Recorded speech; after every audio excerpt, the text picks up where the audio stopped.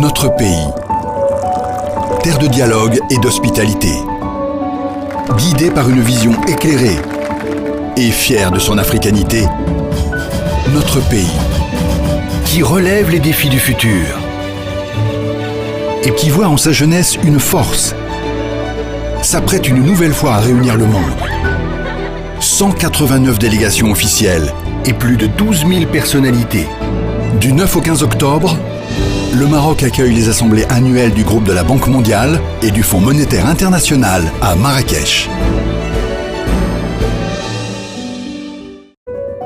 بلادنا أرض الحوار والضيافة اللي الرؤية السامية منورة طريقها واللي فخورة بأفريقيتها. بلادنا اللي كتشوف التحديات مستقبلها وفي الشباب قوتها، كتستعد مرة أخرى باش تجمع العالم تحت سماها. 189 وفد رسمي وأكثر من 12,000 شخصية. من 9 إلى 15 من أكتوبر يستضيف المغرب الاجتماعات السنوية لمجموعة البنك الدولي وصندوق النقد الدولي في مراكش. Pour vos déplacements en Afrique, Inouï Business est à vos côtés avec le nouveau pass roaming le plus large sur le continent, valable dans 39 pays africains. Profitez de 3 gigas d'internet, 20 minutes de communication et 20 SMS à 300 dirhams TTC, valable 14 jours. Rendez-vous sur l'application MyInouï ou contactez votre service client pour profiter de l'offre pass roaming Afrique de Inouï Business, le partenaire de votre croissance.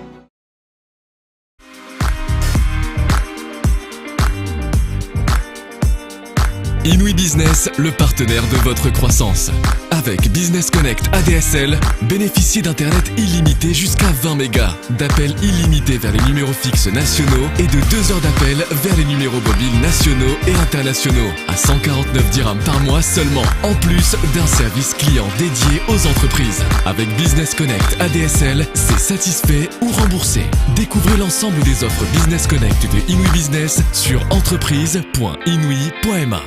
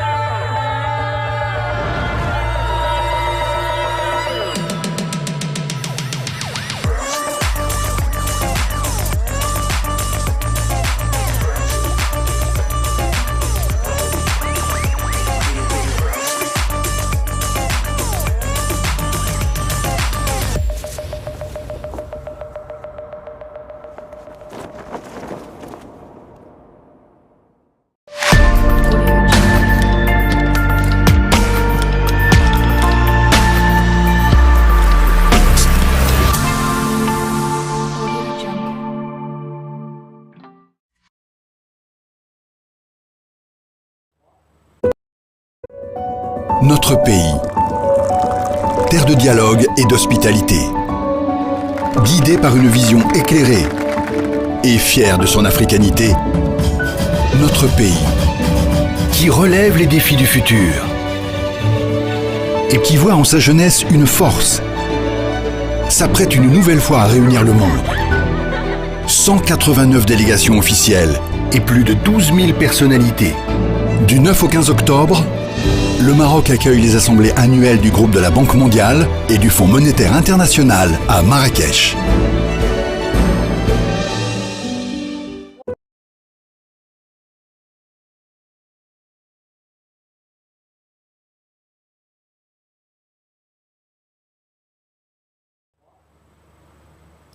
Nous sommes dans la somptueuse ville de Marrakech, à Baberly, où se déroulent du 9 au 15 octobre les assemblées annuelles 2023 de la Banque mondiale et du Fonds monétaire international. C'est un événement historique puisqu'il se déroule pour la toute première fois dans le monde arabe, mais aussi pour la première fois en Afrique depuis 50 ans. Les assemblées vont réunir pas moins de 14 000 participants venus du monde entier, dont des experts de renom, des leaders et des responsables de haut niveau. Média 24 a le plaisir de vous annoncer qu'elle lance à cette occasion sa propre web TV sur laquelle vous pouvez suivre toutes les actualités concernant ce rendez-vous annuel incontournable de la finance.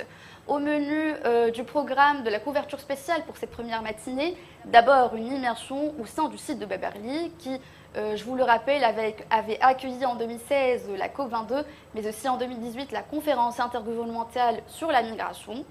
Nous avons ensuite prévu de diffuser un live streaming depuis le département Asie centrale, région MENA, sur la présentation d'un livre préparé par le FMI sur le Maroc, un livre intitulé La quête du Maroc pour une croissance plus forte et inclusive, qui retrace les principaux progrès économiques du royaume durant les dernières décennies, mais aussi les réformes structurelles à venir. Cet événement va connaître la participation de plusieurs grandes personnalités, dont le chef du gouvernement Aziz Arnouch, la ministre marocaine de l'économie et des finances Ledef Tahla Alaoui et la directrice générale du FMI Kristalina Georgieva. Nous allons également recevoir sur notre propre plateau le ministre de l'Investissement, de la Convergence et des politiques publiques, M. Mohsin Jazouli. Suivez-nous donc sur nos réseaux sociaux et suivez notre live sur notre chaîne YouTube et sur notre page Facebook et restez à l'écoute.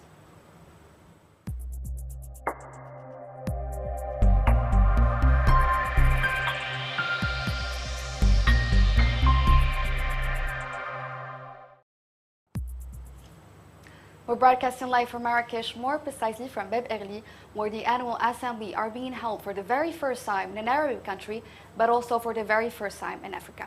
Média 24 is pleased to announce that it's launching its own web TV where you can follow the latest updates that are related to this mega event that will be gathering not less than 14,000 participants. We're talking about leaders, we're talking about responsibles, and we're talking about experts that came from all over the world.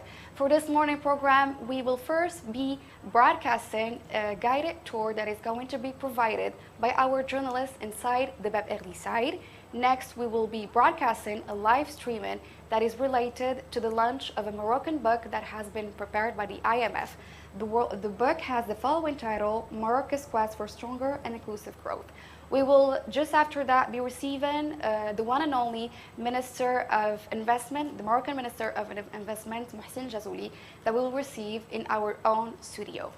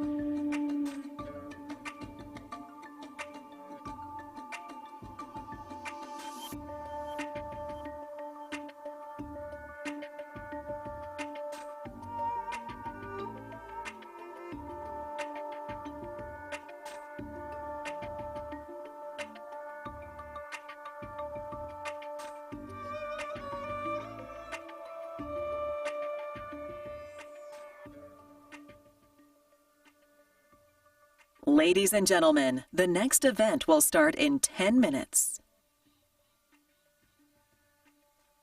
السيدات والسادة الحضور، الندوة التالية ستبدأ في غضون 10 دقائق.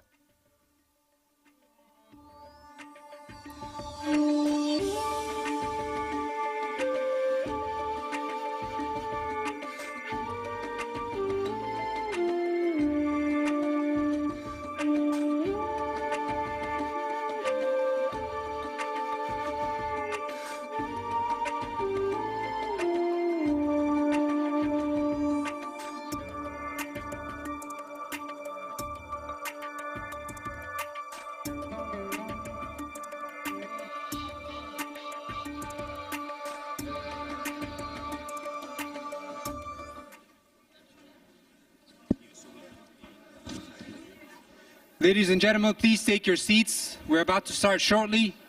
Please, nobody should be standing up. You're either sitting down or not in the aisle. Please clear the aisles.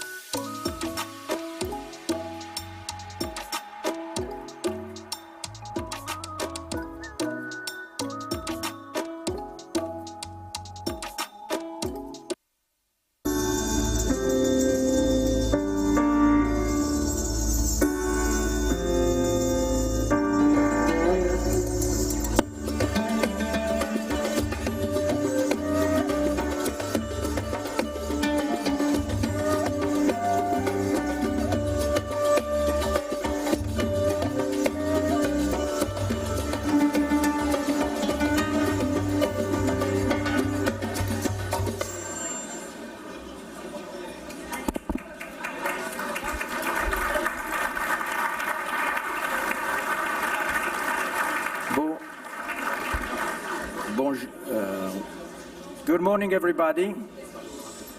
Thanks for coming here. My name is Roberto Cardarelli. I work at the IMF, and I'm very pleased to be here today for probably the first seminar of the annual meetings. It's not a coincidence the first seminar of the annual meetings is about Morocco. We're going to discuss today Morocco's quest for a stronger and inclusive growth, which is also the title of a book that we have released today at the IMF. It's a book which contains a few contributions from IMF economists, but also from the authorities, a chapter from Minister Ben Moussa. Thanks a lot. A few chapters from the World Bank colleagues and the Policy Center for the New South. Thanks very much, everybody, for contributing to the book.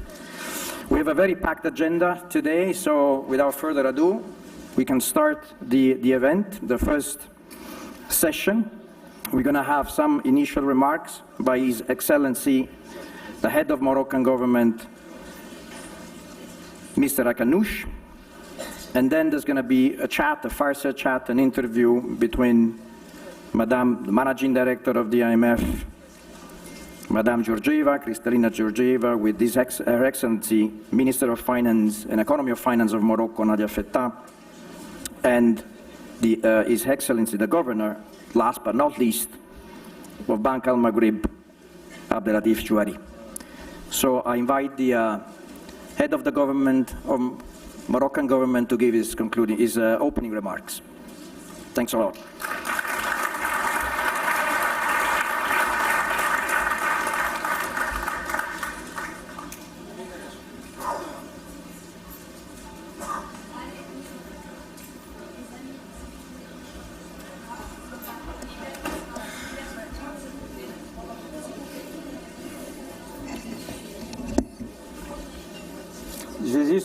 Vous laisser le temps de prendre les écouteurs. I'm going to give you some time for you to put on your headset, Mrs. Managing Director. بسم الله الرحمن الرحيم. In the name of God, most gracious, most merciful. المديرة العامة لصندوق النقد الدولي. Madam Managing Director of the IMF, Your Excellencies the Ministers, and Your Excellency the Governor of the Bank of Al-Maghrib, ladies and gentlemen. At the outset, please allow me to thank all the participants in this gathering. They have honored us with their presence in Marrakesh, and we thank also all our partners and brotherly countries and nations that expressed their solidarity and compassion with our country following the earthquake that took place on the 8th of September 2023, which left behind it human and material losses in many regions of the kingdom. I would also like to express our great gratitude امتنان الجزيل للمملكة المغربية لصندوق الدولي والبنك الدولي على الثقة ودعم المملكة لا سيما بعد قرارنا الإبقاء على تنظيم الاجتماعات السنوية لعام 2023 بمراكش وفي موعدها المحدد. إن اجتماعنا اليوم بمراكش يعبر عن الصمود القوي لبلادنا في مواجهة الأزمات المتعددة. فقد تم اتخاذ تدابير استعجالية على الصعيدين اللوجستيكي والإنساني، وذلك بشكل فوري عقب الزلزال تنفيذا لتوجيهات جلالة الملك محمد السادس رضي الله عنه. بدورهم أظهر المواطنون المغاربة داخل وخارج أرض الوطن روح التضامن بشكل عفوي ومتميز، بحيث تعبأوا منذ الساعات الأولى للزلزال من أجل تقديم التأمين والمساعدة الساكنة المتضررة. وكذلك بشكل استعجالي تمت هيكلة مشاريع لإعادة الإعمار والتنمية الاقتصادية والاجتماعية بالمناطق المتضررة من خلال برنامج طموح استباقي ومتكامل يقوم إعادة بناء السبل المتضررة وإعادة تأهيل البنية التحتية وفك العزلة الترابية عن هذه المناطق، كما تم تسريع امتصاص العجز الاجتماعي وتشجيع الأنشطة الاقتصادية بها. وإننا نبرر تنزيل هذا البرنامج الطموح مسلحين بإرادتنا وعزمنا وكذا بالثقة والدعم المتواصلين لشركائنا. حضرات السيدات والسادة، أغتنم فرصة انعقاد هذا الاجتماع للتعبير عن خالص الشكر للسيدة المديرة العامة لصندوق النقد الدولي السيدة كريستالينا جورجيفا ولفريق عمل الصندوق لقيامه بإعداد كتاب حول المملكة الذي يعبر بشكل جلي عن رغبة المملكة the desire of the kingdom to achieve ambitious goals in order to achieve economic and social development. And throughout the past 20 years, Morocco, under the leadership of the king, has achieved swift reforms which led to a sustainable and deep change for economic sustainability. The kingdom also maintained its microeconomic balance. Today, the kingdom is at a crossroad which is vital in its history, and this is an appropriate time to think about our orientations, and therefore we are called to use it properly. And therefore we would like to have a vision, a strategic vision of the king, which expresses the developmental ambitions and programs which would launch energies and push the country forward towards prosperity. Please allow me here to share with you,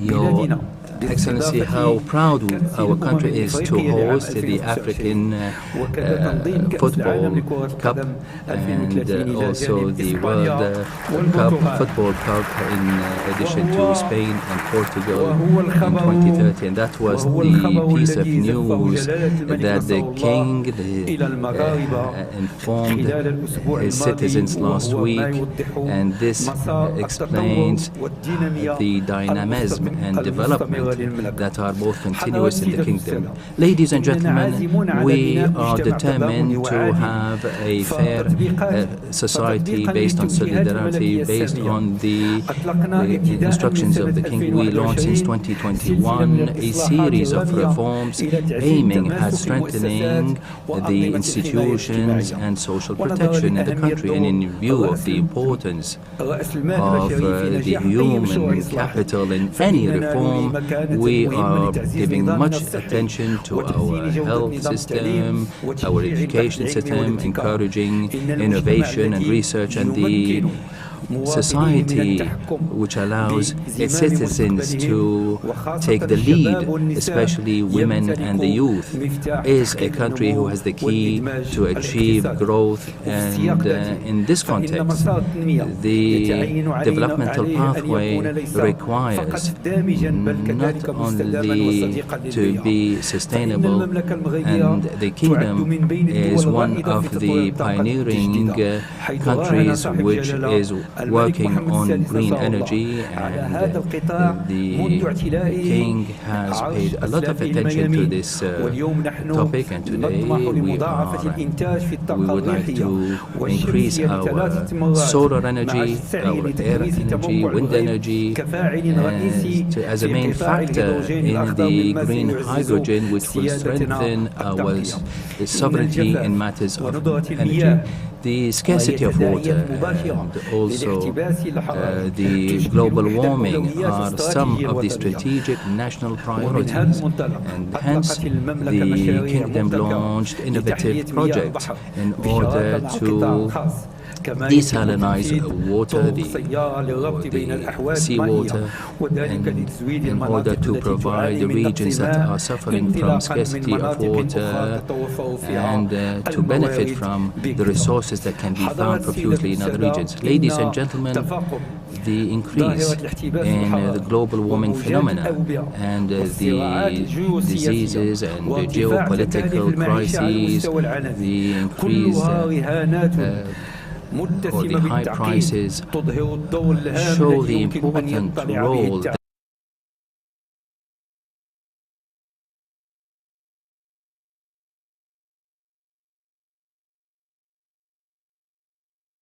support the developing countries and to face the challenges that the global economy is facing and to respond to its needs. Therefore, this adaptation requires that we be more flexible in providing assistance to countries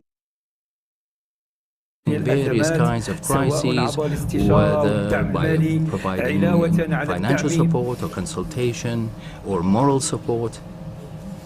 Madam.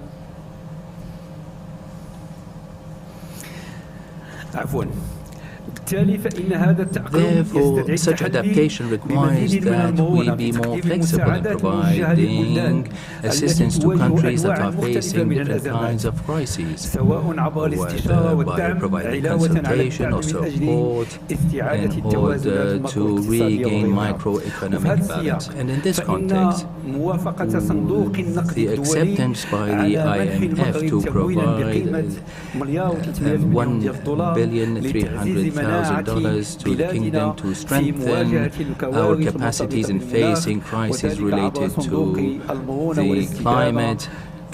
This is great assistance by you. Thank you, Managing Director of the IMF. Ladies and gentlemen, our world has become more fragile, which requires that we exert our efforts in order to overcome all crises, and hence the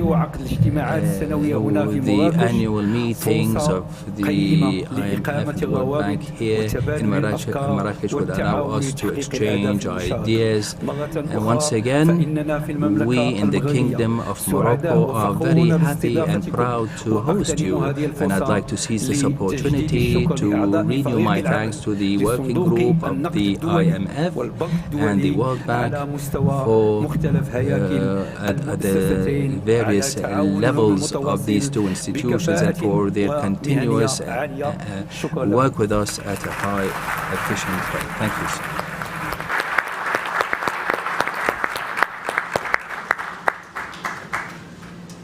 Un grand merci, Monsieur le Premier Ministre. A big thanks to you, Mr. Minister.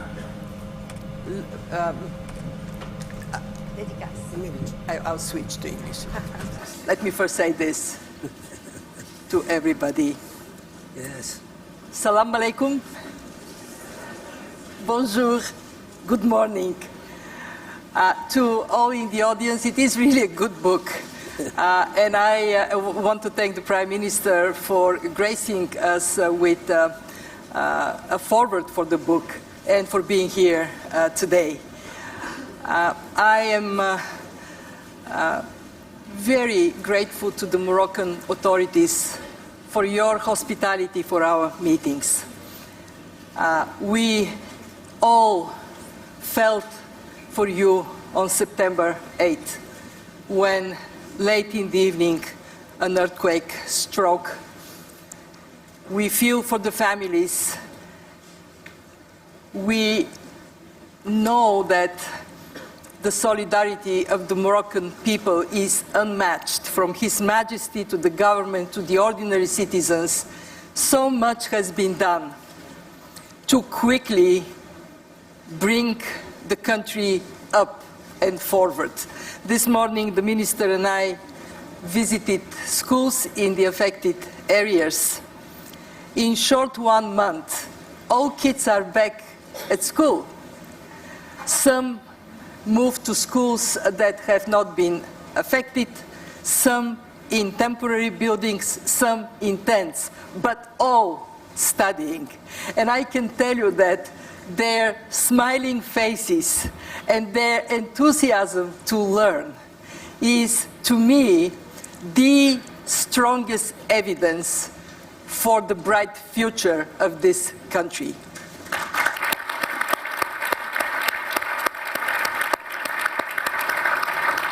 But I would do disservice to the authors if I don't tell you there is a lot of evidence in this book as well. I want to recognize that over the last decades, Morocco has undertaken wide-ranging reforms, and the result is obvious. We have a dynamic economy with a very strong export capacity, vibrant tourism sector, educated youth, and a drive to diversification at par with the ambitions to bring growth even higher.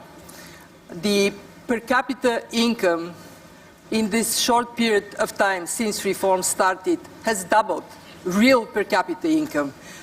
So we want to see what next, what have we learned, where we are headed.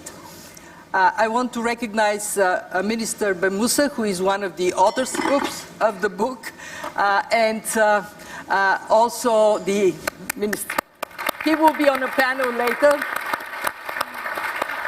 And the Center for the New South, our partners, as well as our colleagues at the World Bank and my own team, for bringing something that is not only relevant for Morocco, it is relevant for any country that has the ambition to achieve sustainable, inclusive, dynamic development. I am extremely grateful to the Governor and the Minister for joining me here for a conversation that, knowing them, I would not have a lot of work to do to keep it going on. So let me first turn to the Governor, to the Minister. How would you reflect on the impact of the earthquake? For the Minister, how do you see the recovery adding actually strength to the economy rather than subtracting from it? And then to the Governor, have we calculated the impact on the economy? What is it? People would like to know. Minister. First, allow me, since it's our first event, to express my thanks for all the solidarity shown after this human tragedy of the earthquake, and for taking this great decision to gather in Marrakech for the annual meetings. Thank you for this. We had the chance, as you saw this morning, to see on the ground what's happening after the earthquake, and under the enlightened leadership of His Majesty the King, there has been a very disciplined organization with all, I would say, the stakeholders in Morocco to relieve and to give assistance to the population. It was priority number 1, 2, and 3. And I think we could deliver, because within 3 or 4 days, we had all the victims, direct victims that were, I would say, all saved, the one who were saved, and our condolences for all the huge losses. But all, I would say, the setup for their safety, for their food, for water, and within a week for schools, and this is very important. So we, under the leadership of His Majesty, we have constant meetings, first to recover for the direct damages, but also to come with a comprehensive, very ambitious plan to also come with solution with these invisible disparities that were in the region. So the story today is to build back better, as you mentioned, build maybe forward, with a plan of almost $12 billion. We will have a chance to give you some, I would say, insight of what's the plan. But this is the idea, is that when we are facing crisis, we also reinvent ourselves for a better future, especially for the youngest. Yes, this is so very true. I saw only a glimpse of how the country is thinking of building forward rather than just restoring what was there. For example, in the schools we visited, the communities around, our rural communities, some are as far as 40 kilometers from the school, and children have to stay somewhere. Now the thinking is, let's build good conditions for children to have housing on campus. And so, especially for girls, for boys as well, but for girls, for their families to feel comfortable that they continue their studies. This is so, so important. The best memorial Morocco can build for those who lost their lives is to build better and to build for kids as priority. So congratulations for that. Do we have any sense of the cost of this earthquake, Monsieur le Gouverneur? Merci bien, Madame la Directrice Générale. Thank you, Madam Managing Director. Well, of course, very quickly, we have followed what the government has undertaken under the leadership of His Majesty.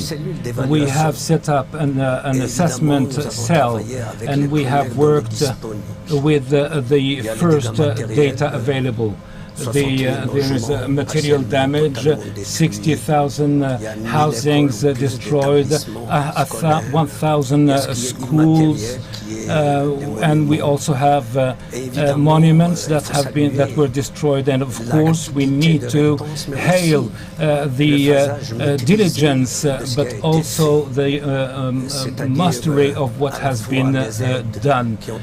The helps that were announced for in favor of the victims, but also in terms of housing, as the head of government has mentioned in his speech. But you also mentioned the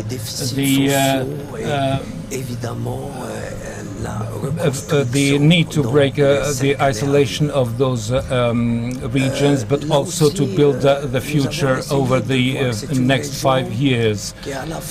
It is a region that is highly tourist-based. 25% of added value for tourism lies here in Marrakesh.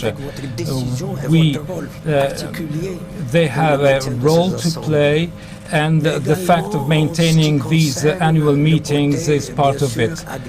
But the region is also characterized by agricultural life and mountain life as well.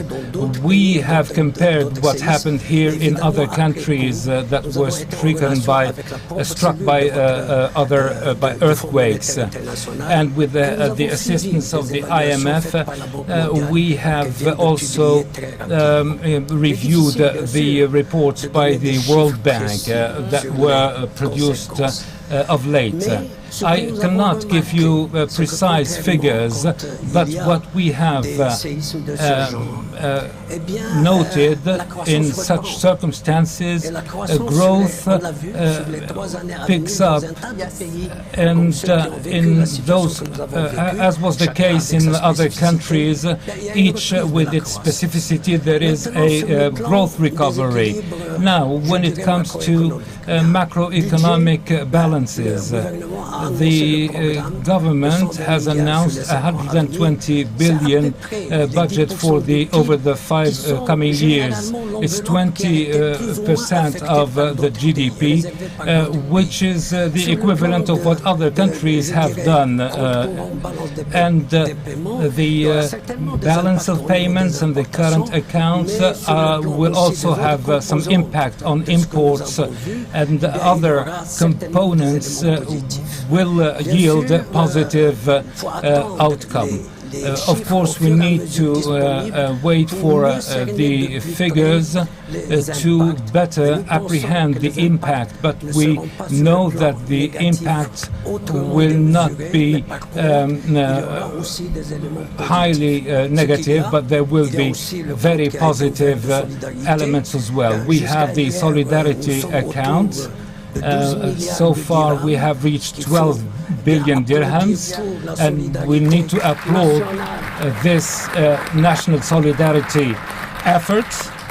And I can assure you that when it comes to external solidarity with the physical persons that have subscribed to this fund, you can't imagine the extent of that solidarity when you negotiate with international organizations like the World Bank and the BAD.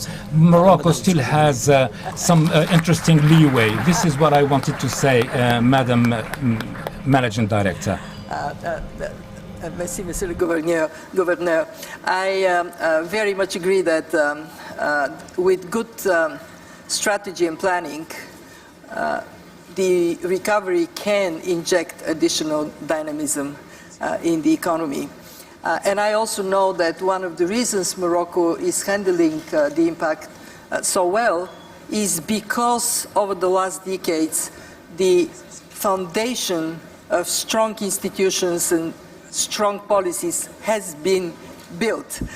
You are one of those who built it, so maybe it would be interesting for the audience, certainly for me, what do you think were the most important steps Morocco has taken so it is in a sound position today?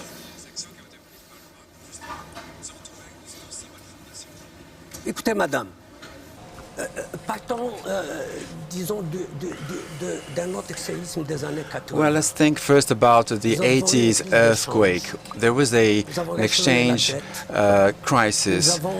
We have had to reassess the debt. There was a structural adjustment policy with the World Bank and with you, the IMF. So, how did we make it? Of course, the structural reforms, I can't mention all of them. All the people here in this room, they know what has been done, the exchange policy, liberalizing of prices, tax policies, and so on and so forth. But 10 years later, in 1993, in January more precisely, Morocco joined the Article 8 of the IMF, enabling convertibility of current operations. We've been able to pay normally our debts, and during that process, Morocco has never defaulted any time. So that's the actual situation. This has enabled Morocco to drive Morocco towards a growth pathway. And then the new reign started. At that time, the human factor was at the core of any policy. So all the reforms have also been based on that. All structural reforms, the head of government just said it. We can mention lots of them, but this would be a very difficult task to mention all of them. But still, there was this commission, Reconciliation and Equity, that dealt with all the historical facts, the education reform, justice reform, the regionalization reform, tax policies reform. So many things, but always putting the human factor at the core of everything. And we have not forgotten the economic development. There were all those infrastructure policies, the overhaul of tax policies, the charter of investments, the private sector being much more involved. The head of a government talked about green hydrogen. So how did we come to do that? Well, I think, to put it simply, with an enlightened leadership, first and foremost, with the implementation, the orderly implementation of reforms. Not everything is perfect, but they're quite orderly. A very proper follow-up and a trustworthy relationship with international organizations. This is how This is how we've been able to sign in 2012 the PLL and the flexible credit line later on. So now there are no conditions in 2023. This is what we have been able to do. And I want to stress that Morocco is, for now, and I hope not for longer, the only country on the African continent that is eligible for flexible credit line. So, bravo.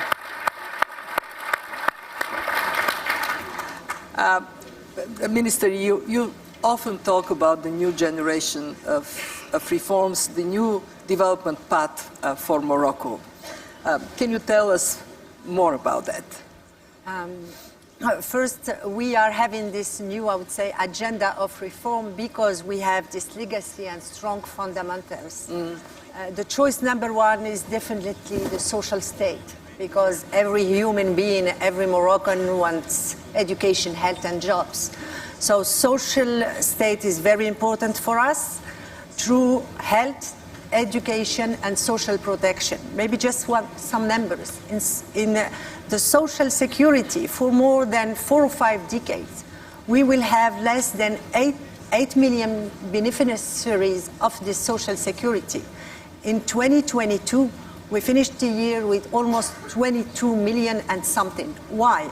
Because people before this would see going to the social security is some way of paying an additional tax. But today, they see the real benefit. They can go to the public hospital, to the private hospital, whether they have good or bad revenues, and have effective public services. So it's not that they're happy to pay any tax or any fees, but at least we have a real commitment of the population to go from informal sector to the formal sector, because the offer of social protection is very strong. And on education, and because you saw how it is a priority for us also in the management of this crisis, we have a very comprehensive strategy of rebuilding a stronger education. It's of course a long journey, and all the countries all over the world are struggling with this type of reform. But we are, I would say, responsible with having very clear KPIs.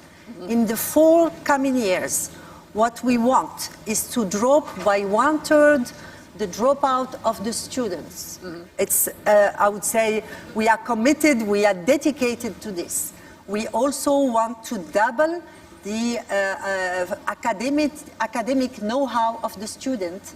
And we want also that the number of students that benefits also from soft skill, from culture, that give them confidence, openness to the world, we double the figures from 25% to come to 50% in public school. And in public school, we will guarantee that there will be a social equality in our country. To fund for this, we need growth. And we have also a strong agenda and portfolio of economic strategies. You know, our strategies in industry, in agriculture, but we also need to have the competitiveness, good competitiveness ecosystem for our industries, from the renewable energies to the logistics, to good financial conditions and capital markets, which allows for a rebound of our economy and attracting more foreign investors. And because I'm sitting with the managing director of IMF, we are very careful, Mrs. MD, about having strong macroeconomic fundamentals. We are using carefully the fiscal rules, and we are also reforming the fiscal laws to have clear, I would say, commitments to come back to strong fundamentals in our macroeconomic, because the idea is never let the crisis stop this dynamic of reform for a better future.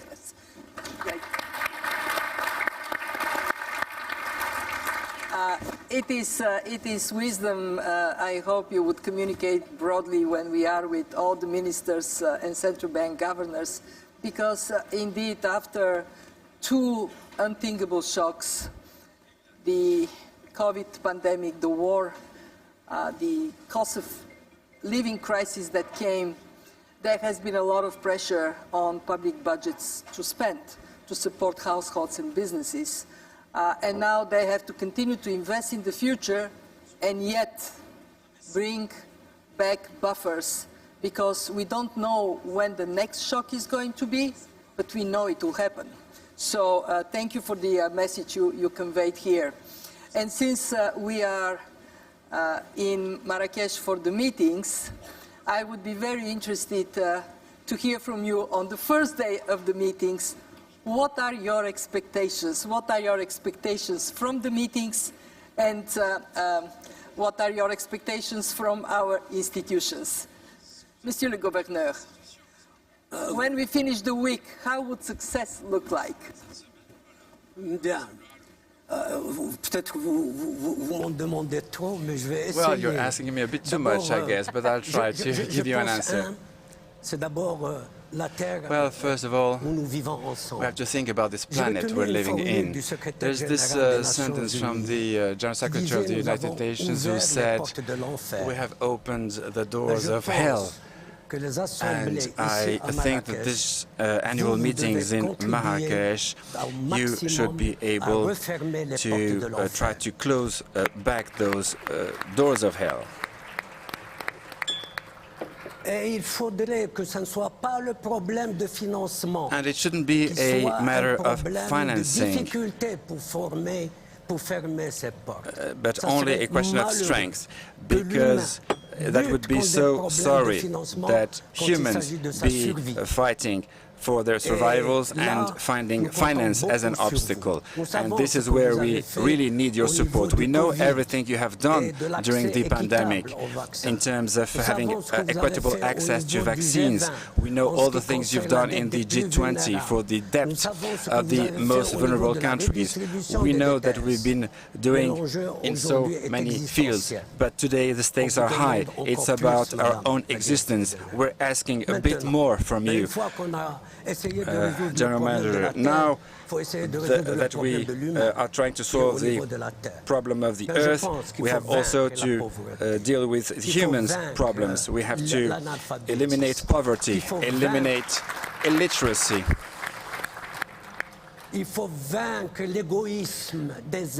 We have to eliminate the state's sovereign egoism, this geopolitical fragmentation that is gaining grounds day after day.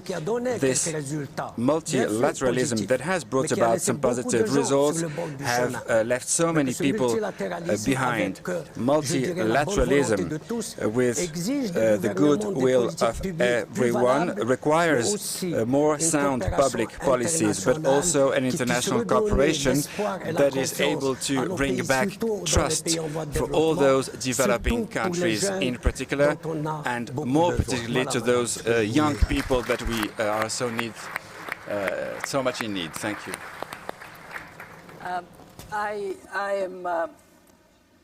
I hope that many are listening to you, because yes, indeed, the stakes are high. The room for error does not exist. It is about the future of humanity. If we miss to act together during this decade, the price our children, our grandchildren would pay is unbearable price. I always tell people, when you're faced with a decision that concerns the well-being of future generations, and these are the decisions we are taking today, please look at the picture of your family, of your kids, of your grandkids. This is what I do. I look at the picture of my grandchildren, and then I know what is the right thing to do. This is a compass. Madam Minister, Well, I cannot agree more of what you both said about the annual meeting. I'm comfortable and quite sure that under your leadership and one of the president of the World Bank, you will bring together in a, I would say, a responsible conversation the financial world to come with new solutions and peaceful messages. I'm just seizing the occasion just to say that under the enlightened vision of His Majesty, we consider ourselves in Morocco as a honest broker for African continent. It's been 15 years that you haven't been back in Africa, so welcome back to Africa. But it is an important moment to maybe have a look to the needs for the specific needs for the continent.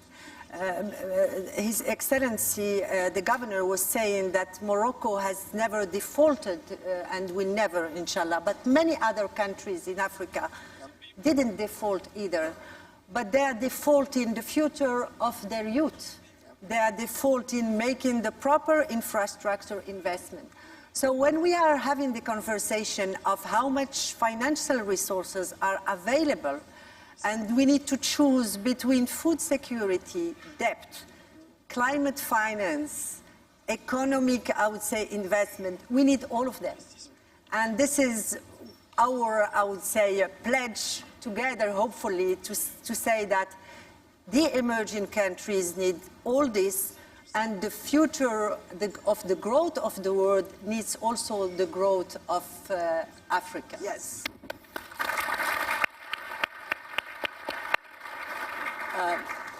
I embrace all you have said. We come here for the meetings with focus first, what are the right policies at this time of uncertainty, how we can collectively see better through the fog in front of us. Second, how we can mobilize more resources for vulnerable emerging market economies, for low-income countries. Third, how we can address with higher impact the issue of debt. And last but not least, how can we nurture the solidarity among nations, without which we simply cannot deal with the challenges ahead of us? You, Morocco, you are offering us a lesson of solidarity. You are also amplifying the voice of the continent. And I can say, in my heart of heart, a prosperous 21st century is only possible with prosperous Africa. Here are the young people. In the north is the capital, with aging populations. If we built a bridge for capital to travel where it would make a difference, Africa would do well, the world would do well. Bravo.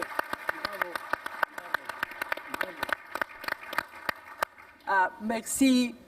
I want to ask the audience, how many of you traveled to Marrakesh for these meetings? Raise your hand. Those who traveled to Marrakesh. Okay, so we are going to see more hands in the air as we go through the second day and the third day. One thing I want to recognize is we have full house today. Thank you all very much for being with us, and thank you, Governor, thank you, Minister, for your contributions.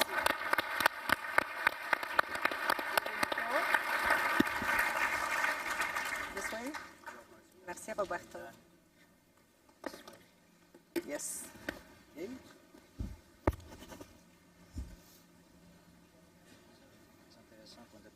C'est gentil.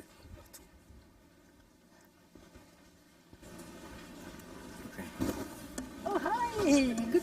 Great to see So you. thanks everybody. Now we welcome Mr. Fouzi Lekja, Mr. Delegate in charge of the budget, for some remarks.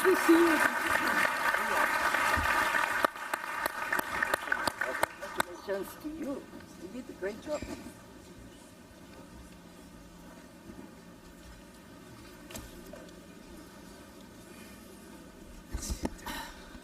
In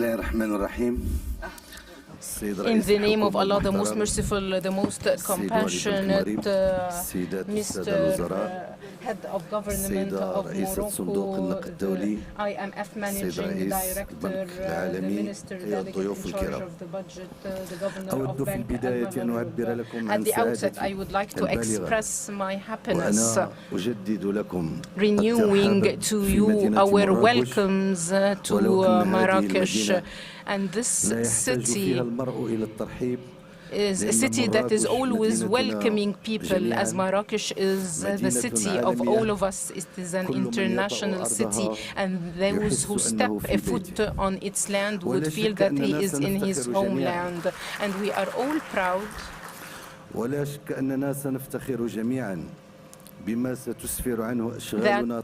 the annual meetings are held here, and we will be proud of the decisions and the progress that would be achieved by the end of this week in dealing with the challenges. And we will remember this in the future, linked to the word Marrakesh, exactly as history remembers letters inscribed by Marrakesh in history 10 centuries ago, and had a great impact on the destiny of not just Morocco, but the destiny of all the surroundings of Morocco. And this drives me to give some moments to talk about Marrakesh as the topic suggested for this session. Morocco, history of reforms, is directly linked to the historical presence of Marrakesh as a headline for the development progress of Marrakesh and Morocco over history. When I say that there is an idea about the state, I mean to say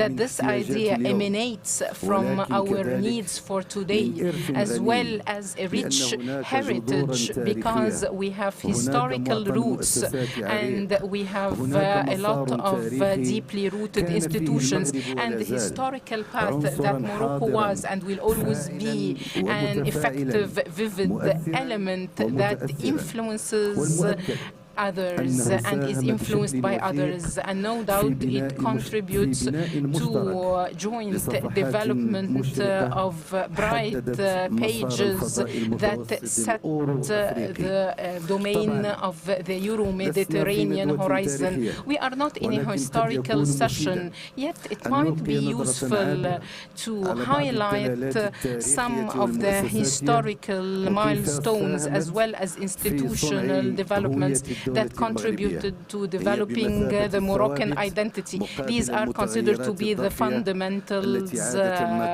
on the contrary of the changes that might be subject to reform. Marrakesh was established by Yusuf ibn Tashfin between Andalusia and the desert, and it was the link between the African and the Mediterranean parts of the world. And when we say today that current Morocco is working on being a bridge towards Africa, we say so because it has already played this role over centuries through trade and human exchange through Marrakesh. Marrakesh contributed to producing common historical aspects in this geographical domain. It connected Ashbilia in Spain and the books in Marrakesh, and it's the same architect, Yaish al-Maliki, who built them both in the 12th century.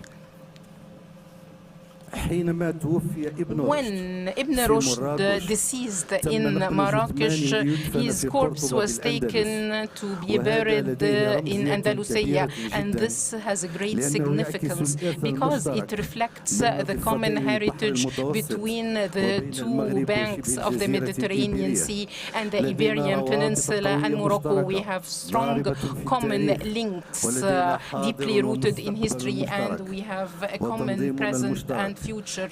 And our common organization for World Football Cup 2030 is reviving the links between us. أيها السيدات والسادة. Ladies and gentlemen, As people in the past were here in Morocco, our presence here in Morocco again reflects the accelerated changes witnessed by Morocco over the past 25 years, especially since the beginning of the ruling of King Mohammed VI, may God support him. These changes are based on a comprehensive royal scheme that develops Morocco at different levels. It is inspired by our history and thinks of the future, and it's based on socio-economic development on a democratic basis, as none of this can be attained without the other.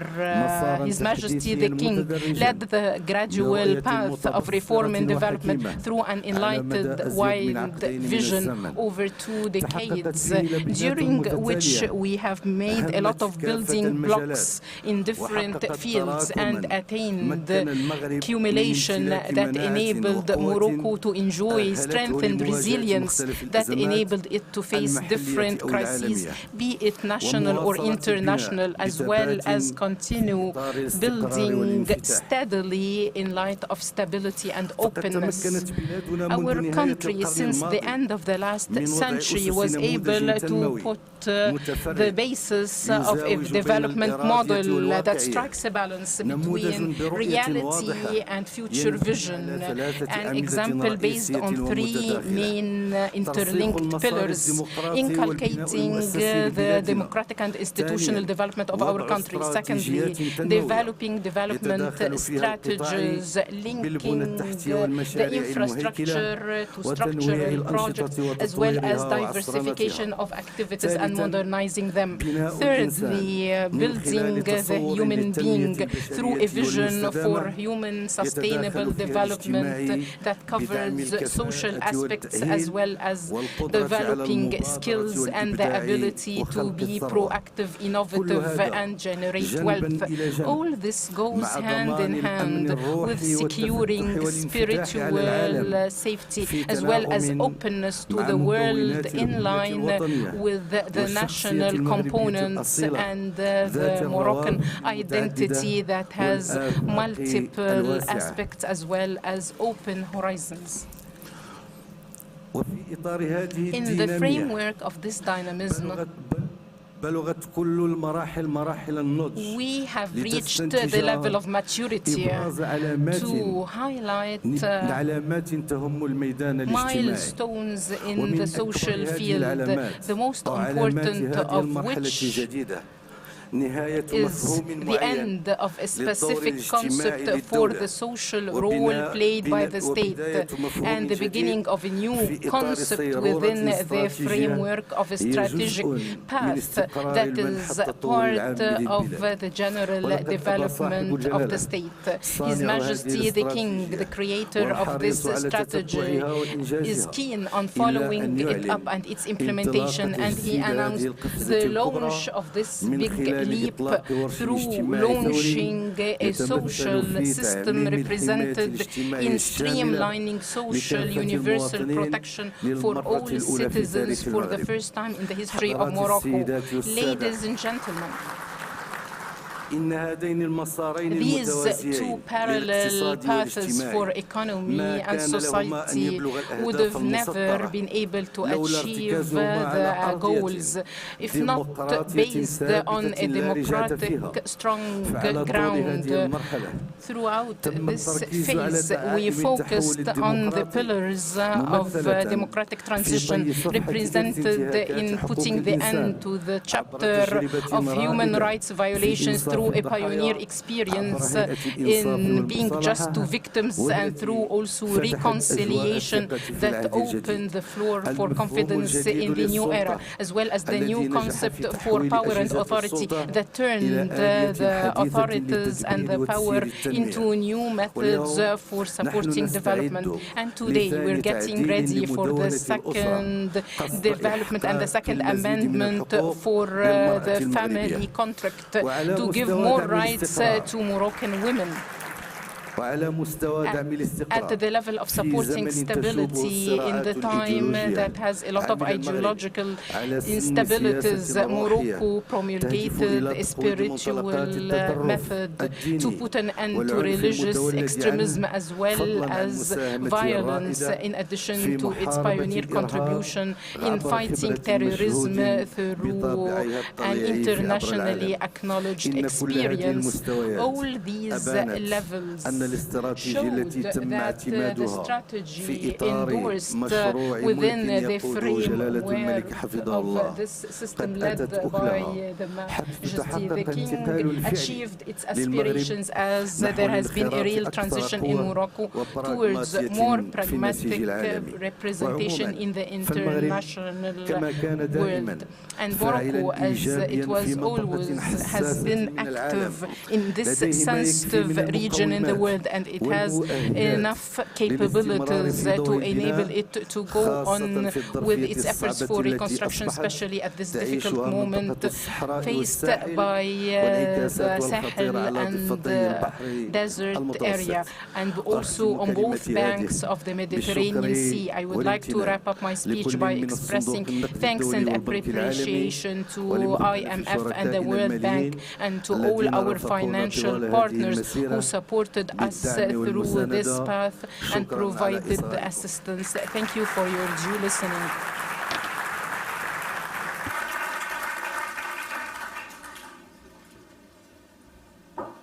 Merci, Minister Legja. And now we're going to show a beautiful video on beautiful Morocco. Just enjoy. Thank you.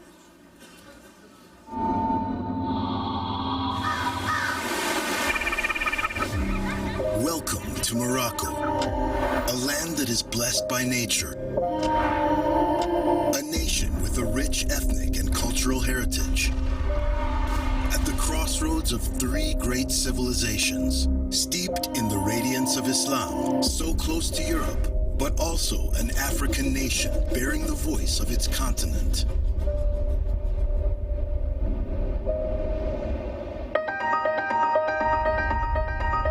Institutional continuity and sound leadership of the country's affairs have fostered progress and speeded development at the turn of the millennium, under the leadership of His Majesty King Mohammed VI. Over the past 2 decades, a series of reforms has propelled the Moroccan economy to a new phase of growth, driven by the diversification and strengthening of its productive fabric. Enhanced macroeconomic balances underpin a historic shift towards the implementation of ambitious sectoral strategies. The modernization of the agricultural sector as a driver of socio-economic development, and the development of global business lines through the creation of industrial platforms, offering cutting-edge solutions that are progressively carbon-free and export-driven. These industries serve roughly 100 markets through a number of free trade agreements.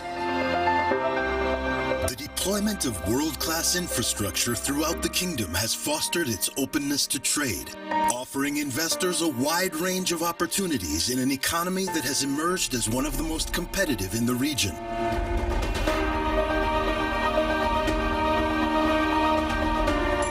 Through its proactive macroeconomic policies, Morocco has demonstrated remarkable resilience in coping with the crises that plague the global economy.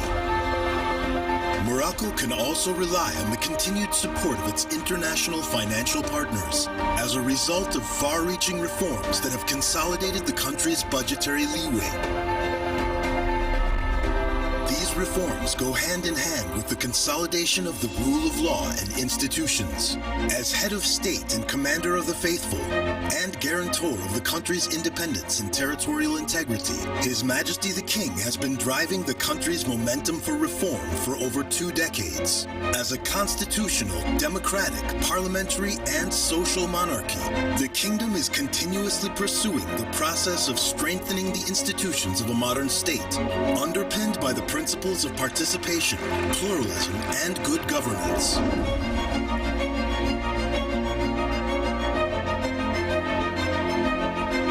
Meanwhile, the Advanced Regionalization Project is serving as a powerful driver for equitable territorial development.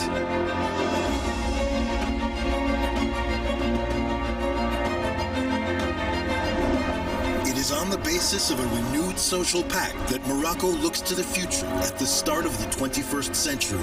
The reform of the family code and the status of women is at the heart of the challenges of modernizing society. This project, which has made significant progress over the past 20 years, is currently undergoing a new generation of reforms. Women's participation in the workforce, their emancipation, and their active involvement in all sectors of society are major objectives in line with the unreserved equality enshrined in the Constitution.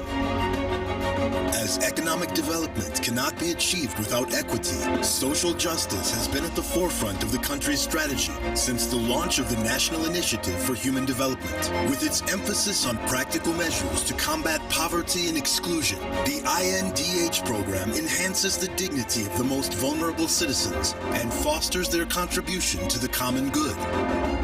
In line with this vision, the Royal Impetus aims to promote an innovative and participatory approach, mobilizing all public and private players, civil society, and citizens for a renewed approach to development.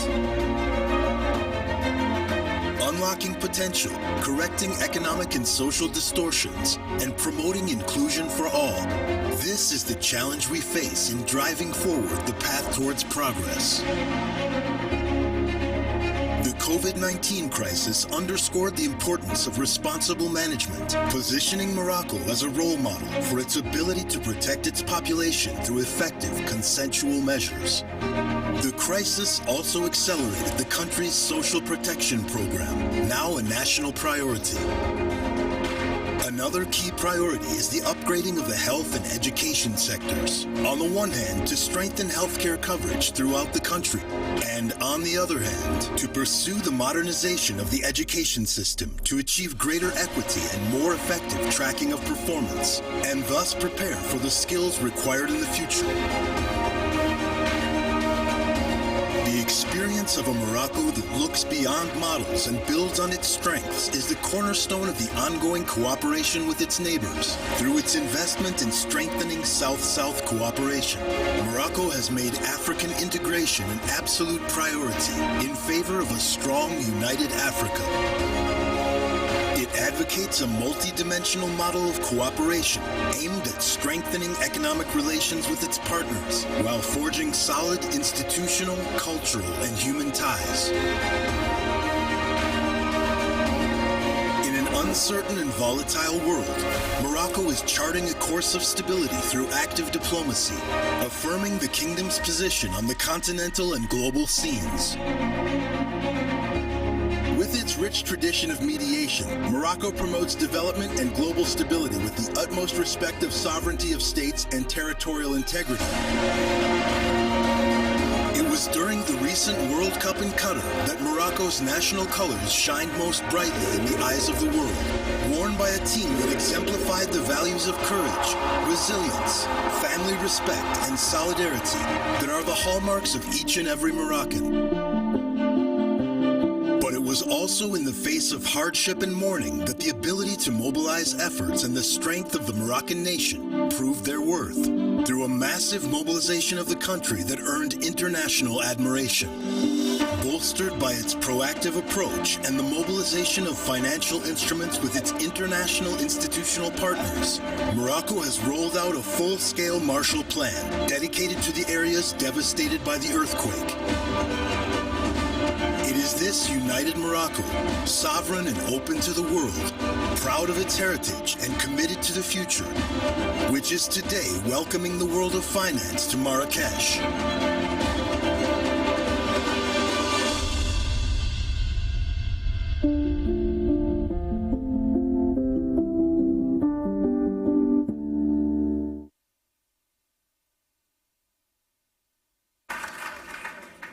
Okay, thanks a lot. So the next session is going to take place in just a couple of minutes. Thank you very much.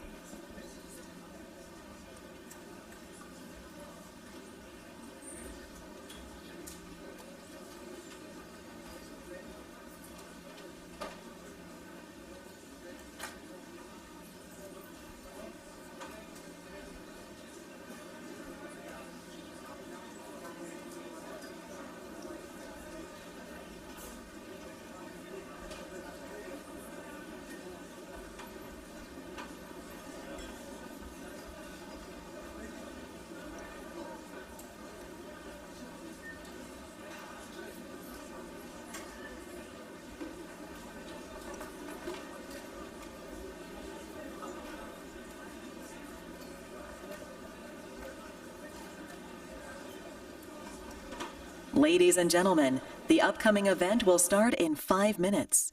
Please take your seats and switch your phones to...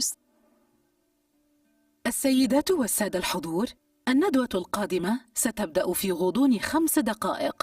نرجو منكم الالتزام بمقاعدكم وتفعيل خاصية الوضع الصامت في هواتفكم. In 5 minutes, we ask you to sit down and close your mobile phones or put them on air mode. Thank you.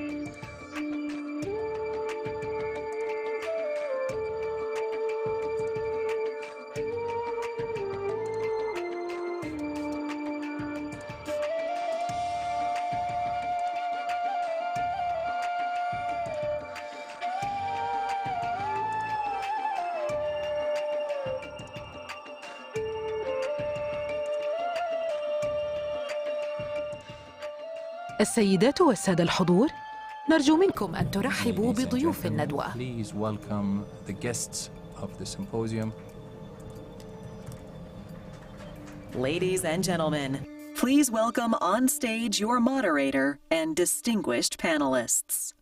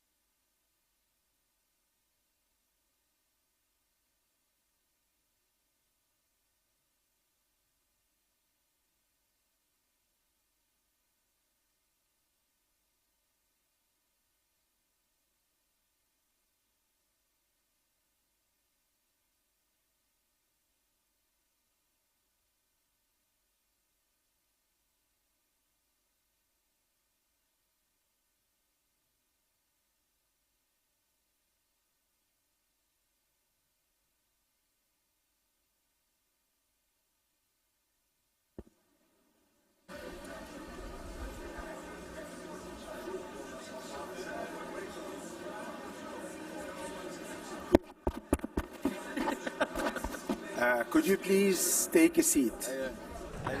Thank you very much. Please be seated. S'il vous plaît, si vous pouvez prendre place pour qu'on puisse commencer la deuxième séance. So that we may start the second session. Merci. Thank you. Merci. Merci. Merci beaucoup. Thank you so much. Okay.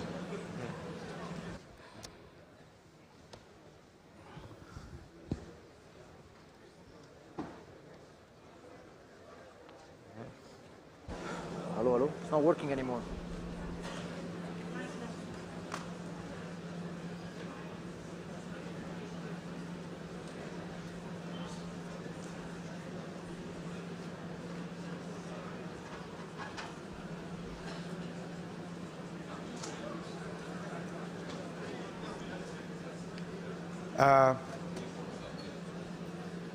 Assalamu alaikum. Bonjour. Greetings. Shukran. And thank you. Please allow me once again, on my behalf and on behalf of the IMF work team, to thank the Moroccan authorities and the working group that participated for more than 3 years in the process of preparing the annual meetings for the World Bank and the International Monetary Fund. I am Jihad Azhour, and I'm the director of Middle East and Central Asia at the IMF, and we wanted that the opening of these meetings be specific to Morocco, and we were honored to listen during the first sitting to the speech made by the head of the government, which was very valuable, and during this sitting we will delve into greater in-depth discussions regarding the look towards the future. What is the agenda for the future for Morocco? And how can we build a growth that is participatory in nature? Please allow me to speak in English now. Thank you very much for hosting us.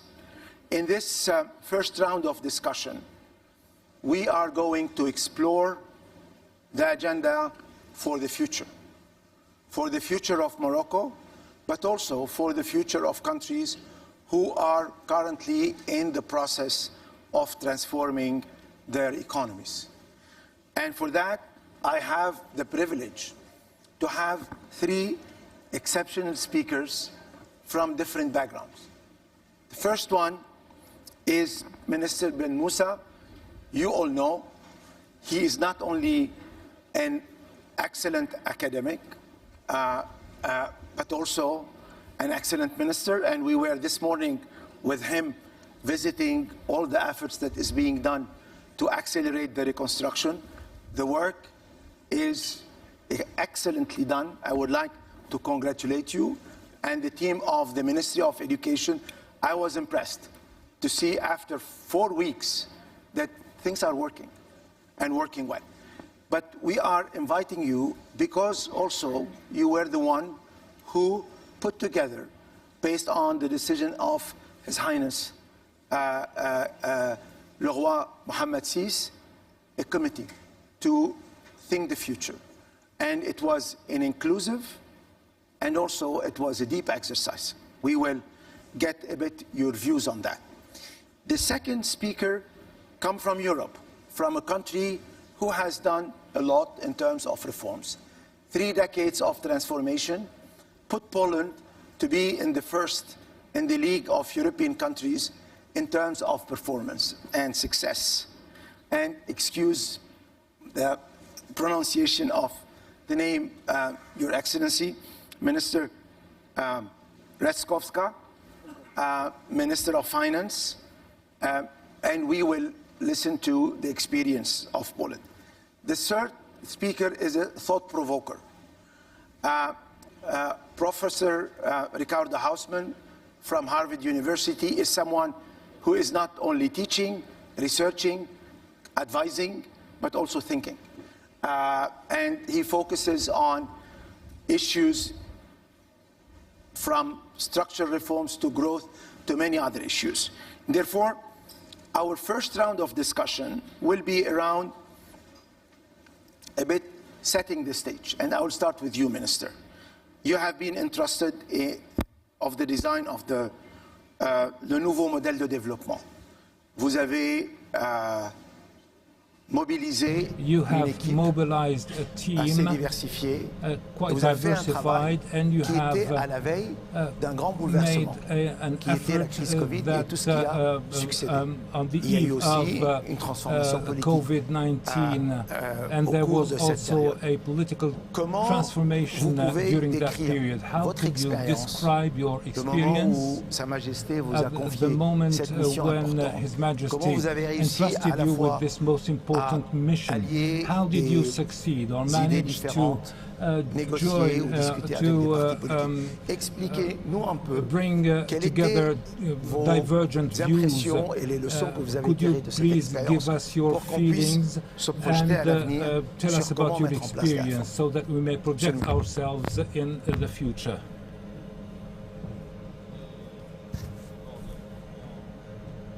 Un microphone, s'il vous plaît. Microphone, please. Je voudrais dire combien moi-même et les membres de la commission étions Sorry, we still have a little technical issue. Je voudrais dire combien les membres de la commission et moi-même étions I'd like to honorés say that par la members of the confiance de Sa Commission and Majesté qui nous myself, a we were confié cette honored mission. Mais en même temps, by nous this étions conscients mission du défi given qui by His était Majesty the le King, nôtre but et we were l'ampleur quite de la conscious tâche. about the Parce challenges que la we had, commande n'était pas de sortir because avec un programme de the order réforme, was not only mais to la come up commande with était a reform de program. concevoir un The modèle de request développement was to come up with a development model en tant que projet de société that qui would évoque be aussi de a social comment project en œuvre et comment and see how we could implement it concretely, starting from an observation that we've made. The observation was that the growth rate was mild, 3% per year, whereas there is a great potential, and Morocco was going through difficulties in terms of social inequalities and territorial inequalities. So the process that has led to this project, we wanted this project to be resilient, and in order to do so, it needed to be co-built with all the living counterparts and players of the country, and we have met with all the political players at that time. With the opposition too, we have met with the economic leaders, with the unions, with the chambers of trade, and many other civil society players. We have been there in the field, across the country, in remote areas, in great cities, to listen to everyone and to collect, to listen to all the expectations that were being expressed. We also knew that if we wanted a resilient project, we needed to start from what we were, our reality, our identity, our institutions, and our strengths. That's how we could move forward. We were also quite aware of the fact that a resilient model does not only mean working on, let's say, economic and social dimensions, but it required a holistic effort. And that's how, in this report, we came up first with an ambition by 2050, with a prosperous Morocco, democratic Morocco, that provides well-being to the citizens. And this ambition was expressed, reflected in different axes, by the creation of value, by by economic development, but not only. We also thought in terms of upgrading skills and competences by increasing solidarity and inclusion, but also thinking about the territories, the sustainable development of the various territories of the country. And again, we have thought about other challenges we should think about in the future. So by 2035, we have thought about indicators that would reflect not only growth, but so many other related dimensions I have just mentioned. What is important in this process is the how, because Morocco has got lots of previous reports that would provide room for reforms, and often the difficulty was the actual implementation. And this is where the Commission and its efforts was to provide complementarity between the state that bears the mission, the state that provides this upgrading of skills and competences, but also a society that frees energy, where you can help better making of decisions. We were quite conscious that this complementary effort, just as what happened after the earthquake, where the action of the state was clear, robust under the leadership of His Majesty, but there were also lots of solidarity actions made by so many players. And this has brought about the change and transformation. So we think that transformation is at the core of this new process, of this complementarity, and we have focused on a series of action principles that we think are key if we want to succeed, such as the impact on the citizen, on the human development, a new approach using the collective value, an approach that is sustainable, that is able to upgrade again the capabilities of all players. And this can only be successful if it is enshrined in a framework of trust between players, with the strengthening of governance-related measures. So recommendations were made. This project can only be implemented thanks to the action and efforts of various players. You have the traditional players, the public sector, the private sector, obviously, but also PPPs. But not only. The third sector, also foundations, associations, businesses, they can all bring about value in terms of common well-being. They can participate in this building of trust in the future. So this development model, this ambition, is the how we are going to do things, but it is also about reforms, about recommendations on strategic policies, but also mechanisms that are going to support the management of change. And this is the model that is going to be the natural reference, the standard for the government, but also for political players, without it being a very detailed program, because of course there is a democratic process in the country, so we have to take this into account. Several questions that I will follow up with you. Thank you very much, especially on the enablers and how we, in this exercise, we can assess where the weaknesses are. But let me go and compare another experience, which is one of the most successful, I may say, in the last 3 decades in Europe. Poland did, over the 3 decades, a series of reforms. Mr. Minister, what are the main lessons that you think one can draw from the case of Poland, where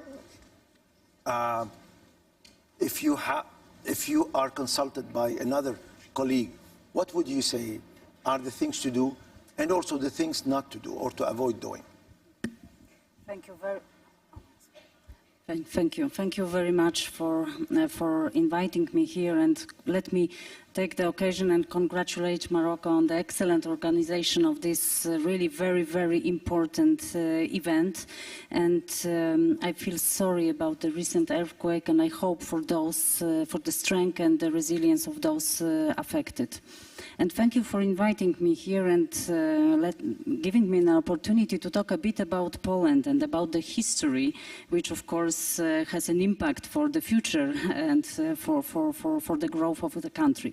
Poland is in a transformation for over 30 years, and this process was of course full of ups and downs and reform fatigues and also unexpected obstacles.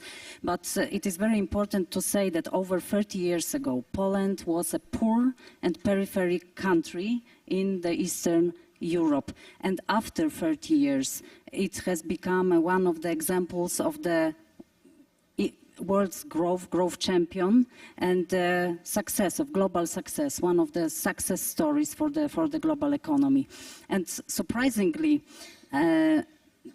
this was due to the communist social egalitarianism that allowed for building democracy, for building inclusive society, and for building prosperous country. Because, in my opinion, the inclusive societies, this is the key for the growth. And at the end of the communism, in 1989, Poland was really in a dreadful situation. It was a bankrupt country with the burdened industry, inefficient, economically destructive, and with hyperinflation. And after 30 years, a global growth champion. And from 1992, with constant growth. Even in the global crisis, 2008, 2009, we were the only country in the European Union to avoid recession. So this is really a success story. And how was it possible, and what are the main lessons? So first of all, I think very important is to have the political will and the elites which know where they are going, what are the goals, despite the fact that the decisions which are taken at the moment, they will have their effects, positive effects in the longer term. We might say that someone sows and someone else reaps the political benefits. And sometimes you need to pay a price, a political price, but you need to see the goal and the gain for the society, the gain for the economy, and the gain for the state. The second lesson is that really deep market reforms were necessary, and they were introduced in Poland. Of course, we could do better because there were some difficult points in those reforms, but these reforms, they put foundations to the future growth. The third one, it is the mix of policies. You need to have the proper mix of economic policy, of development policy, focused on accumulation and proper allocation of capital. And the next thing is institutions. And institutions, they really matter. You need strong institutions like democracy, you need free market, you need open economy, you need open free competition. This all really matters, and this needs to be supported by the culture, by the proper culture. But in the case of, I think, every reform, what is really, really important is that you need to have an anchor for the reform. And in case of Poland and of our reforms from the 90s and 2000s, it was the EU accession. We saw the goal of being a part of the European Union, and World Banks put it once that European Union is a convergence machine, that it takes poor countries and makes them rich. And without the EU perspective, without the EU reforms for Poland, it would be much more difficult to build strong institutions and to change culture. And this was the return to Europe. This was a really strong motivator for the politicians, for the...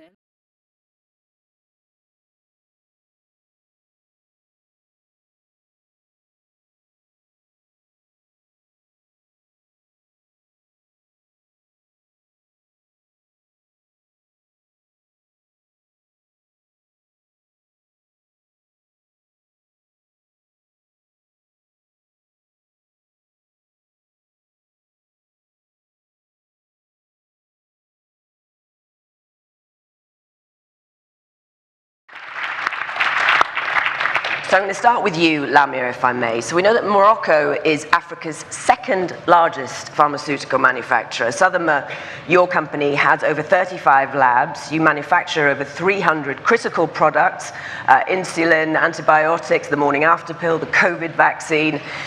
Africa, though, is still importing most medications, and research and development is largely still being done abroad. So I want to know, how did you tap into Big Pharma, and how did you get the technical know-how, the scientific know-how to start making these products yourself? Okay, thank you.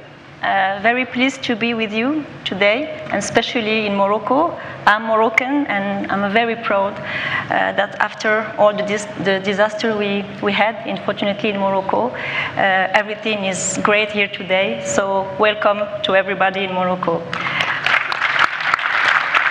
So we know after, unfortunately, the COVID, that health sector was very stressed, and we saw, unfortunately, that all the countries didn't have their pharma industry, had many difficulties to bring medicines and to the citizens. Morocco has the chance, and I'm very proud also to talk about this experience, to have this kind of production 50 years ago. Of course, thanks to a vision of the king, Hassan II, who motivates entrepreneurship in pharma industry by protection of the manufacturing. And 50 years ago, we are very proud to have more than 50 companies manufacturing products in Morocco, and having more than 70% of the demand manufactured in Morocco. Unfortunately, and you said it, it's not the case in all African countries. It's not the case because countries are opening the market for this, and we saw that in COVID time it was very hard to follow these things. So in Morocco we had the chance to start by importation, of course, until the 70s. After tech transfer, transferring the products from Big Pharma, which are in US, in Europe, and unfortunately 20 years after, there is no tech transfer. Mondialization, globalization, and everything makes all the strategies of companies very focused on the biggest countries. And unfortunately, Africa is 1% of consumptions of drug and medicines around the world. So you can imagine that it's not strategic for all these countries. And from the 90s, all tech transfer stopped, and we see, fortunately, Moroccan companies taking the future of their country by hand by manufacturing generics. We have many challenges now. And everyone knows that, unfortunately, R&D is very hard. New medicines are very expensive, and due to the patents, we cannot have this kind of molecules in Africa. So the big challenge now is how we can move, how we can push to have these new molecules for our African patients in available and in less prices, of course. So Sotema, in this whole story, had the chance to license from big pharma companies for 30 years. We had big names giving tech transfer, giving us the opportunity to manufacture their products for Morocco and for the region. We had the chance also to develop our our own range.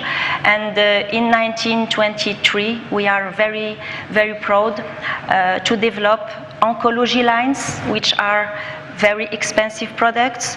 We have very biotech products also, like insulin for all diabetics, and we know that diabetes is endemic in Morocco. And of course, thanks to all this vision, we are also able to export all these products in African countries.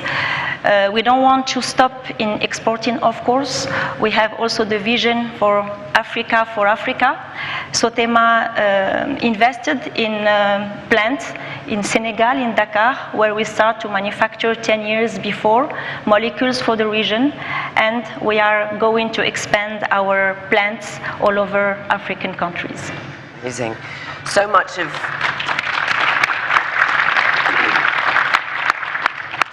what you're all doing is challenging the status quo. And Mo, I want to talk to you about that. You inhabit a different world, TV and media, and your focus has really been on creating a quintessential African brand. You started Africa's first syndicated daily talk show, Moments with Mo, then launched Ebony Life Media. And your story is so remarkable that you're a subject of a Harvard Business School case study. Anyone else? I don't think so. So what I'm interested is why you felt that need to start taking back the narrative in terms of what you were seeing and what you wanted to start seeing. Good morning, everyone. All protocols observed. It's wonderful to be here. And it's really important that I say that I've been here for 24 hours. And the hospitality that I have received has been tremendous. The Moroccan people are so friendly and warm. So despite what's happened, so thank you all so much for your hospitality and your kindness. My journey into media, where do I begin? So, born and bred in England, brought up watching television that had no representation of who I was as a person. And when there was representation, it was always negative. The roles that we performed were always negative. So, I did the usual thing that all African parents tell their children to do. Go out and, become a doctor or a lawyer or a HR person. So I became a HR practitioner. I worked with one of the largest oil and gas companies in the world for a decade as head of human resources, ExxonMobil. And then I woke up one fine day and I said, I am done with this, because I'd been wanting to leave, but I didn't have the guts to do so. It's peer pressure, societal pressure is real. But at some point, I just said to myself it was important for me to make the move. So my first move was to leave Exxon and set up my own HR consulting practice, which made sense to a lot of people. Okay, she wants to be out in the world doing human resources. But shortly after that, I then decided that I wanted to start my own talk show.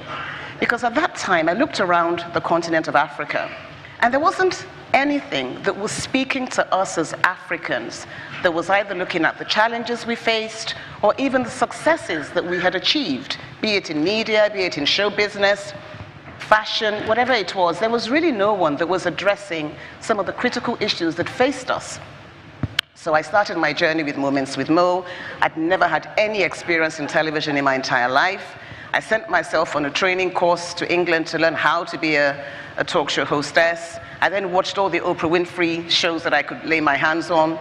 And then I decided to start this venture with the support of a few sponsors, because on the continent, commissioning and getting media, it's expensive to produce a show.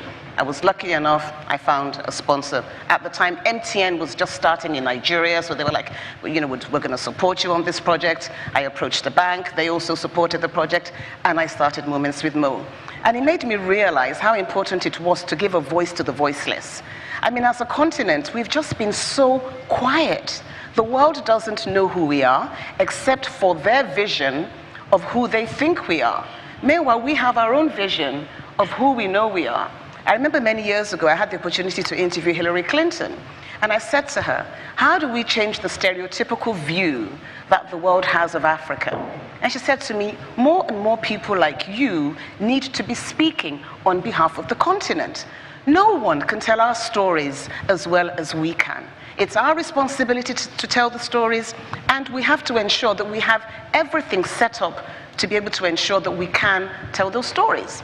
So I was inspired, and I was like, yes, from starting the talk show, I now wanted to go head on and start a TV channel. Again, I'd run the talk show for 10 years. I'd probably interviewed everyone that there was to interview. And of course, there's always going to be new people to interview. I now took it upon myself to say, what's the next step? Start a linear TV channel. So I went to MultiChoice DSTV. They run the largest pay TV platform in Africa. And I said, I'd like to start a channel. And they gave me this long list of all the things I needed to do. And I had no idea how I was going to do this. And it was really scary. And I often say that if your dreams don't scare you, don't even embark upon them. There's got to be something scary that gives you that necessary adrenaline to get up in the morning and say, I'm ready to go. So I went in and I had the meeting, and they gave me the long list. And it took about 3 years to get the TV channel, Ebony Life TV, off the ground. But eventually we did. It was important to give our youth. I mean, the median age in Africa is 19. Their voices needed to be heard. And it was such an exciting time for us to be able to birth the types of shows that we did, from entertainment to lifestyle to drama to all sorts of shows that we had on the channel. And then at some point, I realized that linear TV wasn't where I wanted to be. It was important to now take our stories to a global audience. The world needs to know who we are. But this was a step-by-step approach. So I started reaching out to all the big studios in the world, from the BBC to Sony Pictures Television, to Stars, to Lionsgate, to Will Packer, to Will Smith, most recently to Idris Elba. We, as Ebony Life, have been fortunate enough to say that it's been a lot of hard work and a lot of rejections along the way. The world isn't really ready for Africa. We have to make them ready. And I will keep knocking on those doors, and I have been knocking on those doors, and thankfully, a percentage of them have started to listen to the fact that it's important for us to tell our stories. So we have projects in development. I'm hoping by 2024, 2025, these things will start to hit global screens. But Netflix also took a big step and decided to come to Africa. So we are their largest partner on the continent. We've brought out some of the biggest shows. You may have seen shows like Castle and Castle or Blood Sisters or Oloture on the Netflix platform. If you haven't, please do. And for us, that is how we, as Ebony Life, have decided that it's important for us to be out there telling the African story. I say there's a local for local market, and there's a local for global market. And that local for global market is about how do we collaborate with that international community that's out there, those big studios. It's about scale. We can't sit down and say, we're only going to do projects that are, I'm sure there are lots of financial people in this room. It's about scale. If you invest $1 million in a project, your return on investment may be 20, 30%. That's $200,000, right? Or $300,000. But if you do a movie that's $10 million, your return on investment is the same 30%, which is $3 million. If you do a movie that's $100 million, I'm sure you can figure out the math. So what's important for us is not to be afraid, is to take the step and to say, scale is important in our sector. It is a growing sector. It's an emerging market. And we need to find a way in which we can scale the African creative economy. I'm inspired by the women around me today. I'm inspired by the team of people that I continue to work with. And I just want to find ways in which we can continue to build momentum from what we're doing today, from what we've done in the past, to say we need to take Africa to a global world so that they recognize us and understand our history and understand who we are as a people, our passions, our aspirations, our purpose in life. Very similar to theirs. But oftentimes, you find that they think maybe we live under a tree or we eat bananas for lunch, breakfast, and dinner. These are stereotypical views and the crazy questions that people in the West continue to ask about us. And we need to change that perception. And we all have a responsibility to do so, because whatever we are inventing, whatever brands we're building, is impacted by that African brand. But let it be a shining African brand. So we have to make sure we go out there and tell these stories in a most positive manner. Thank you so much.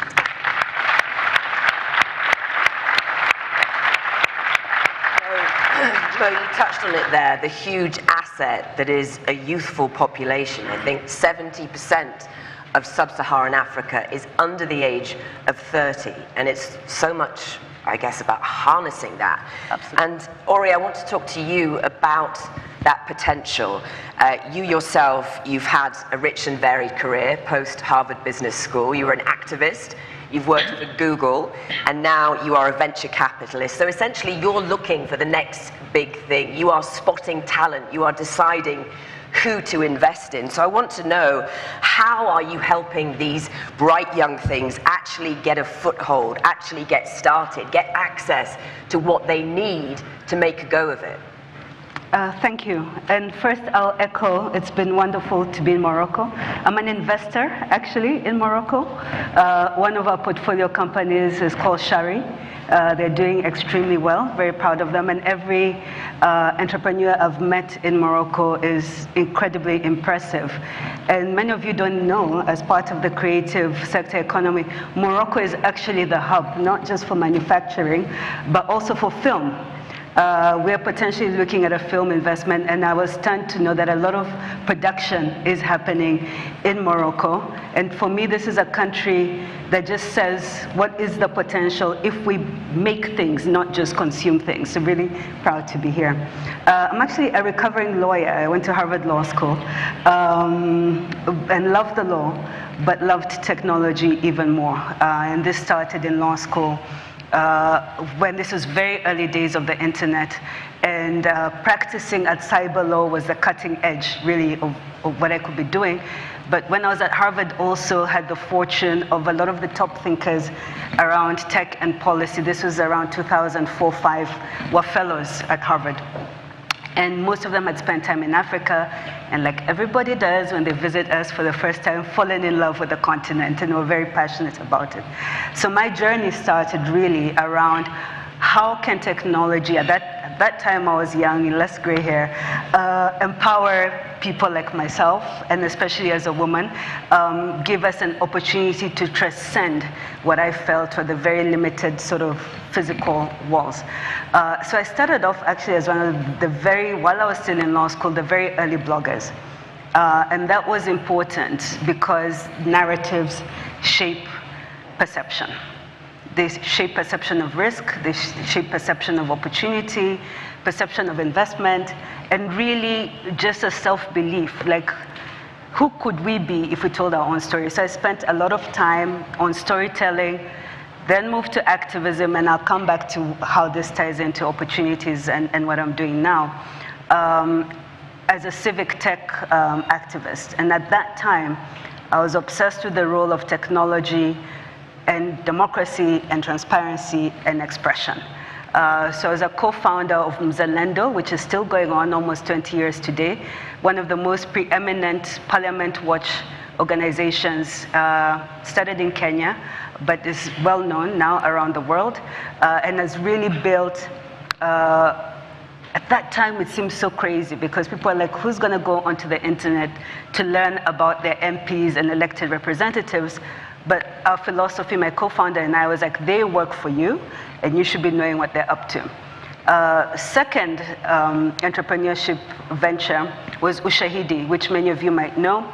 It's an open source software, co-founded also almost 16 years ago, that has been used in 153 countries around the world. And this was really the first African success story of software that's produced in Africa that travels the world. And this is quite critical in terms of what I'm doing now as a capital allocator. How do we build not just local for local, which is quite critical, but local to global? And how do we support entrepreneurs who can build world-class products that can travel? Then I decided, gosh, there's so many policy challenges in the work I was trying to do. Went to Google. I was the first head of policy and GovRel and strategy for Africa and built out that team. And there it was realizing there was not enough infrastructure to enable young people to thrive. So did a lot of investments in access. The first cheap Android phone that was $50 was done when I was at Google. TV white spaces, so many impactful things. Localization of YouTube, monetization. It seems very obvious now, but back then it was incredibly difficult for Africans to make money on the internet. In fact, until Flutterwave and Paystack, you couldn't even get paid You couldn't even pay, actually, for transactions in Africa. So there was internet access, but Africa was cut off from the rest of the world, especially in terms of the internet economy. So I spent a lot of time working on that. And then decided, actually, the opportunity is really in backing entrepreneurs, and not small entrepreneurs, like folks with a big vision, right? And that's important. One, because entrepreneurs really, the African economy is really entrepreneur-driven. You have government and all of these things, but it's really entrepreneurs. Second, they need to create jobs. So if these guys don't scale, they can't create enough jobs sustainably. And third, what I talked about, I really believe we can build products that can go global. But what did I know about finance? I'm a lawyer. But everyone was coming to ask me from New York, London, San Francisco, Ori, who should we be investing in? And I'm like, wait a minute. If everyone is coming to ask me for advice, then maybe I know a few things. Yeah. And so I embarked on a journey of becoming an investor, first as an impact investor. Before VC, there was no one willing to take risk on African entrepreneurs other than impact money. So I ran the family office for Piero Media in Africa and wrote a lot of the early first checks in startups, and then decided now to be a pure capitalist in venture. Why is this important, and why especially is it important to have more women investing in Africa? One, if we're not at the table as capital allocators, the money often goes to the wrong types of businesses, to the wrong types of founders, to people who don't understand the African context, and then they say, Africa is too risky. African entrepreneurs, you know, VC doesn't work in Africa. Blah, blah, blah.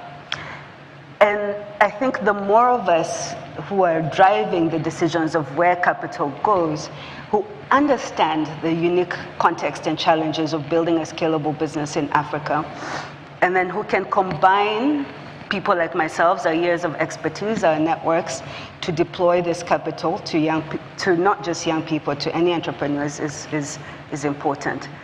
Mo already alluded to Africa being a very young continent. You don't understand just, Africa will be imperative. I will say this. You will have to engage with us in the next 50 years, whether you want to or not. It's imperative.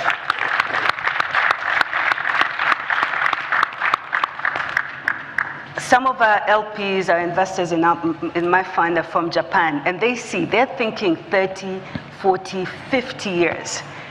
They can already see they will have to do business here, they will have to engage with consumers in this market, they will have to use talent from this. It's imperative. And so the challenge for us is, how are we ready for that moment? Right? Is it going to happen to us, or are we going to happen to it? And so through investment, through building the next set of entrepreneurs in the tech space, I think is my little contribution to making sure that we are ready for the imperative rather than things happening to us. And the last thing I'll say, technology for me, I firmly believe it's not a panacea. There are many things we need to do, and I'll challenge those of you who are here from the World Bank and the IFC. Africa needs industrial policy. We cannot leapfrog. No matter AI, all the tech, etc., industrial policy is so critical to digital and digitization. We need to make things in Africa. It's so critical. We need those sustainable manufacturing, whatever jobs, because that frees up money for consumption, that frees up opportunities for digitization. But I firmly believe if we create a new generation of wealth from an asset class that is not dependent on rent seeking, is not extractive, it's just here. Your intellectual capacity, the internet, you can build things, no one is asking you for rent, no corruption. You know, you can go build your business and travel around the world, creating a new set of wealth and entrepreneurs who can explain to you how I made money from A, B, C, D, E, F to become a billionaire is what is required to inspire the next set of young people.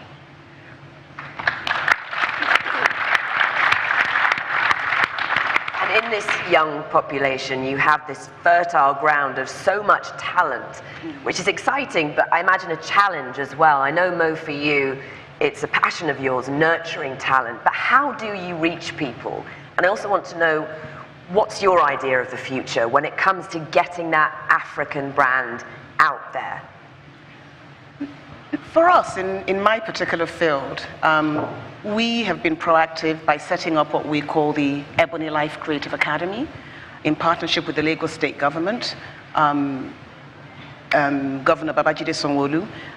It's something that I've been touting to every incoming government for the last 10 years, that we need to invest in capacity building. And yes, I am in the creative sector, but this cuts across every single sector. There just isn't enough training and development done on the continent. So what we find is that we are always having to import certain skill sets for some of the larger projects that we have. And as a friend of mine says, a tree not planted 20 years ago, the best time to plant that tree is today. Because if not, we're going to be here having this Africa Inspired in another 50 years, and we're going to be having the same conversation about the fact that we haven't invested in our people. Investing in people takes time. You can't become a cinematographer overnight. You can't become an award-winning actor overnight, or writer, or director, or person that deals with continuity, or wardrobe, or any of the things in the value chain in my sector. And the same will apply to any sector. We need to invest in capacity building. So what we have done at Ebony Life is to set up an academy in Lagos. We run 8 courses that run through the entire year, which is script writing, producing, acting, directing, cinematography, sound, production design. And we take on board 120 students for each semester that come on 3-month courses. We're running those short courses, but we only allow those that already have some experience to come on the courses, because we don't have the capacity yet to run longer courses, and we want to try and get through a number of people every year. So right now we're doing about 480 to 500 students. And there are testimonials about some of them that have left us to go out there, and they've gotten jobs as actors, they're getting jobs as assistant directors, and so on and so forth. So we need to invest in our people. It is commercially viable to do so. The model we run right now, they don't pay for what they're getting. So in partnership with Lagos State and a few other sponsors, they come to our school free of charge. But they're going out and they are getting the work, so the impact can be felt upon that. Now, with regards to your second question about how do we go global, going global means collaborations. It simply means we need to say to ourselves, we're going to reach out to the world and say, we would like to do a film, a TV series that is XYZ millions of dollars. We would like to consider the writer that wrote Succession, or the writer that wrote Desperate Housewives. We would like to have some of the bigger stars alongside African stars in this particular project. And what is going to take us to a global space is going to be collaboration. It's going to be how we collaborate with the world. We can't expand and build this creative economy on the continent by ourselves. We need to work in tangent with those that have been there, done it, bought the t-shirt, as I would often say, so that we can really together grow and have global projects. And global projects mean global marketing. If it's on, look at Barbie, for crying out loud. I'm sure some people here may have watched it, or their children may have watched it. It's the marketing behind Barbie that made it so successful. The Black Panther, an African story, it's the marketing behind it that made it so successful. The Woman King with Viola Davis, a Sony Pictures television, Sony Pictures film. Again, it's the marketing that made it as viable as it is. So we tend to find that we take a very small view in Africa that I'm going to make a small film, and I'm going to do my budget is only whatever it is, $10,000. You cannot begin to scratch the surface with that type of investment. So if we're serious about growing this creative economy, we need to go in a very bullish manner and make big budget projects that you spend a huge amount of money advertising so that you get a decent return on your investment. It's as simple as that, really. I mean, you pay peanuts, you get monkeys, as they say. So what are we ready to do, guys? We really have to think about scale. Again, it's back to scale. Lamia, you were agreeing with Mo there when she was talking about the idea of investing in people and how crucial that is. When it comes to healthcare, what's your view on opportunities for young people? And I'm interested in what role you think government should and could play in that. For health sector, we know that is less creativity and more strict.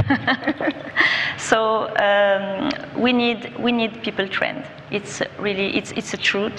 And in Morocco, I'm talking about Morocco because we are here. We need to implement more training for people. Fortunately, we had a lot of universities opened these last years for medicine, in pharmacy, in engineers. It started. We are very proud to have many persons working in our companies and get abroad. So Europe and Canada and US come and take it from us to go. So that means that training is good for the high level of managers. Unfortunately, we still need more training for middle management and workers. It's our role also. That's why we have academy also for training.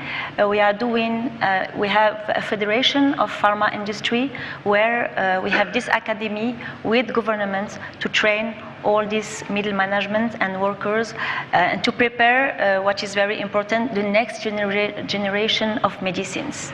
You know, medicine is changing, biotech is coming, even new technologies are coming with IA, with many other technologies, and we have to be ready. In IA, I'm not afraid about Africa.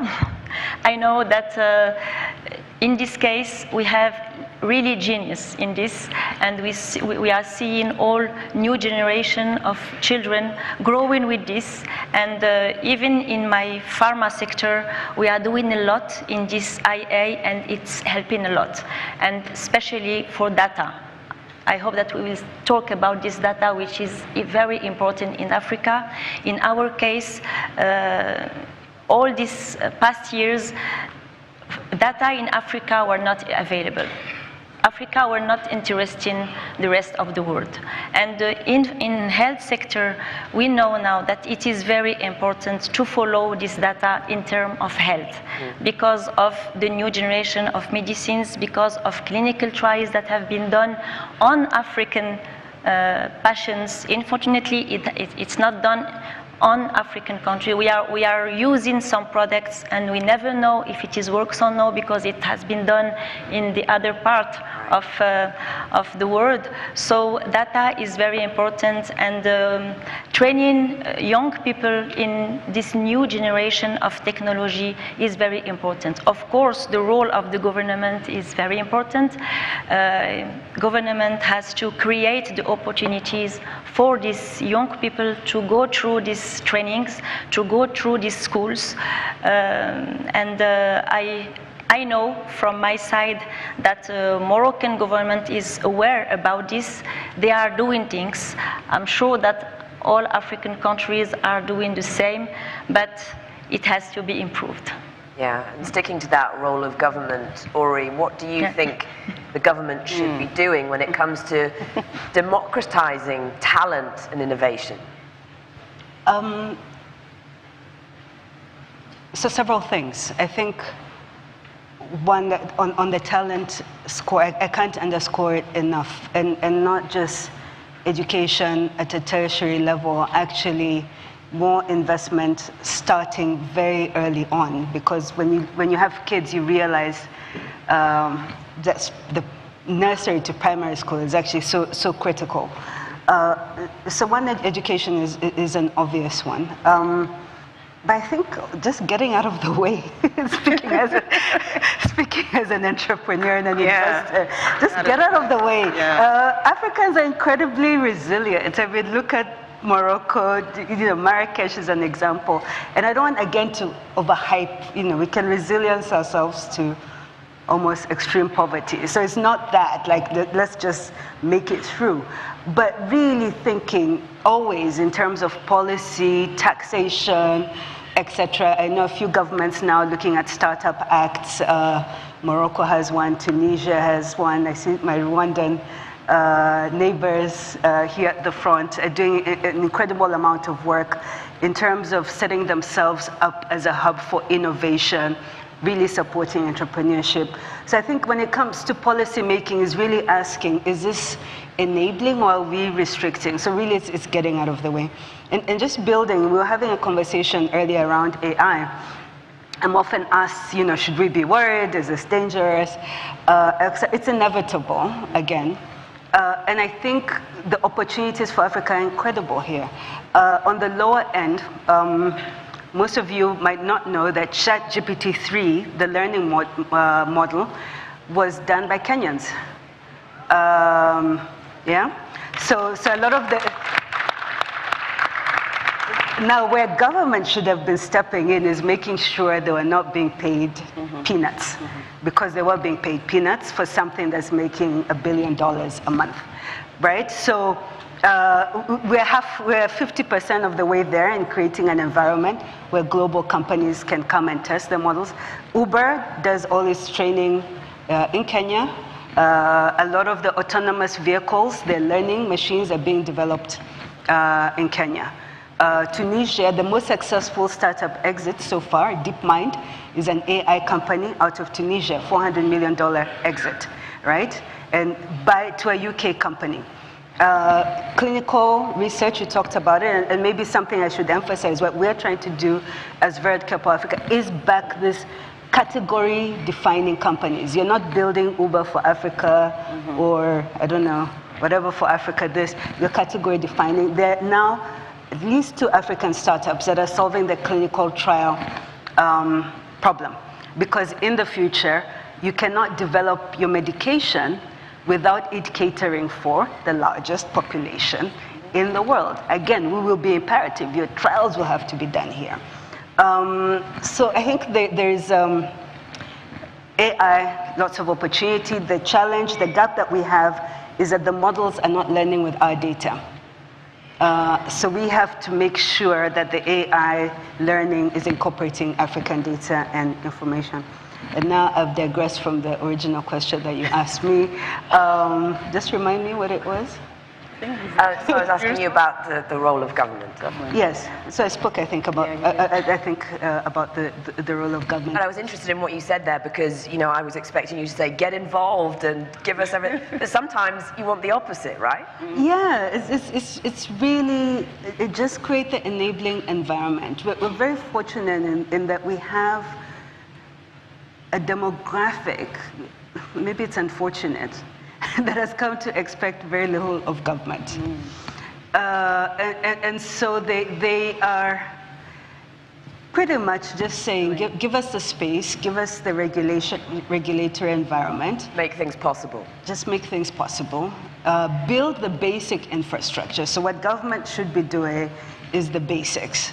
So provide public goods, health, power, infrastructure, roads, maybe social protection. I think there should be. The end. I think the governments must invest in education. Yeah. And education. They must invest in education because there are many that have the potential. Right.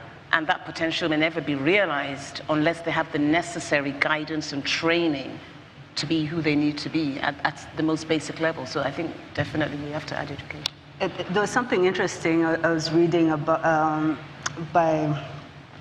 it's called Efosa Ojomo. He's a Harvard Business School professor, Nigerian. And he was talking about the markers of, you know, she can speak to it. Building a business that scales in Africa is incredible. Both of you actually entrepreneurs, and I'm a former entrepreneur, is incredibly difficult. And he goes into what are the key ingredients of scale and successful entrepreneurs. And his last point was love, actually.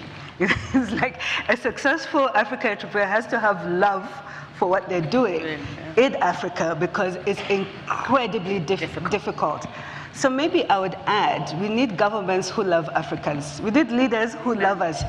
Like seriously, who okay, maybe like us even. Because some of these policies, when they come out, or the leadership we have, you have to ask yourself, do you even like us? Like, as your people, as leaders, as your voters, do you like us? Because if you did, you wouldn't do some of these things. And so maybe if I was to add one more thing to the pot of what government should be doing, it should be loving its people or caring about them. Because if you start from a position of care, you will always do the right thing for your people. Can I just add one point to that? Absolutely. I think African governments also have a responsibility to ensure that as they lead, that they have the right set of capable, experienced leaders to work with them. Like, if you're a private-run company and you run a bank, you're not going to go and get a pharmacist to come and be the MD of the bank, right? Unless they have banking experience and they know how to build on the bank. So what I would say to a lot of African leaders is, please, as you select those that are your ministers and special assistants and all these other positions that need to be filled, can you please put people in those positions that can grow their own areas of expertise? Because if not, we're going to be handicapped before we even start the race from day one. Time is flying, as I knew it would. I want to hear a bit more about your personal stories. I want to know about the obstacles that you faced, the risks that you took, and what it took to get where you are now. And if I can start with you, Lamia, healthcare, a male-dominated industry, like so many still, unfortunately. Tell us about your experience of working in that environment and breaking through. It's always difficult to talk about myself, but I will try. So I'm a pharmacist, and I joined the family company in 1997, so it's a long time now. And the big challenge was not to be a pharmacist, a woman pharmacist. It had to be the daughter. I was the daughter of the founder, and the challenge was here, because even so we come and we have the legacy and we have all the power to do, but the power is anything comparing to the recognition of your expertise. So all my journey was about knowing, about working, and prove that I am a woman, I'm the daughter of the founder, I'm still young, and I am in the head of the company. I was lucky because I had a good team and I worked very closely. And again, and as a woman, I think that woman has these skills that perhaps men doesn't have. Is sorry about men, sorry, but it's a woman. So we have the tribune, so we have to speak. No, it was easy because we have this facility to work with people, to have empathy, and to make all people work together.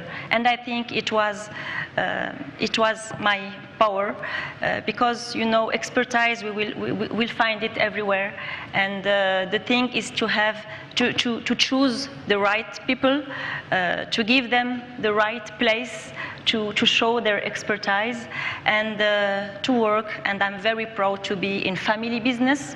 Even we grow, and I'm sure that we grew because we had this family mindset. So it is positive. We had also negatives, and it's the way of everyone. Challenges perhaps were a woman in a man world. It is a man world in health sector, with government, with all with all our entrepreneurs world. It was not difficult, but you always have to prove that even you are a woman, you are competent, and not to just because I'm a woman that I have plus than the others. It is very important. Challenges in my sectors I'm just thinking about it, and perhaps it was unconscious, but as a woman, I went in the development of the company because as I told you from the beginning, it was just under licensing product, and my role was to develop new generations of products and our own brands. It is difficult for African company to build the brand and in the country and outside the country. And it was unconscious, I think, because I went in some areas which were talking to me. For example, I developed the first oncology, the first product against breast cancer, which is endemic, unfortunately, all around the world. And my power was to manufacture it in Morocco. It took something like 7 years, because it was difficult for our Ministry of Health to think that a Moroccan company can manufacture this kind of thing. Even it was partnership, of course, and I come back to what Mo said, it is collaboration. We, African country, we don't have the money to develop by ourselves the R&D, but it was collaboration with other companies, but we collaborate and we were very proud to manufacture. But it took 7 years that people, that government, that Ministry of Health, that all trust in us. But we did it. And now we are very proud to take 6 times more patients in breast cancer than before, when we just have the product from the big pharma company who was sold in the country. Second thing, and it's more funny, it's the after morning pill. I know that all women perhaps know it, but it was difficult. It took 10 years to get the approval. Another company took it in Morocco because I'm trusting that it is important to have this kind of product for all women who had accidents. Right. And it was difficult because it took 10 years, and no one wants to go in political discussion, you know, about abortion, about all these things. And when I came, I had the chance to have a Minister of Health, which was a woman. So between 2 women, we succeed in having this pill in Morocco, and now it's a success also. Ori, I saw you expressing solidarity there with Lamia when she was talking about operating in a largely male environment. I don't think there are many female capital allocators. What has that experience been like for you? It's been interesting because every time you hit a new milestone in your career, you think you've seen it all. And this is a shift for me, being in pure VC investment. And like, oh, I have to start again in terms of demonstrating or encountering, maybe not again from start, but encountering certain biases, especially when it comes to investment. It's supposed to be all intellectual, data-driven, and all of these things, which are important. But I think the challenge for me has just been getting comfortable with bringing my authentic self to the role as a woman, especially, because sometimes you feel it, right? You can see something, you can see the opportunity. It's not in a model, it's just your instincts that are telling you that this is the right investment. So I think the big challenge has been, one, getting comfortable with a different style of investing. And it's always interesting because I'm finding myself then biasing towards female founders because I can see now as an investor how they're biased against. So that would be the main one, just bringing myself, I think getting comfortable. And there's always a presumption. That's my last thing. When I was getting ready to switch roles, I listened to a lot of podcasts of successful VC investors, and mostly white male, mostly in California. And they talk about their journey. And I was like, oh, so-and-so, we had coffee. And they said, oh, we think you should get into this. Oh, I think you'd be a good investor. Or, you know, it's all very buddy-buddy and based on like life experience. But for women, it's like, have you done 3 years here and 4 years here and this and this? The list is longer. So I think giving women that same flexibility that's accorded to male investors is something that's quite critical. And Mo, from HR to media megastar, any aspiring Mo Abudas in the audience, what would you say to them? What's your one piece of advice that you would offer? I would say that as a black African woman, you need to work 3 times harder than anyone else in the world, simply because it is who we are, and that is the challenge that we face. It's bad enough just being a woman. You face a certain amount of discrimination. It's bad enough being a black woman. You face a certain amount of discrimination. And then on top of that, you are an African black woman. That's the 3rd layer of discrimination that we face. But I say that what it does is that it makes us stronger. It makes me prepare more. It makes me work harder. It makes me more determined, knowing that I have these obstacles to overcome. So I over-prepare, and at the point when I am presenting to whoever it is in the world, they're like, oh my God, this is amazing. I'm like, yeah, because I've worked 3 times harder than everybody else that's presented to you. That's why you are impressed with what I have done. And that is all we have to keep doing. We just got to keep, you've got to find what, as you said, love. You've got to love what you are doing. If you wake up every day feeling like, I don't want to do this job, then you are in the wrong job. If you wake up knowing that you're inspired and you're happy and you want to go out there and make something happen, then you know that this is for you, and then you put everything that you have into it, making it happen, and my belief is just keep going. You are going to get the rejections, but you're also going to get the opportunities, because it's a numbers game. Everybody's not going to say no, and with each passing person that you engage and you speak to, you're learning things along the way. They've rejected it because of XYZ. You go back and you rejig whatever it is you've done. By the time you're making the next presentation or the next pitch, as I call it, then you know that you're better, in a better place to go. So. And as I often say, if you can think it, we think, we do. And that's what women are known for. Let's just keep thinking, ladies, and let's just keep doing it. Thank you. And thankfully, you can get more of Mo in a session tomorrow, which she is hosting, Africa Creates. And then also we have Africa Engine for Innovation, not to be missed on Wednesday. Now, I have one final question for each of you. It's a quick question. I want to know, each of you, you are obviously inspiring, but who inspired you? Who inspires you? Lamia, let's start with you. Sorry for ladies, but my inspiration was a man.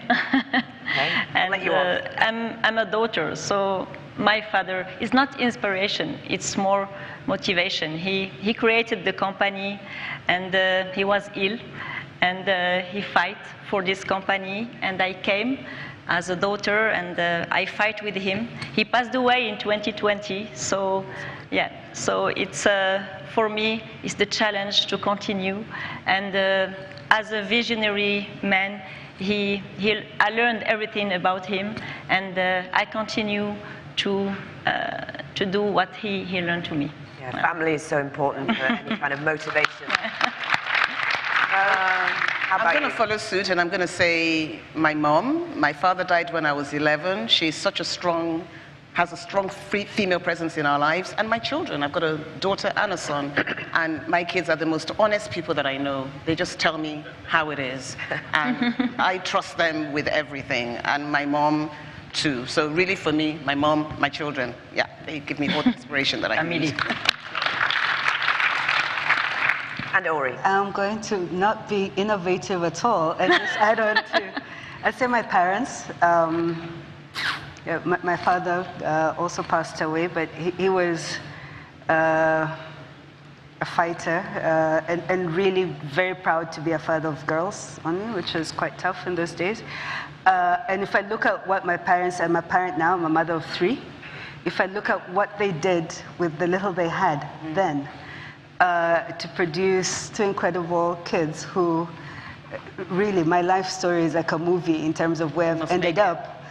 So I have no choice but to 100x what they did. So I am inspired by what they've done. And I think the world, many of us have to leave Africa to be successful. I've said this before. It's unfortunate, and I see it coming back a little bit in Nigeria and Kenya. And so I work really hard so that my kids can have the life that they want to live, and other children in Africa. So I'm inspired by that vision so that you don't have to live to find success, that you can find success at home.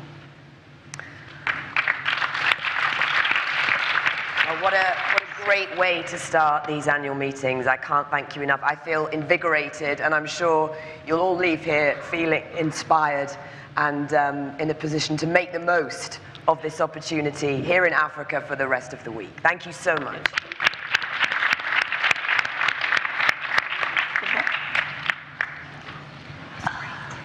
Yeah? Let's take a picture. Let's take a group picture.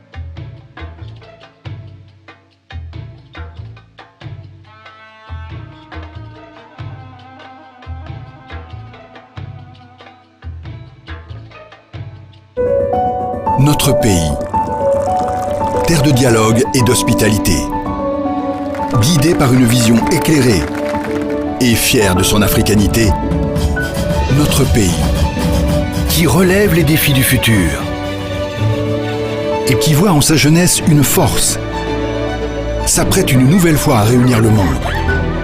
189 délégations officielles et plus de 12 000 personnalités. Du 9 au 15 octobre, le Maroc accueille les assemblées annuelles du groupe de la Banque mondiale et du Fonds monétaire international à Marrakech.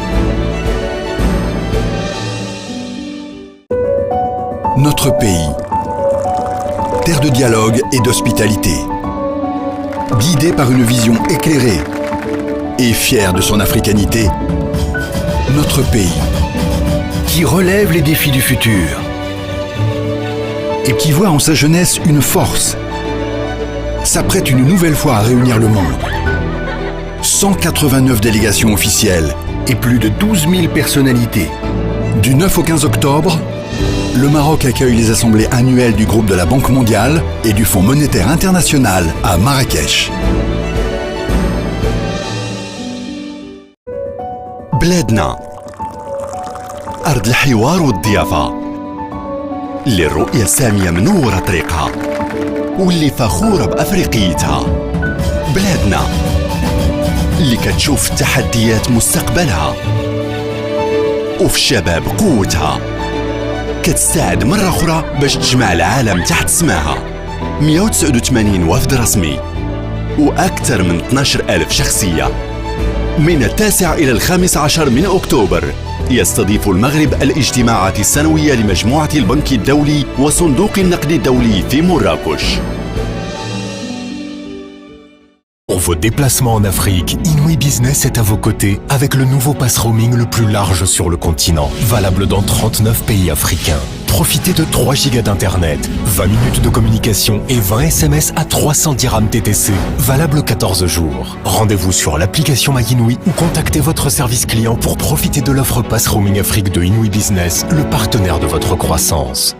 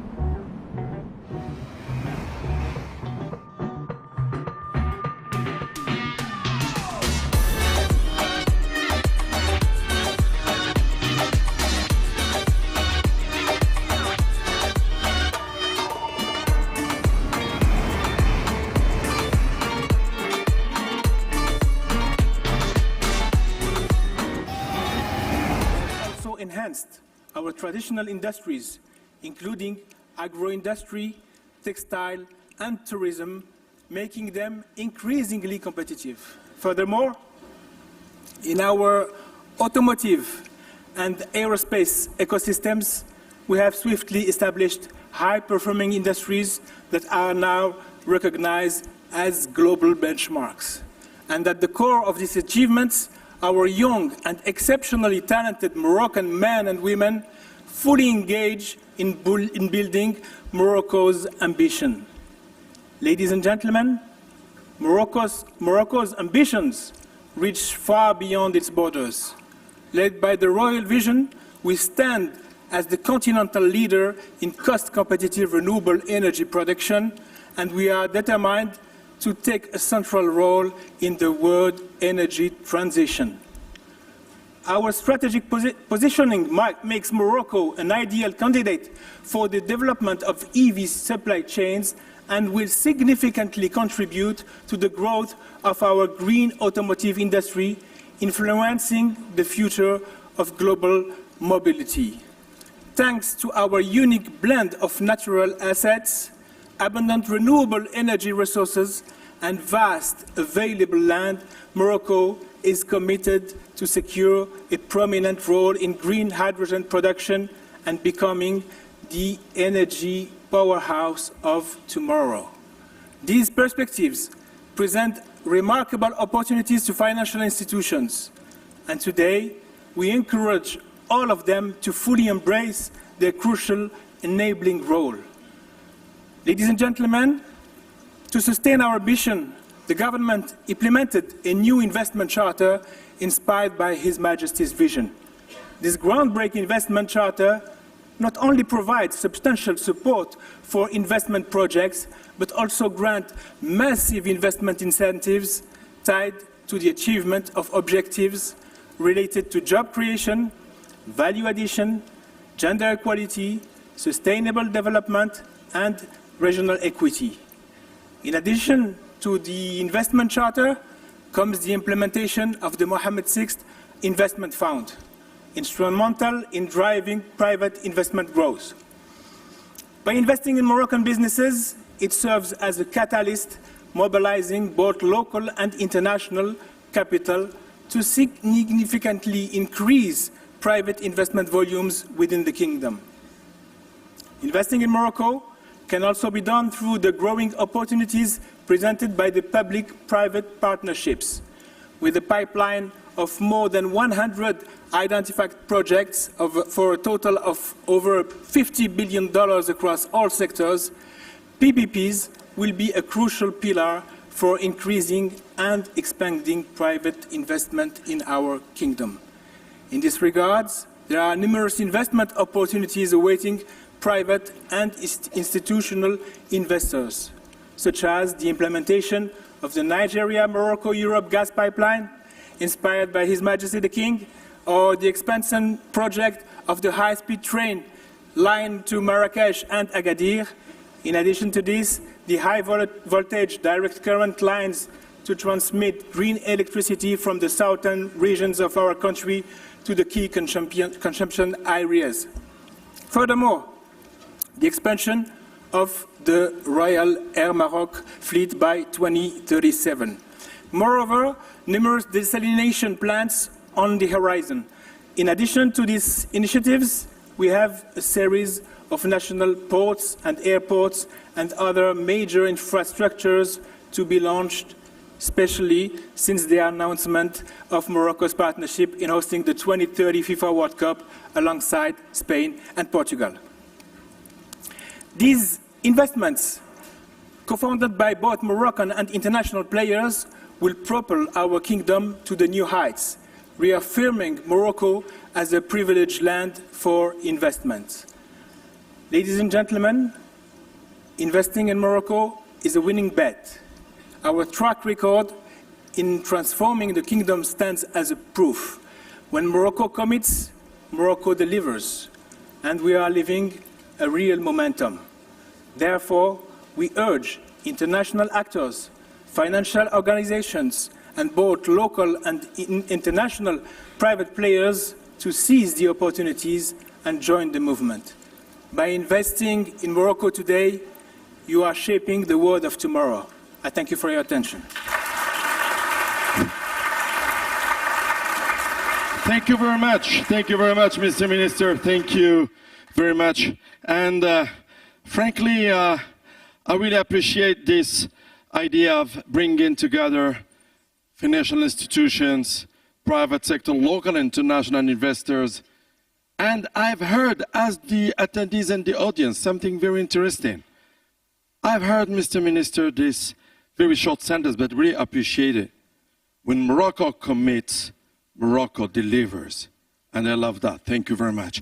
Ladies and gentlemen, I'm going to have 2 short sessions with distinguished guests for you this afternoon. And believe me, the guests we have are amazing. We're going to learn a lot of things with them. I'm going to have a panel, but before the panel, I have a special guest. And please join me to welcome the President of the European Automobile Manufacturers Association and CEO of Renault Group, Mr. Luca Di Meo. Very happy to have you on the stage.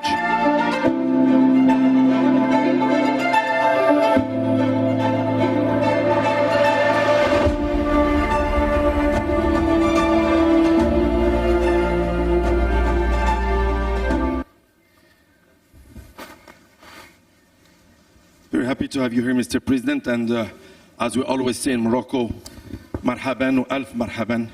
It means welcome and thousands of welcome, and very happy to have you here. Thank you. I just had a look on your bio, and the first thing I want to share with the audience is that you are, excuse me for the expression, a kind of automotive industry man or car man. You've spent decades in the car industry, and you know this industry very well. And now you are at the head of a very important company, worldwide very important company for Morocco. And I hope Morocco is as important for your very company important. As is it for us. My first question is about your industry, the automotive industry. Can you tell us what are briefly the main challenges you have worldwide? And how does your group, Renault Group, address those challenges? I think that we live probably one of the... So first of all, good afternoon, everybody. It's a big honor for me to be invited here. So I'm very happy to be here, and as always, very happy to be in Morocco. I think we are living one of the period of most brutal transformation of our industry, which makes it very, very interesting. You have some movements geographically, namely, obviously, the entering of new players, especially from China, as a new competitor. This is one thing. And then I'm going to use an image because this transformation is so complex, but I want to use an image that everybody will understand.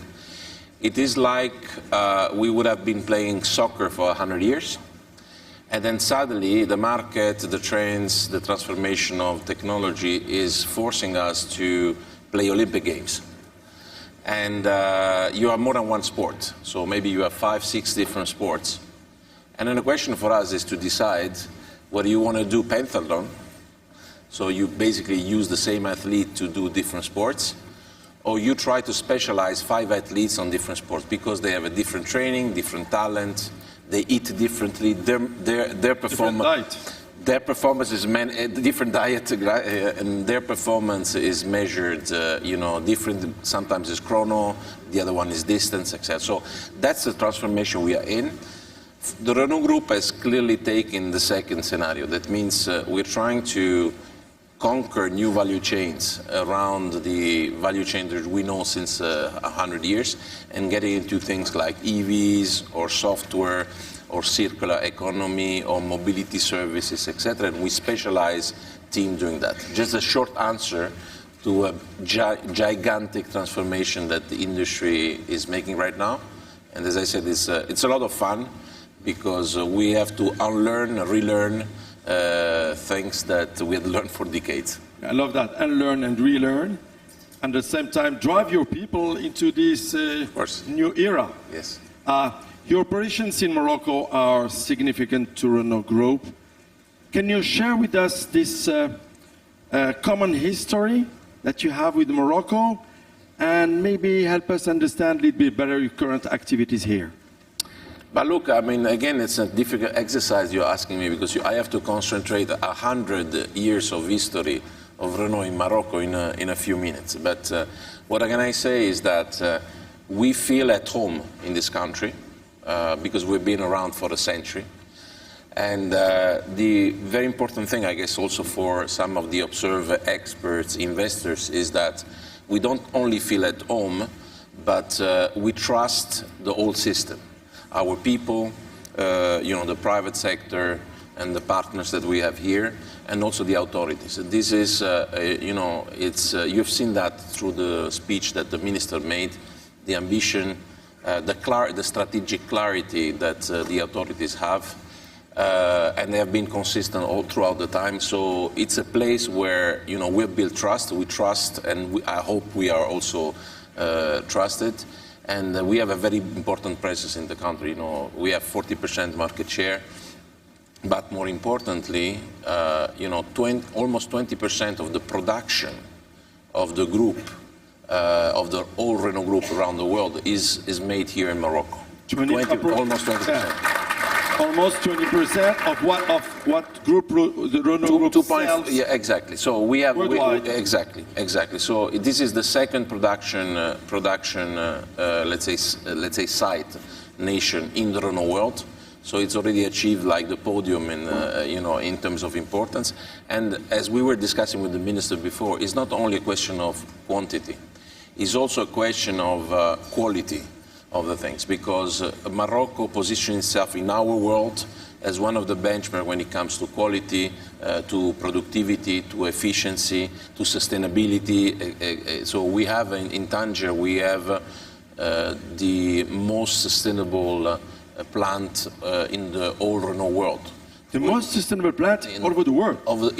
In our world. Yeah, I mean, in 20 kilograms of CO2 per car. This is really a benchmark level. So it shows that it's not only about numbers of cars, it's also the way the people are doing them, right? The productivity, the quality, the engagement of the people. So again, to the investors, I think we are the living proof that Morocco is a good place to be in industry, and I want to make it very, very clear. Now, of course, when you have trust, you are in a marriage, and then you want to develop the business into the future. We have an installed capacity of 350,000 cars.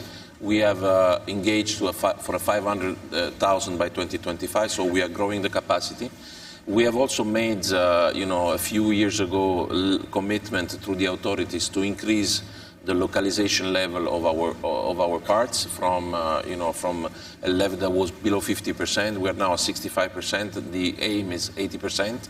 Why I'm saying this? Because automotive industry is actually a big crossroad where you have a lot of people, suppliers, tier 1, tier 2, suppliers coming from every industry, and we are a very, very strong integrator. Okay. So if we are able to get to that level of localization, it means that you have the forces in place to actually finally build a car. And this is about materials, chemistry, electronics, etc., etc. So if we are able to get to this level, it means that the system is prepared for big, complex industrial operation. And that's what we're doing. So far, we are ahead of the plan. Mr. Minister, that of course is always pushing me to do more. But we are ahead of our commitment. It means that the thing works and the plan works. I love the word marriage because it's kind of partnership. When you say marriage, I can understand it's strong partnership. According to you, what are the key levers for this strong partnership, and what makes it lasting relationship? Because this last 15 years were intense for both partners, and even if you are here since 1 century. I think that, as I said before, trust is the base for any good marriage. And then you have to reinvent the marriage every day, in a way. So otherwise the relation becomes tired. It is clear that we have seen in front of us people that have been very consistent, that have a very clear vision of the world, and that are very business-oriented, which is actually not so common, I have to say, having to operate in many, many countries. But here you have, government authorities that are very business-minded. You have seen that from the presentation of the minister with the clear ambition. So this is and I think that they are also putting the accent on the important things. Morocco is, for example, a place where topics like transition to EVs, to sustainable energy, etc., are not just like a part of the story, they are at the core of the story. Because Morocco positions itself as potentially a supplier to sophisticated market, whether it's versus US or for Europe. They're not trying to close their thing within. They see them projected outside. We export 86% of the Renault production in Europe. This is an export platform, and to do this, you have to comply with all the criteria, the regulation that are in the other market. And then we have seen that the system is prepared for that. Now we are obviously looking at how to also here manage the transition to EV. It's a big work that starts from the availability of material to the refining to building the capacity with gigafactories. And we think that Morocco will be one of the places where Renault will be building circular economy important project. Why? Because all the bricks, all the Lego pieces are there, and we have to combine them with the support of the authorities and the private sector's partners. We understand the strengths of this partnership. What can you tell us about the talents? What can you tell us about the guys that are working in your plants, from the industrial line to the intelligent part of it, and what role do they play to feed this partnership and make it lasting? Look, I think that I have to give you a few information. We have something like 10,000, right now, 10,600 employees, okay? Normally, there is a ratio 1:6, 1:8 between a job that you create in the automotive industry and the jobs that you create outside of the automotive industry because of the nature of our business. That means there are probably 70,000, 80,000 people that directly or indirectly, we have an influence on, which is a pride for us, okay? The second information is we have more than 99% of the people with the responsibility of management in Renault Morocco that are local people, okay? So the company, Renault is a Moroccan company. And the company is run by local people, very, very talented, very, very talented. We have done a lot of work, and Mohamed, who is the head of Bashiri, who is here as the head of our operation, he has been many years ago, in a way, the activator of things.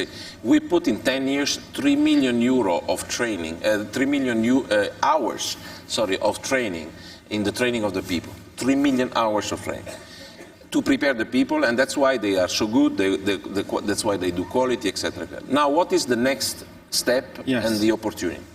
And I'm sure that the statement will be, let's say, interesting and good and welcomed by the minister who was sitting, the Minister of Superior Education, if I understand, that we actually want to go deeper into the value chain of talents and hire.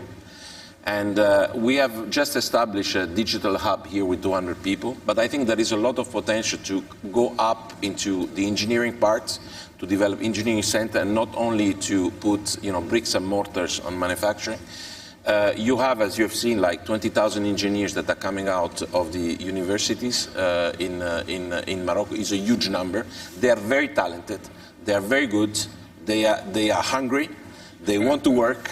Okay, and we need to, to give them the opportunity to stay here instead of moving them to other places, in Europe or in the US. They have to stay locally, and we need to provide them the opportunity. So one of the things we have in mind, thank you. One of the things that we have in mind is exactly to, develop that kind of stream. Because the talent is there, the raw material is totally there, and we have to give them a chance. Luca Di Meo, we still have 2 minutes for this part of the session, and I would want to know, the automotive industry is changing, is moving very fast. You explained that in the beginning. Is Morocco going to be part of the future for Renault Group, and do you already have some ideas of what could be next steps, developments you can have together? No, I think that so there is no doubt that Morocco will continue to play, a very important role in our world. I think I already mentioned to you probably the whole ideas of the switch to the EV is an important topic for the company in general, and for here and also for the authorities. So there is space for collaboration. I would invite everybody and that is involved in such kind of things to also support us in going and playing and using Morocco talent and resources to help us to move in the other value chains that are emerging in the automotive industry, software, services, financial service, mobility services, circular economy. I think that if we get Morocco behind, then we will make of Renault something different from just automotive OEM, but a tech company that taps in different businesses, because we also need to to invent a new algorithm on how to make progress and to be profitable. Thank you so much. Thank you so much. I just want to ask you one last question. In the new business now, we are always seeking the proof of concept. And my question is the following. If Morocco commits, does Morocco deliver? So far, so good. Thank you very much. Very happy to have this special guest. Thank you very much, Luca Di Meo. Thank you very much. I love that. Yeah, it's the best when it's said by private sector and investors themselves, and I really appreciate that. This is a wonderful opportunity to have all these distinguished guests, and my panel is going to come in a couple of seconds with the other distinguished guests. Just some time to put the seats.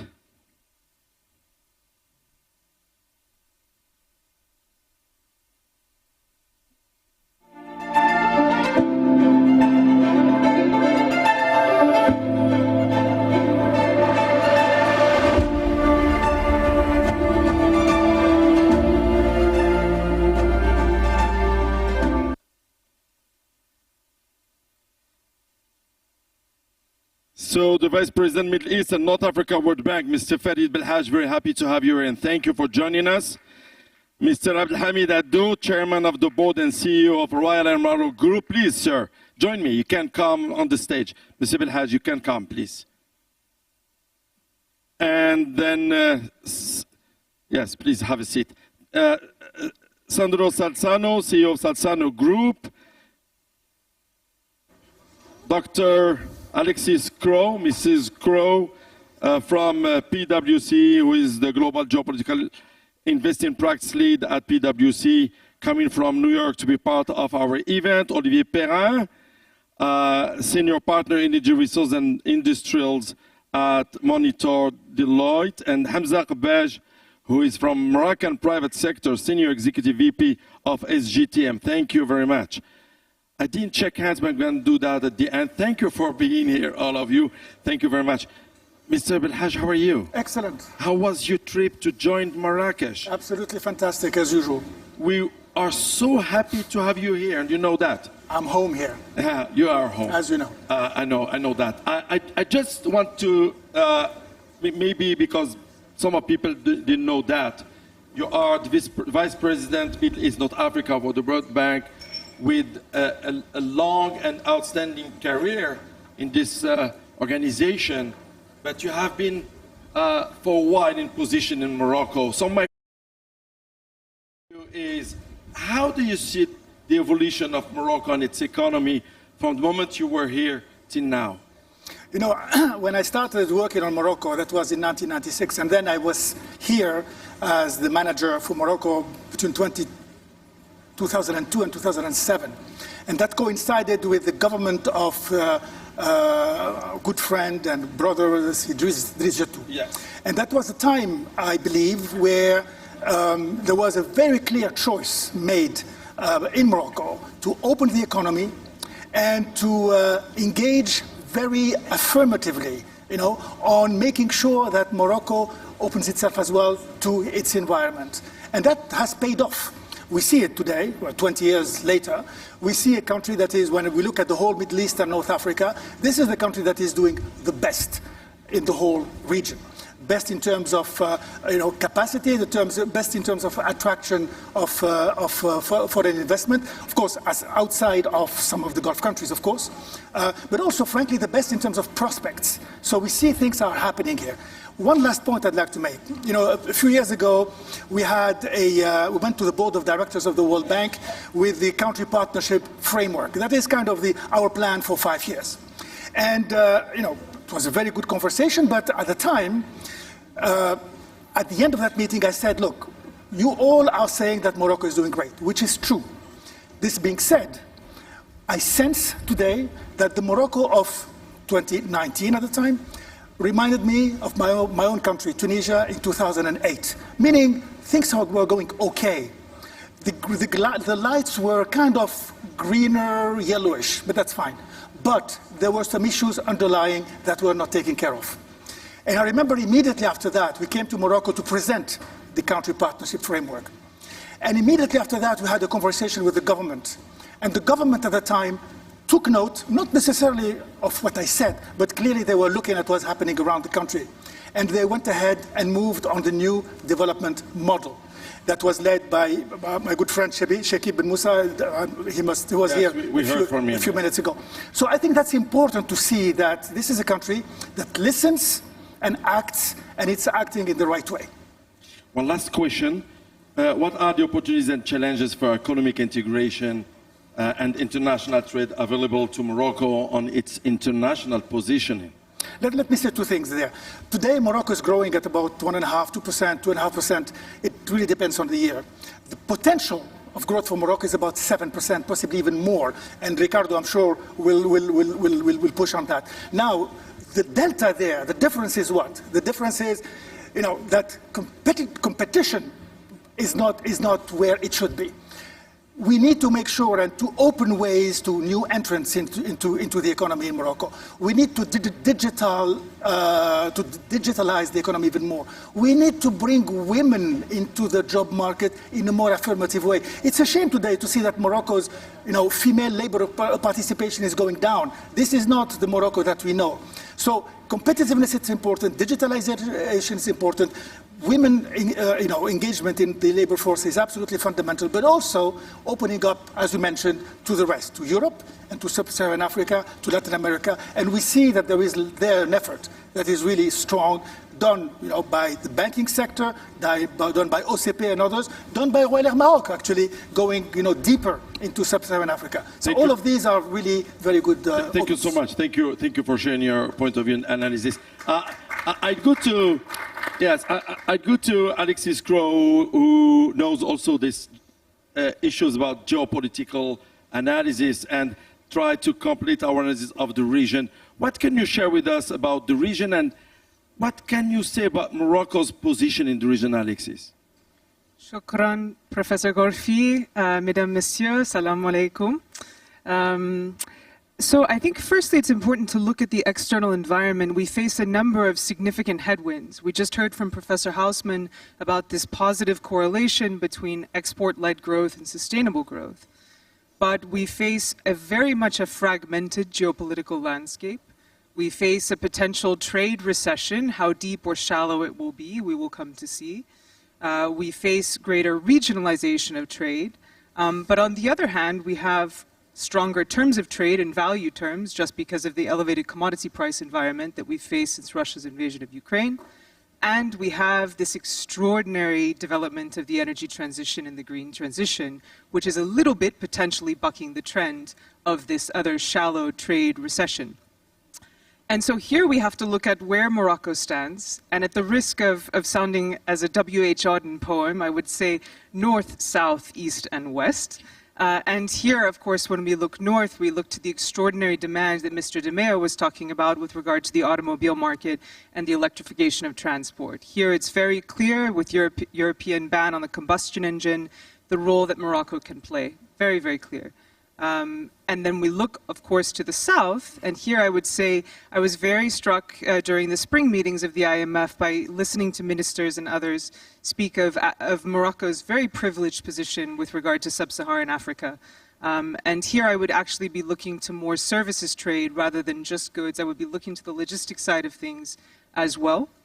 Looking to the west, of course, you have this extraordinary development of America's version of industrial policy with the IRA, so-called. We will see how long this goes on. I'm not sure with the new Republican administration that this will be very durable, but elements of the policy will live on. And of course, we're seeing inbound US investment into Morocco to be able to position the American energy transition going forward. Also, I would be remiss not to point out when I look west to Brazil. Now we have record trade volumes between Morocco and Brazil, I think, which are meaningful and significant. Looking east, of course, I would say that in this fragmented era, some of the GCC energy exporting countries are not necessarily within the remit of the American domain anymore. And I would say that the UAE, and looking at its inbound investment into Morocco, is in pole position. So on the longer term, if we're thinking about private investment and allocating long-term patient capital, I would say that Morocco is very well positioned.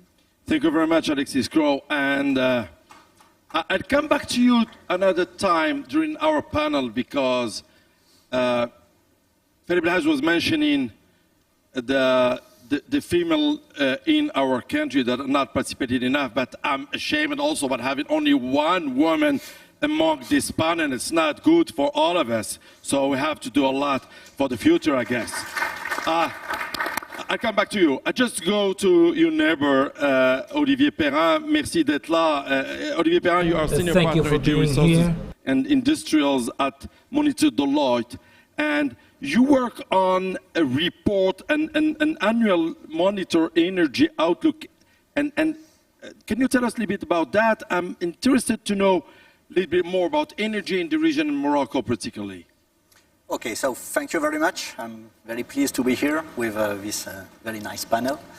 So we started to look at the world after the COP21 in Paris and the Paris Agreement to look at, the evolution of what has been promised. I would say that up to the sanitary crisis with the COVID, nothing has moved a lot. Then the crisis came and we start to think, wow, things are not so easy. Next big event was the war between Ukraine and Russia.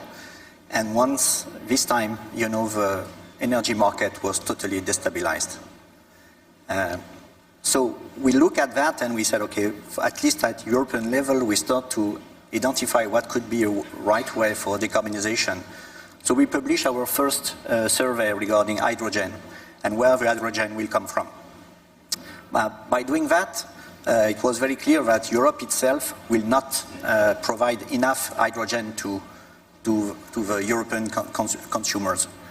So we extended this year with a largest one, and it came very clearly that Africa will play a significant role in the global decarbonization of the world. There is no other option than to play with African countries. We deep dive a little bit, and we analyze more about what could be the potential of some countries for hydrogen, which would be very useful for fertilizer, steel manufacturer, cement, all this big industry where it's hard to abate the emissions. And it comes at the end of this long study with economists, strategists, and so on, that Morocco has a unique role to play. As in our ranking, Morocco came into the top 3 for the cost of hydrogen. And it's very, very interesting because that's just the cost, the levelized cost of the hydrogen. But the more important is the potential for Morocco to export its hydrogen, to use internally for sure, to the benefit of the population, but also to export it. And I think we mentioned several times, at least this morning, that it's good to be an exporter. And in that case, Morocco will play a significant role with Europe, at least, to export its hydrogen. So for us, it's quite clear that Morocco is really the country to invest for hydrogen. But hydrogen will not come alone, so you need the renewables and to transform it to hydrogen. And hydrogen and derivatives, ammonia for sure. Why that? I think there is one thing that is obvious. The environment is good, and you have already started a proof of concept with OCP. So it will make the difference, because everyone will look at the first mover, but everyone will look at the first successful mover. And I guess you have everything to be successful. Thank you very much, Olivier. The fact that we are so close to Europe could be also this strategic position an advantage for the future in these green energies?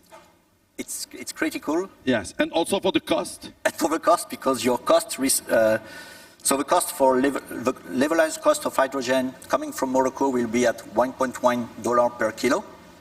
If I compare with Europe, it's 1.6. Yes. But if you add transport with other competitors, I would say that we're sure that Middle East countries will be very good too, but it's very far from Europe. Chile will be very good, but it's so far from Europe. Morocco will have to compete with the others in the south part of the Mediterranean Sea, but you have so many advantages. Thank you. Thank you very much. Thank you for coming and sharing your conclusions with us. We're going now to hear from the operators, people that are in the business and are making revenues, challenged by markets, and so on and so on. I want to start maybe with Mr. Adou, who is the CEO of Royal Air Maroc. Royal Maroc can play an important role geopolitically for Morocco, we all know that. But maybe just to start, may I ask you to remind us what is the DNA of your company? Because maybe we're not aware of that. A lot of companies disappeared these 20 years. Strong brands. But Royal Maroc is still here. What is strong in your DNA that allows now talk about the future for Royal Maroc? Well, thank you, Tammy. Hello, everybody. For those who don't know us, we are the national carrier of Morocco. We are a 70 years old airline, one of the major airlines on the continent. We have been connecting actually the continent since day one. 1957 was the first flight to Dakar. And as our king once said about our country, Morocco has its roots in Africa and its branches in Europe. This is exactly the shape of our network. We are the biggest African connector between our continent, Africa, and Europe, and between Africa and the US and Canada. Member of One World Alliance with all the big players that you all know, Japan Airlines, British Airways, American Airlines, Qatar Airways. And thanks to these partnerships, it has helped us build more business, but also lift all our processes. Today, after COVID, we have started in 2020 a big transformation to build the new RAM 2.0 with a lot of digitalization. We are now back on track, efficient, more efficient than ever, profitable, and with the right fundamentals to go beyond and to the next step. 20 years ago, if I'm not mistaken, 2003, Royal Maroc started to be clearly a hub for Africa and using Casablanca as major hub for a lot of countries. I think it's success because we all can notice that, but what can you tell us about the opportunities of the future and how can you be prepared to that? Well, it always starts with a vision, and now under the leadership of His Majesty the King and the vision, we have a target to reach. We need to transform our airline from a local connector to a global connector. to multiply by 4 the size of our airline. We need to invest on, let's say, 4 pillars that are very important to us. First, human capital at a very strong and high pace. Infrastructure, and not only buying planes. We need to reach 200 planes in the next 10 years, but also airports, connecting airports to the cities. And this is a major step for us. We need to invest on digitalization and speed up much more all the processes that we're already doing, and make it greener. And one of the main pillars that we have is sustainable aviation fuel. This is today the only solution our industry has to lower down our carbon print. There's no other solution. There will be no other engines before 2035, so let's take on what exists. And we don't want to just be there and watch what's going on SAF. We want to be an active player, and we will be an active player. So those 4 pillars should transform our airline in the next 10 years to make it a global connector with a real efficient hub and very well developed. And these are the main pillars for the next 10 years. What does it mean in terms of fleet, size, of investment? Fleets move from 50 to 200 planes. We've already started since the signature with the government of a new contract, a new deal with the government. We've already bought 7 planes, but every year we need to get the delivery of 15 planes to reach 200 planes in the next 10 years. New terminal at Casablanca Airport, new infrastructure in terms of education. As I said, we used to train around 20 to 25 pilots per year.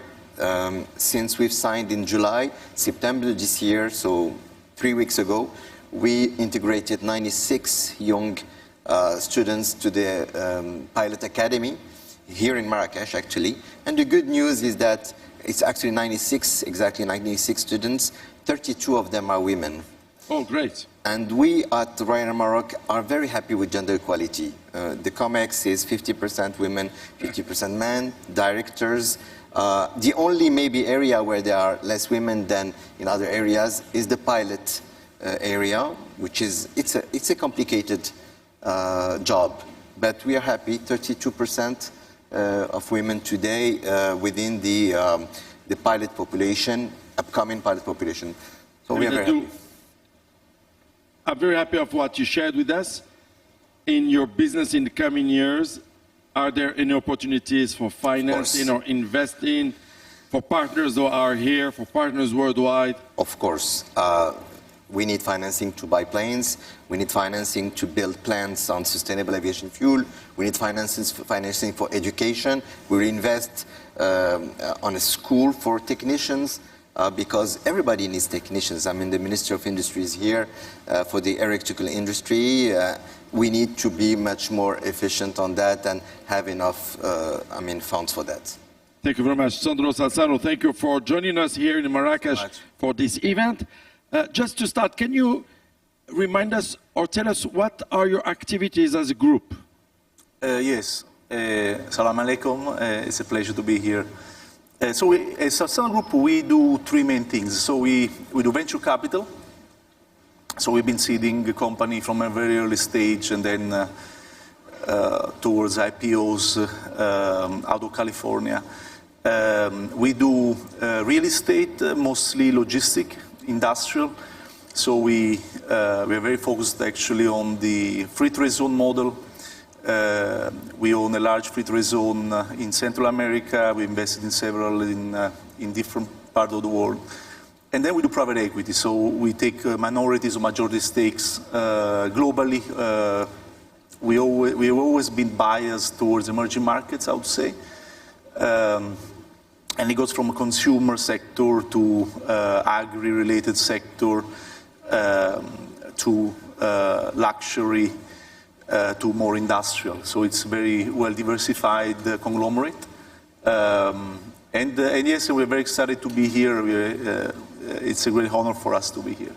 Do you have any operations in this region, in Africa, or? We are looking. I think that we are here on a learning journey.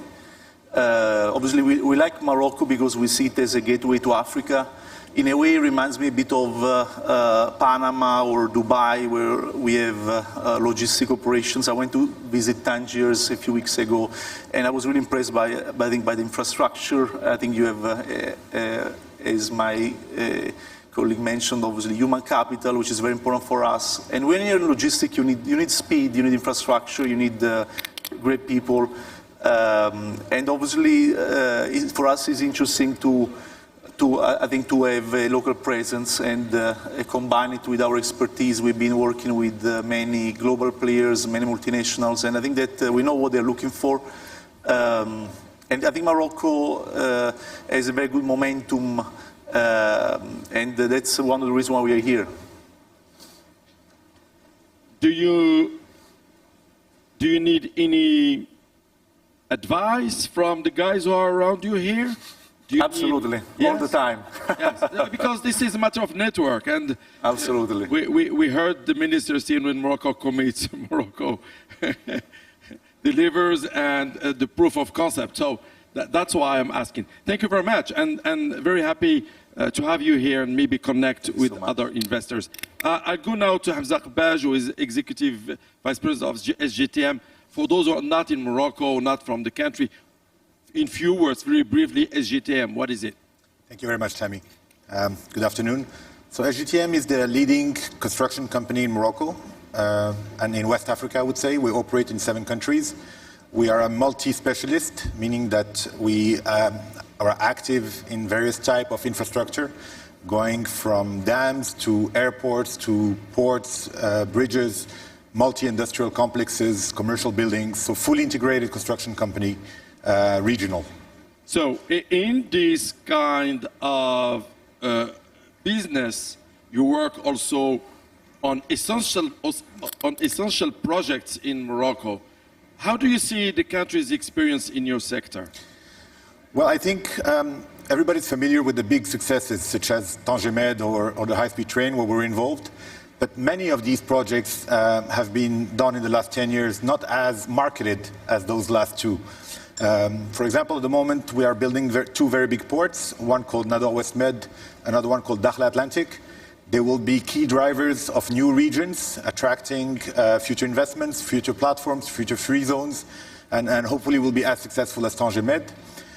We have been involved in education in an amazing program backed by the World Bank with the UM6P University, where we broke records, I believe world records in how fast we build universities.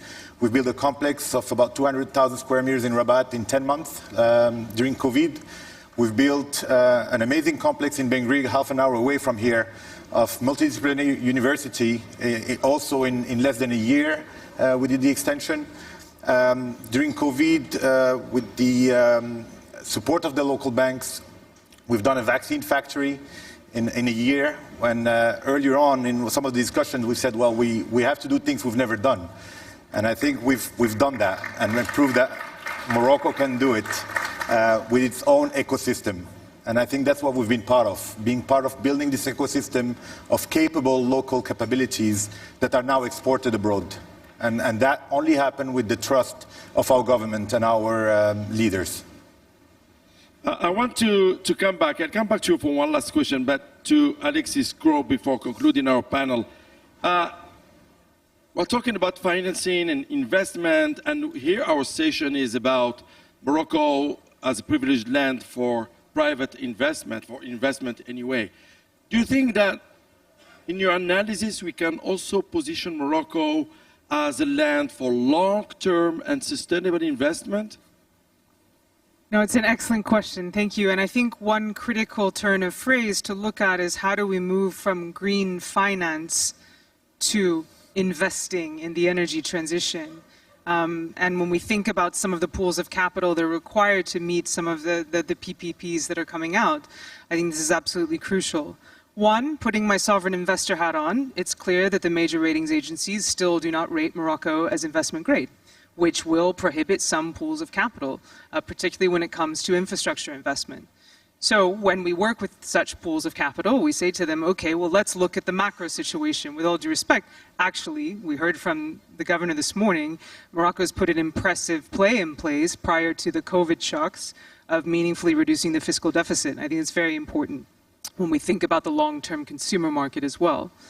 The other is that markets like stability, not necessarily democracy traditionally defined. And this is extremely important when we think about the durability and the strength of institutions that we see as well. Thirdly, as I mentioned, the transition more than the climate revolution. Another thing is I think it's absolutely critical is to think about the participation of multilateral development banks to be able to shoulder some of the financial risks, some of the technological risks. We saw that in the Ouarzazate, the solar farm in 2018.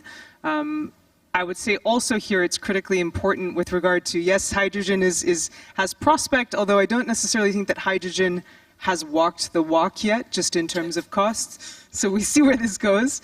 But another one is agvoltaics, and actually thinking about some of the meaningful marriage between solar, for example, and agricultural technology, how that can be lifted and leveraged from Morocco across the continent and across other countries, I think is going to be very, very important. Thank you very much. Come back to you, Hamza Ghbej. You are a private group. You shared with us your activities, but you also went into new investment in cement industry. This is a huge investment usually. My question for you is, how did you finance that? Okay, so we took the challenge to vertically integrate some of the needs we had. So we decided to invest in cement and cement production. Initially, maybe a bit naively, back in the days, I thought that we could easily do that through commercial banking.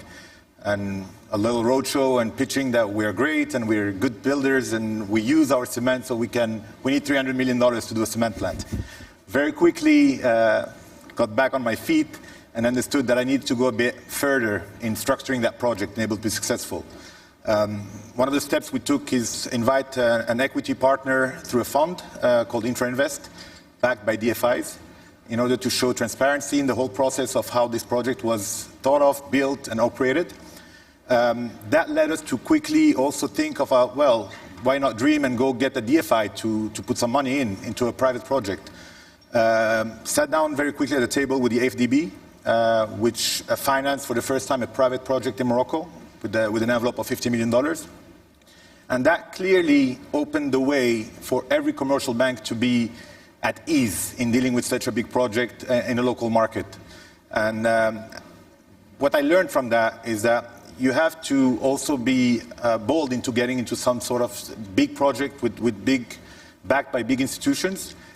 But what I would say today, and I have the opportunity to be on this platform, is to invite also these institutions to monitor a better time to market for projects like that. Because the time frame to be able to do such investments are too long nowadays. Yes. And way too long to be in line with the industrial needs, with the needs of the country. So what took us 3 years more or less to structure should have taken less than a year. Yes, 3 years for a bank like this is something normal, but for a group, private, who has to be agile, it's too long. This is what you say. And especially for the dynamic of a country like Morocco. Morocco is moving fast. I think we've done part of our homework showing that we're able to deliver, as Minister said, able to be trusting each other's, private sector, public sector. And I think we need to get the same level of trust from international entities and modernize a bit the process of jumping on board of such big projects. Thank you very much. Sandro Salzano, you're going to have the last words of our panel. You heard a lot today about Morocco. You're exploring. What do you have in mind? Still interested? Sure. No, we are, I think for us, obviously, probably it could make sense to adapt and try to replicate some of our success. We've been very blessed, especially in the logistic and the free trade zone, as I mentioned before, and the agri. I would say those are probably the areas where we will look at. And obviously, each market is different, so we always try to partner with very strong local groups and in our private equity portfolio, we are also often a minority, so we don't have, I think, a big ego. We don't need to, be necessarily in control. The key is always the people. So for us, it's really to feel comfortable to work with like-minded investors. We tend to think long-term. My wife's, actually I proposed to her in Marrakesh, so it's very special for me. More than 10 years ago, she always says that I think like a 90-year-old guy, no offense to if there is anybody who is 90 plus, but so really try to have a long-term view, and so really to be, as I say, long-term greedy, because obviously being a private company, in a way we can do that. Often some of the companies that we were shareholder went public, they think too short term.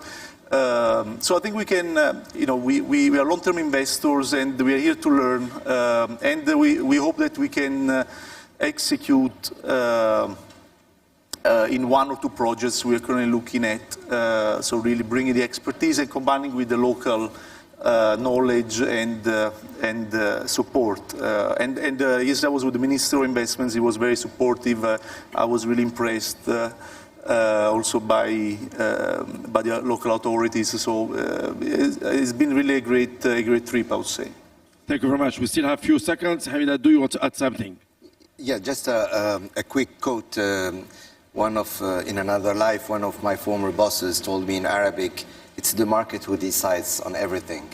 And today, about us, the market is there. We are the #1 touristic destination on the continent. 2030, the World Cup, this is a huge challenge, but amazing business opportunities. So risks are not really there. The market is there. Yes, this is what Olivier Perrin was telling us. We have to be fast mover, we have to move fast in every area, and this is important. I would love to say, ladies and gentlemen, I'm going to say, madam and gentlemen, thank you very much for your contribution to this panel. And we're going to let the floor for the closing remarks. Thank you again for your contributions. Thank you very much.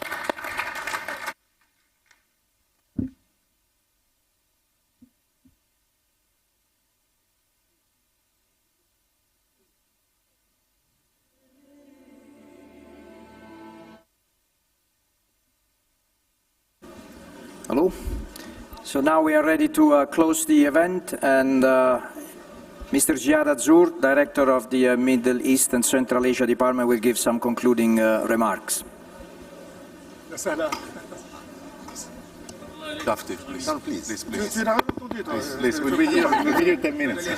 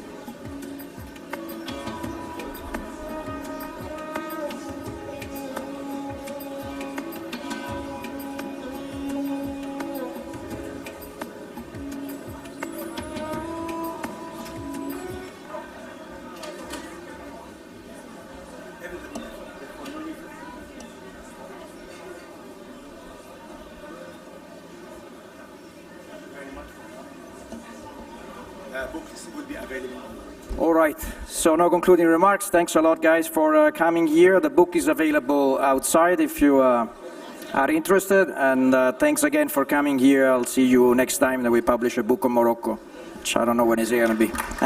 Ciao.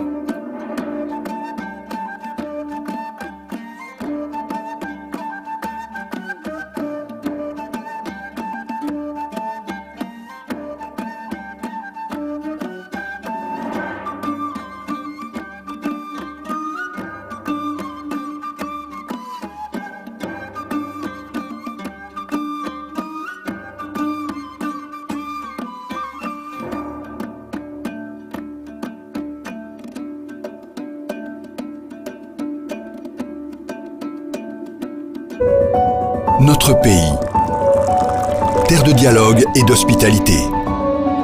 Guidé par une vision éclairée et fier de son africanité, notre pays, qui relève les défis du futur et qui voit en sa jeunesse une force, s'apprête une nouvelle fois à réunir le monde. 189 délégations officielles et plus de 12 000 personnalités. Du 9 au 15 octobre, le Maroc accueille les assemblées annuelles du groupe de la Banque mondiale et du Fonds monétaire international à Marrakech. بلادنا أرض الحوار والضيافة اللي الرؤية السامية منورة طريقها واللي فخورة بأفريقيتها.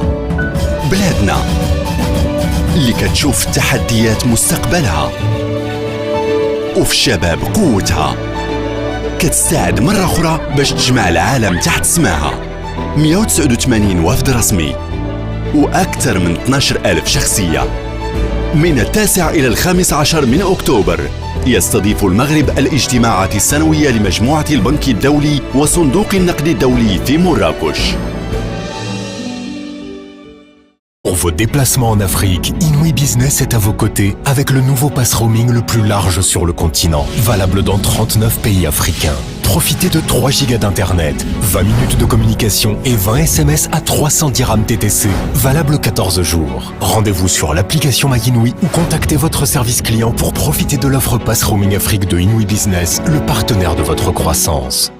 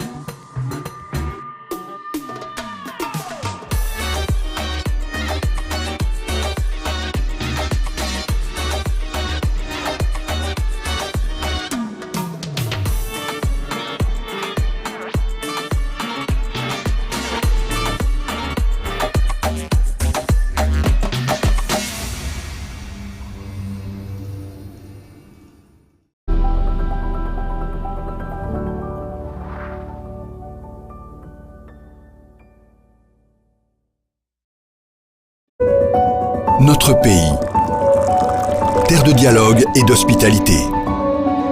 Guidé par une vision éclairée et fier de son africanité, notre pays, qui relève les défis du futur et qui voit en sa jeunesse une force, s'apprête une nouvelle fois à réunir le monde. 189 délégations officielles et plus de 12 000 personnalités. Du 9 au 15 octobre, le Maroc accueille les assemblées annuelles du groupe de la Banque mondiale et du Fonds monétaire international à Marrakech. بلادنا أرض الحوار والضيافة اللي الرؤية السامية منورة طريقها واللي فخورة بأفريقيتها. بلادنا اللي كتشوف التحديات مستقبلها وفي الشباب قوتها، كتستعد مرة أخرى باش تجمع العالم تحت سماها. 189 وفد رسمي وأكثر من 12,000 شخصية. من 9 إلى 15 من أكتوبر يستضيف المغرب الاجتماعات السنوية لمجموعة البنك الدولي وصندوق النقد الدولي في مراكش. Pour vos déplacements en Afrique, Inouï Business est à vos côtés avec le nouveau pass roaming le plus large sur le continent, valable dans 39 pays africains. Profitez de 3 gigas d'internet, 20 minutes de communication et 20 SMS à 300 dirhams TTC, valable 14 jours. Rendez-vous sur l'application MyInouï ou contactez votre service client pour profiter de l'offre pass roaming Afrique de Inouï Business, le partenaire de votre croissance.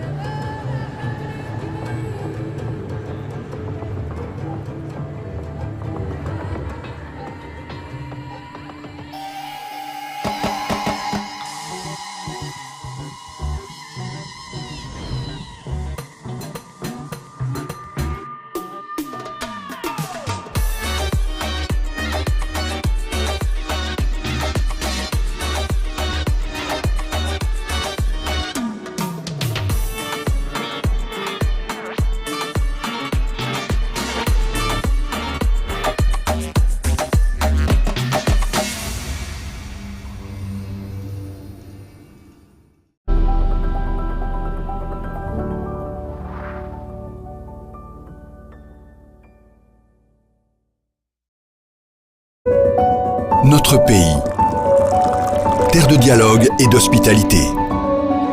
Guidé par une vision éclairée et fier de son africanité, notre pays, qui relève les défis du futur et qui voit en sa jeunesse une force, s'apprête une nouvelle fois à réunir le monde. 189 délégations officielles et plus de 12 000 personnalités. Du 9 au 15 octobre, le Maroc accueille les assemblées annuelles du groupe de la Banque mondiale et du Fonds monétaire international à Marrakech.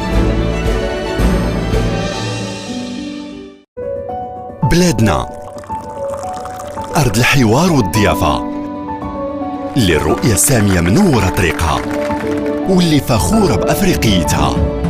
بلادنا اللي كتشوف التحديات مستقبلها وفي الشباب قوتها، كتستعد مرة أخرى باش تجمع العالم تحت سماها. 189 وفد رسمي وأكثر من 12,000 شخصية. من 9 إلى 15 من أكتوبر يستضيف المغرب الاجتماعات السنوية لمجموعة البنك الدولي وصندوق النقد الدولي في مراكش. Pour vos déplacements en Afrique, Inouï Business est à vos côtés avec le nouveau pass roaming le plus large sur le continent, valable dans 39 pays africains. Profitez de 3 gigas d'internet, 20 minutes de communication et 20 SMS à 300 dirhams TTC, valable 14 jours. Rendez-vous sur l'application MyInouï ou contactez votre service client pour profiter de l'offre pass roaming Afrique de Inouï Business, le partenaire de votre croissance.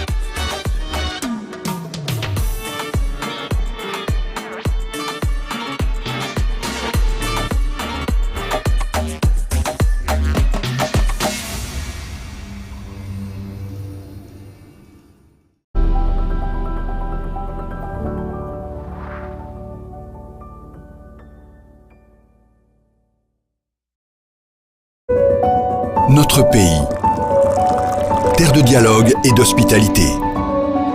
Guidé par une vision éclairée et fier de son africanité, notre pays, qui relève les défis du futur et qui voit en sa jeunesse une force, s'apprête une nouvelle fois à réunir le monde. 189 délégations officielles et plus de 12 000 personnalités. Du 9 au 15 octobre, le Maroc accueille les assemblées annuelles du groupe de la Banque mondiale et du Fonds monétaire international à Marrakech. بلادنا أرض الحوار والضيافة اللي الرؤية السامية منورة طريقها واللي فخورة بأفريقيتها.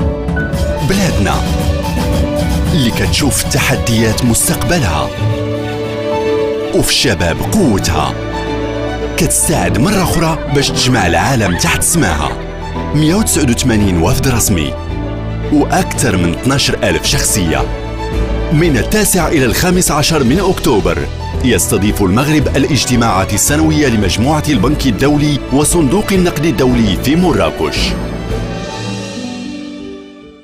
Pour vos déplacements en Afrique, Inouï Business est à vos côtés avec le nouveau pass roaming le plus large sur le continent, valable dans 39 pays africains. Profitez de 3 gigas d'internet, 20 minutes de communication et 20 SMS à 300 dirhams TTC, valable 14 jours. Rendez-vous sur l'application MyInouï ou contactez votre service client pour profiter de l'offre pass roaming Afrique de Inouï Business, le partenaire de votre croissance.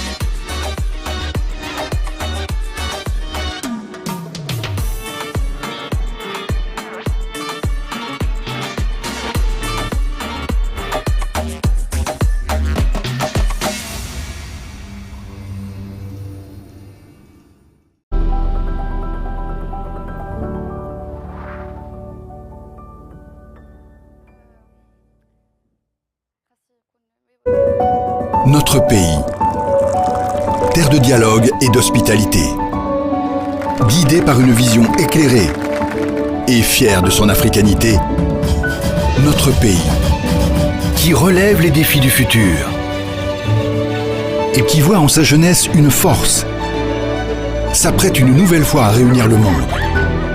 189 délégations officielles et plus de 12 000 personnalités. Du 9 au 15 octobre, le Maroc accueille les assemblées annuelles du groupe de la Banque mondiale et du Fonds monétaire international à Marrakech. بلادنا أرض الحوار والضيافة اللي الرؤية السامية منورة طريقها واللي فخورة بأفريقيتها. بلادنا اللي كتشوف التحديات مستقبلها وفي الشباب قوتها، كتساعد مرة أخرى باش تجمع العالم تحت سماها. 189 وفد رسمي وأكثر من 12,000 شخصية. من 9 إلى 15 من أكتوبر يستضيف المغرب الاجتماعات السنوية لمجموعة البنك الدولي وصندوق النقد الدولي في مراكش.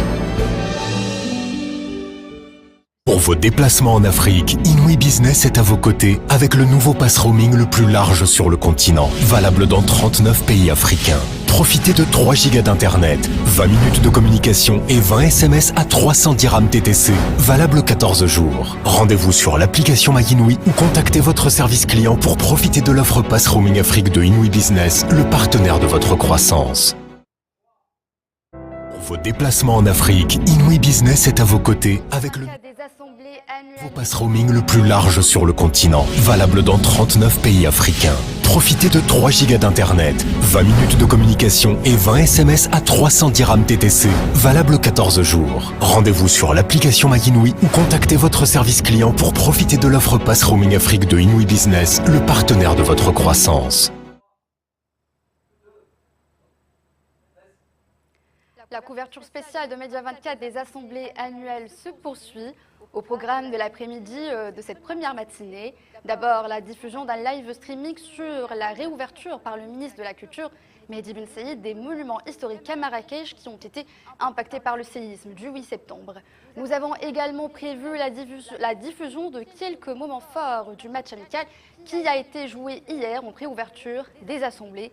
Nous recevons plus tard dans notre studio le ministre de l'Investissement, M. Mohsin Jazouli, qui sera interviewé par notre journaliste. We're still broadcasting live from the annual assembly of the IMF and the World Bank. Here's the rest of our evening program. A live broadcasting from the conference that is going to be Sarah Mehdi Ben Said, Moroccan Minister of the Culture, that is going to be reopening some of Marrakech's monuments that were impacted by the earthquake of the 8th September. We will next be having another broadcast of some of the highlights of the soccer game that was played yesterday as a sort of the pre-opening of the annual assembly. We will, last but not least, be receiving the Moroccan Minister of the Investment, Mohsin Jazouli. Stay tuned.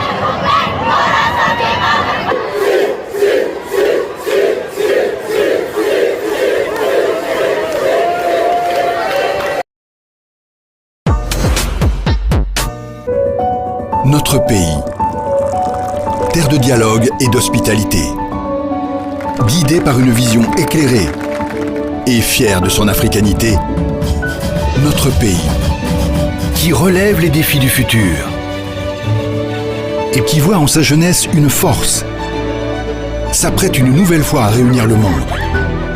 189 délégations officielles et plus de 12 000 personnalités. Du 9 au 15 octobre, le Maroc accueille les assemblées annuelles du groupe de la Banque mondiale et du Fonds monétaire international à Marrakech. بلادنا أرض الحوار والضيافة اللي الرؤية السامية منورة طريقها واللي فخورة بأفريقيتها. بلادنا اللي كتشوف التحديات مستقبلها وفي الشباب قوتها، كتساعد مرة أخرى باش تجمع العالم تحت سماها. 189 وفد رسمي وأكثر من 12,000 شخصية. من 9 إلى 15 من أكتوبر يستضيف المغرب الاجتماعات السنوية لمجموعة البنك الدولي وصندوق النقد الدولي في مراكش. Pour vos déplacements en Afrique, Inouï Business est à vos côtés avec le nouveau pass roaming le plus large sur le continent, valable dans 39 pays africains. Profitez de 3 gigas d'internet, 20 minutes de communication et 20 SMS à 300 dirhams TTC, valable 14 jours. Rendez-vous sur l'application MyInouï ou contactez votre service client pour profiter de l'offre pass roaming Afrique de Inouï Business, le partenaire de votre croissance.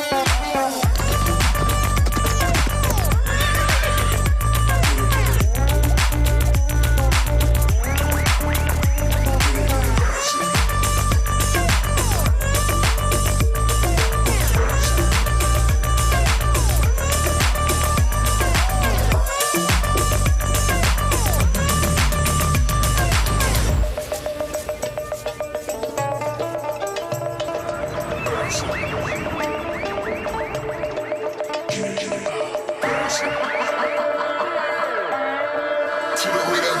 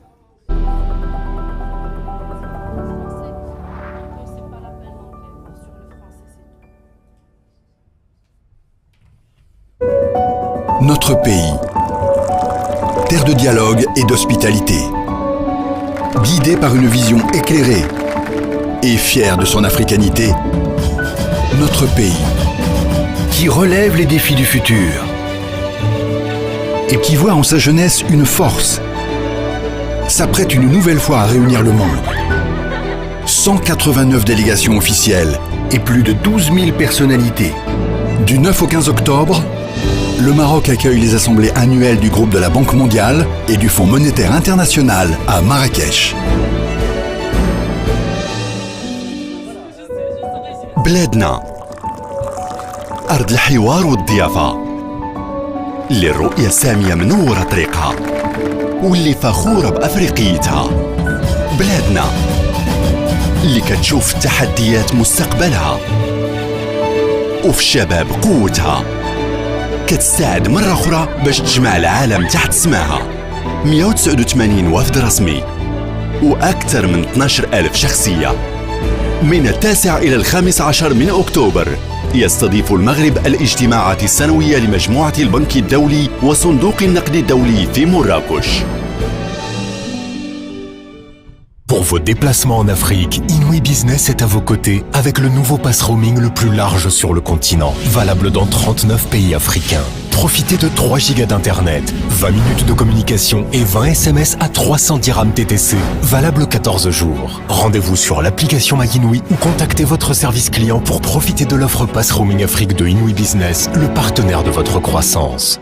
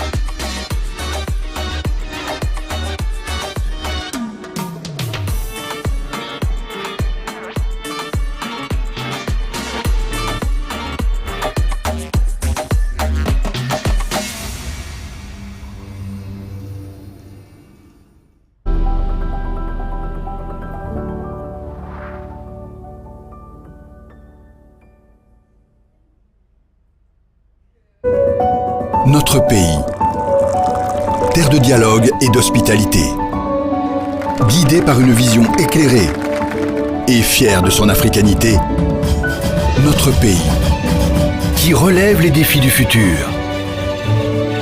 et qui voit en sa jeunesse une force, s'apprête une nouvelle fois à réunir le monde. 189 délégations officielles et plus de 12 000 personnalités. Du 9 au 15 octobre, le Maroc accueille les assemblées annuelles du groupe de la Banque mondiale et du Fonds monétaire international à Marrakech.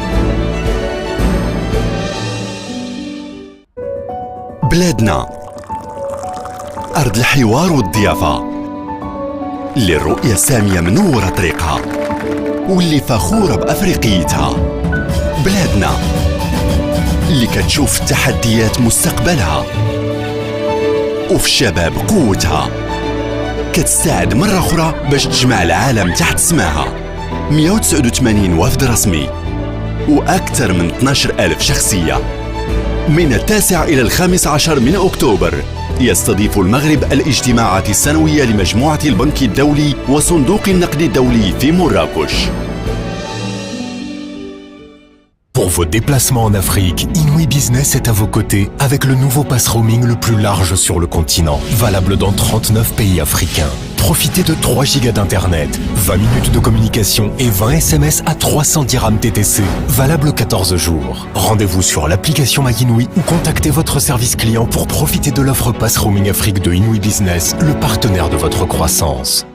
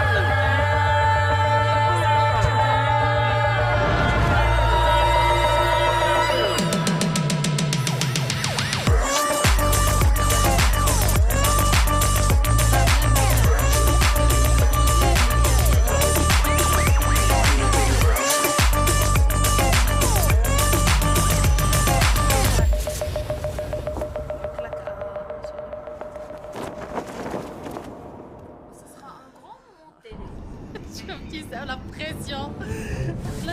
La pression. شوف ça résonne énormément. Là, Anna, en fait, je vais essayer vraiment de me maintenir comme ça.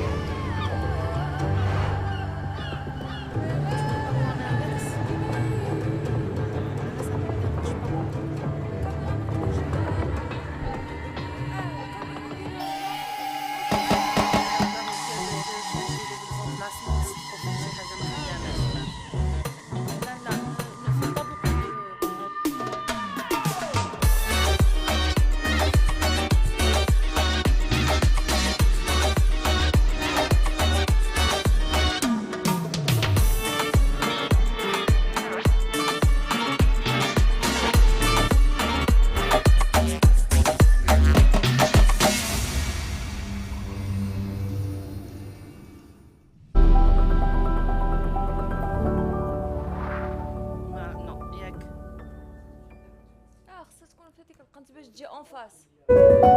Notre pays, terre de dialogue et d'hospitalité, guidé par une vision éclairée et fier de son africanité, notre pays, qui relève les défis du futur et qui voit en sa jeunesse une force, s'apprête une nouvelle fois à réunir le monde. 189 délégations officielles et plus de 12 000 personnalités. Du 9 au 15 octobre, le Maroc accueille les assemblées annuelles du groupe de la Banque mondiale et du Fonds monétaire international à Marrakech. بلادنا أرض الحوار والضيافة اللي الرؤية السامية منورة طريقها واللي فخورة بأفريقيتها. بلادنا اللي كتشوف التحديات مستقبلها وفي الشباب قوتها، كتستعد مرة أخرى باش تجمع العالم تحت سماها. 189 وفد رسمي وأكثر من 12,000 شخصية. من 9 إلى 15 من أكتوبر يستضيف المغرب الاجتماعات السنوية لمجموعة البنك الدولي وصندوق النقد الدولي في مراكش. Pour vos déplacements en Afrique, Inouï Business est à vos côtés avec le nouveau pass roaming le plus large sur le continent, valable dans 39 pays africains. Profitez de 3 gigas d'internet, 20 minutes de communication et 20 SMS à 300 dirhams TTC, valable 14 jours. Rendez-vous sur l'application MyInouï ou contactez votre service client pour profiter de l'offre pass roaming Afrique de Inouï Business, le partenaire de votre croissance.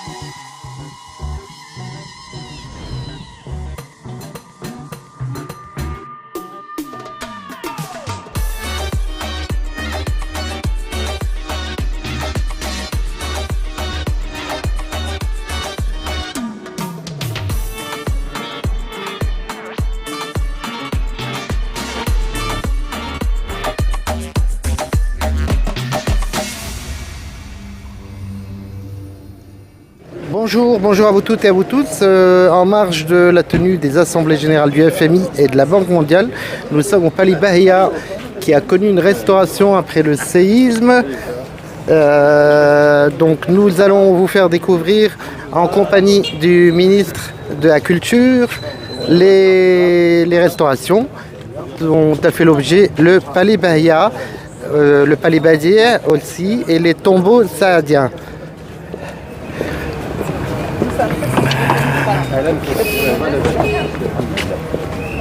Pardon.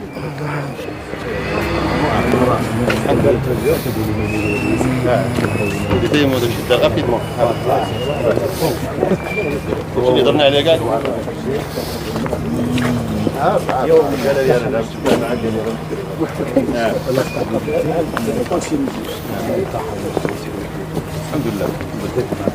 On a ouvert شحال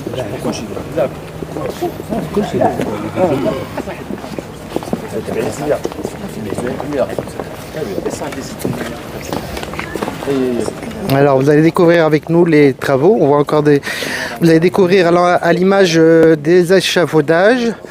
Mais toujours est-il que le palais Bahia est ouvert au public. Monsieur le ministre, un petit mot peut-être sur ces travaux de restauration.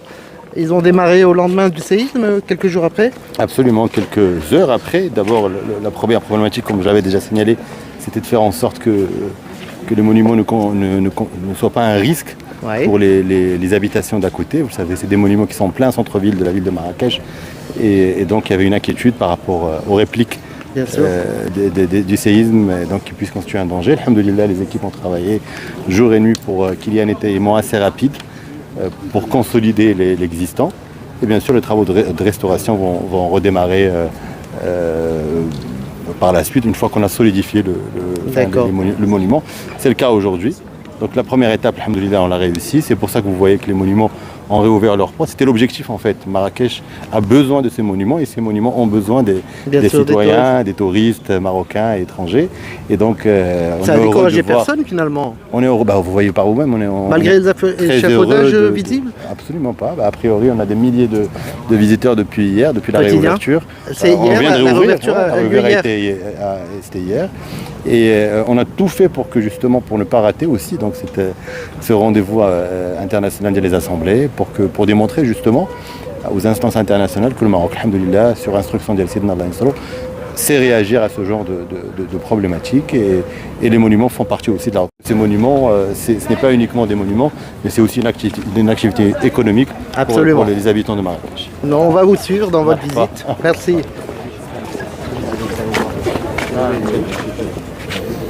Alors effectivement, on voit depuis que nous sommes arrivés, des dizaines, pour ne pas dire des centaines de touristes étrangers, toutes les nationalités, français, espagnols, américains.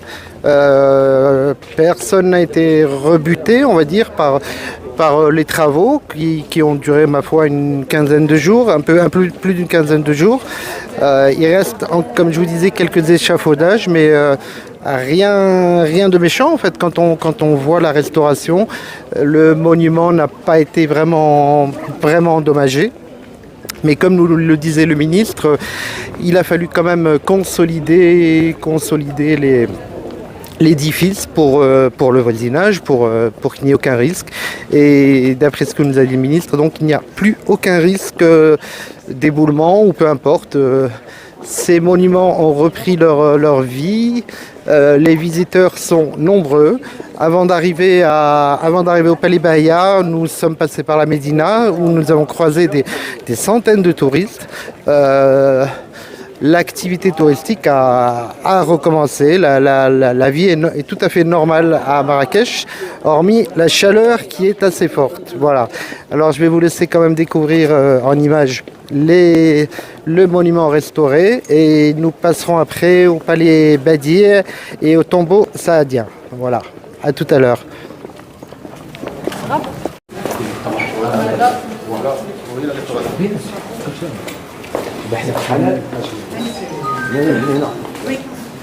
السلام عليكم.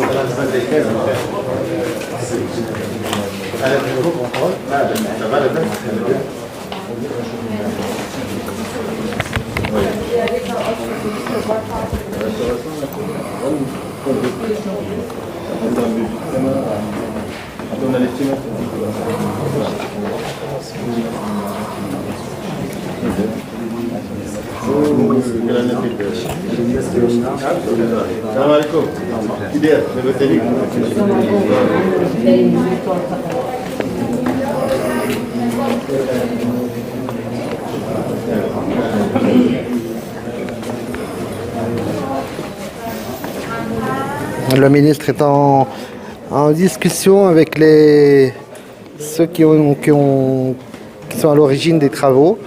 Il y a un architecte avec lui et je pense que c'est une personne d'un bureau d'études. Ils sont en train de lui expliquer ce qui a été fait pour consolider l'édifice.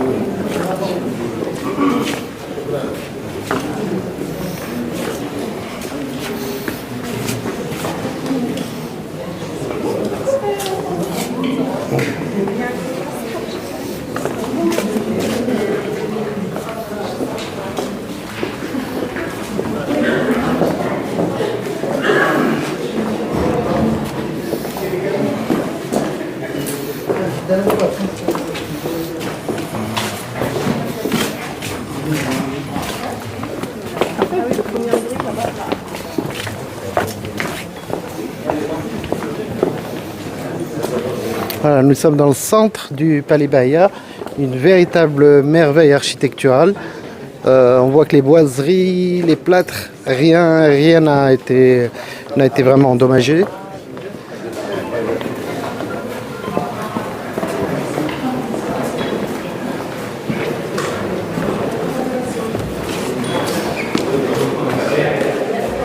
Les plafonds sont splendides. Apparemment, ils n'ont pas du tout été touchés par le séisme. C'est un véritable joyau de l'architecture marocaine.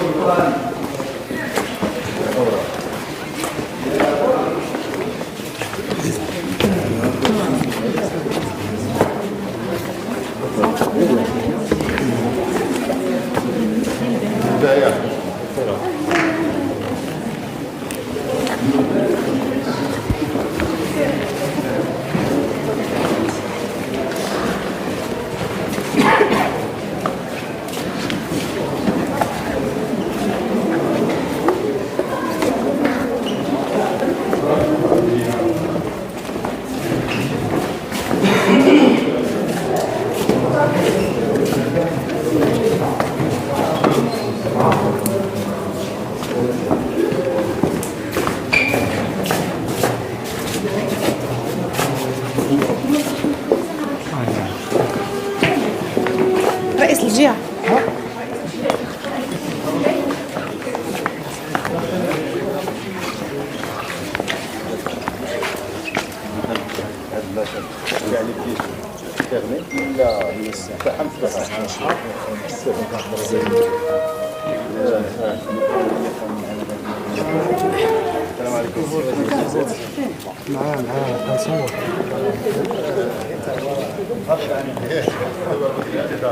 Voilà, vous pouvez découvrir à l'image la grande cour du palais Bahia.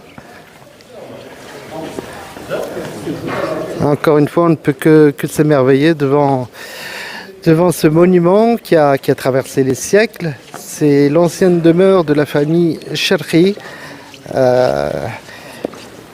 qui est vraiment, un vrai joyau, encore une fois, de l'architecture marocaine.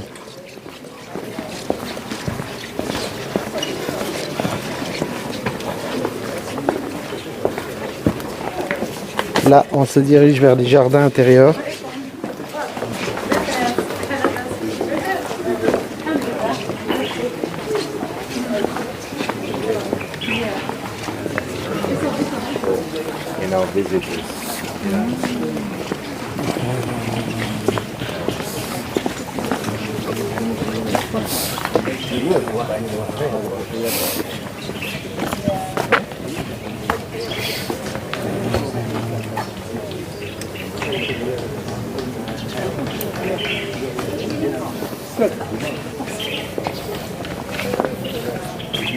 On voit encore quelques échafaudages pour consolider les murs, mais encore une fois, rien de méchant. Et c'est provisoire, d'après ce que nous a dit le ministre. La preuve en est que les visiteurs sont les bienvenus de nouveau depuis hier.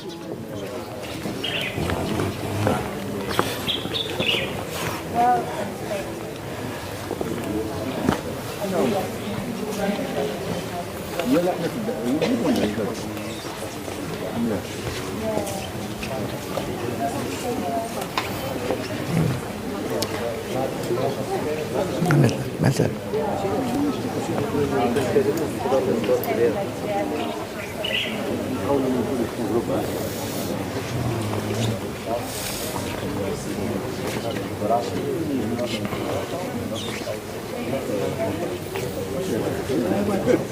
Voilà, nous allons finir cette visite et passer au palais Badier.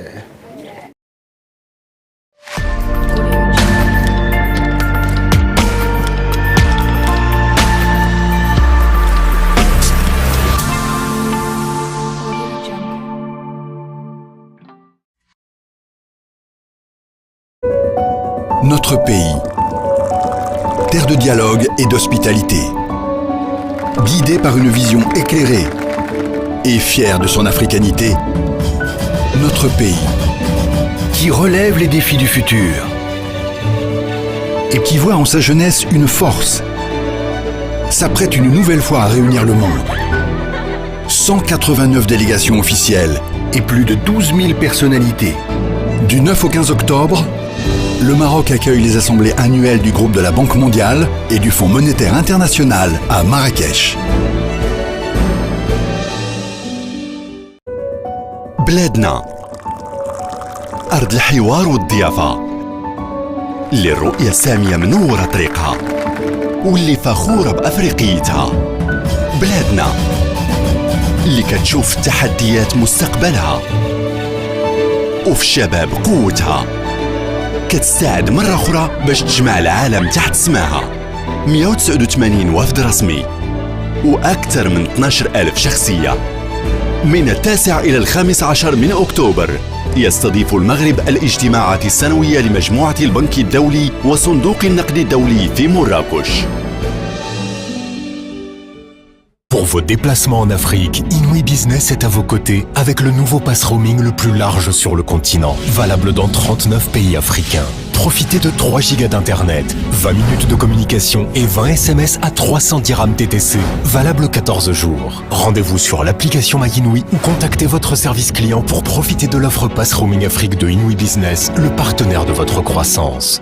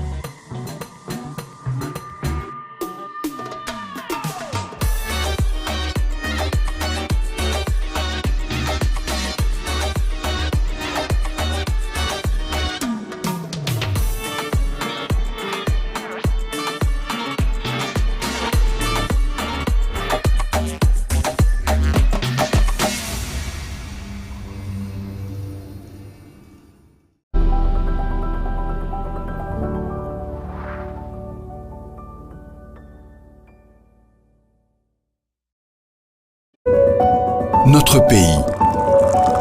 Terre de dialogue et d'hospitalité.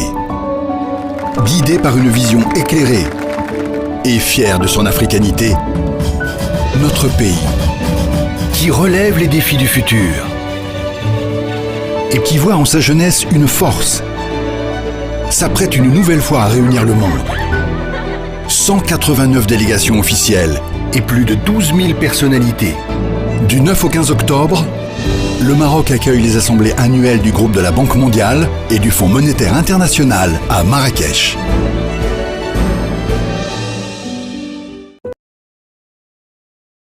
Nous arrivons au Palais Bdieh, donc c'est le deuxième monument qui a été restauré.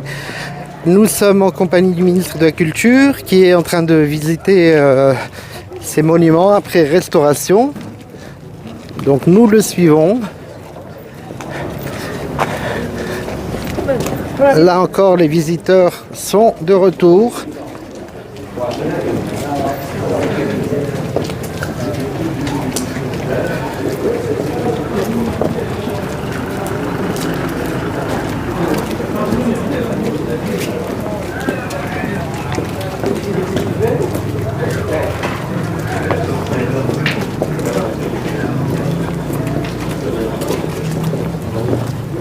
Voilà, nous arrivons à l'entrée.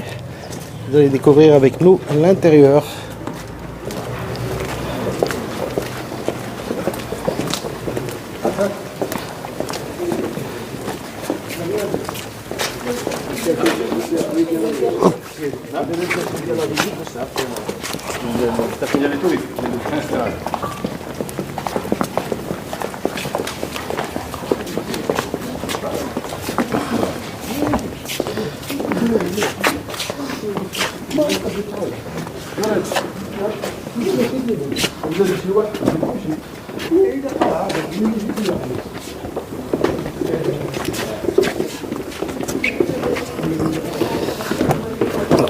Nous allons dans le sous-sol.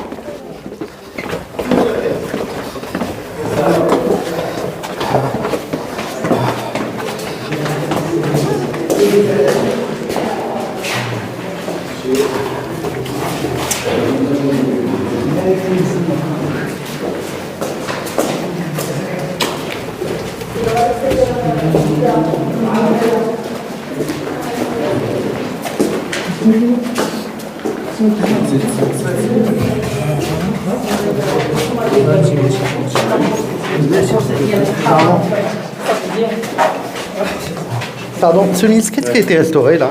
Non, ici rien n'a été touché. Il n'y avait pas de risque d'effondrement.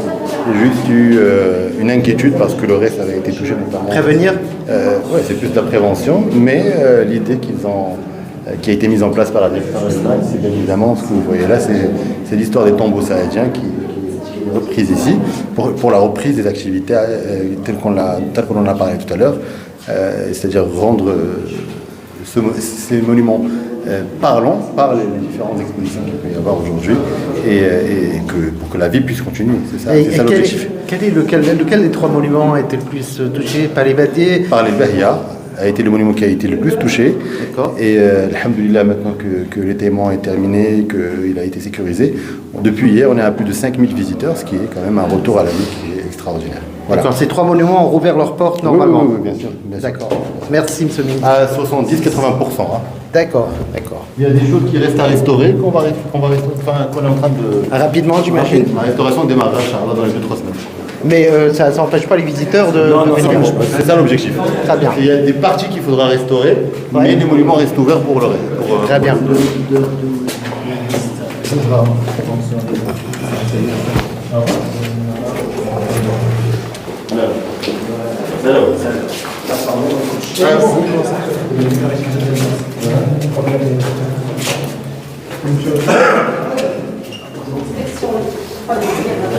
La coutume est là? Oui.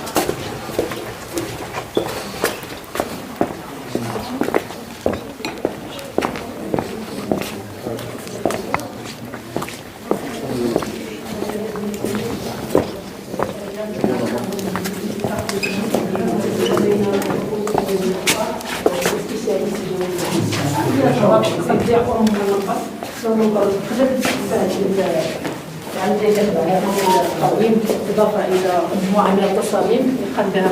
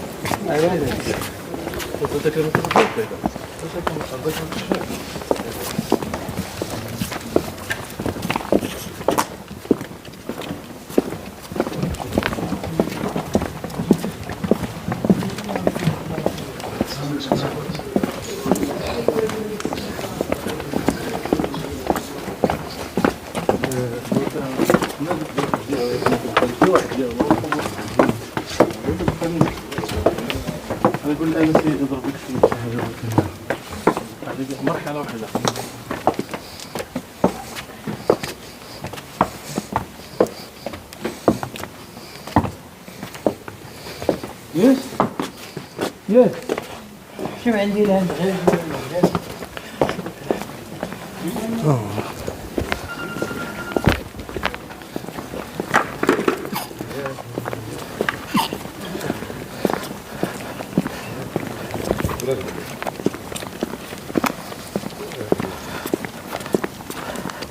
Voilà, comme vous le voyez à l'image, ce monument n'a pas vraiment souffert. Encore une fois, quelques échafaudages, mais rien de méchant, comme le disait le ministre. Ces murailles sont splendides. C'est l'histoire qui nous observe, ou plutôt nous qui observons l'histoire.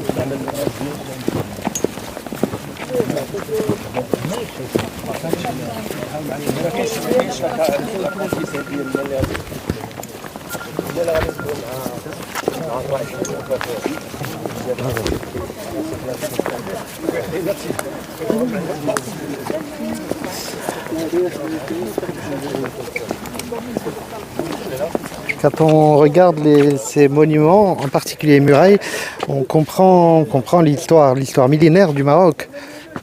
C'est une toute petite partie, mais édifiante.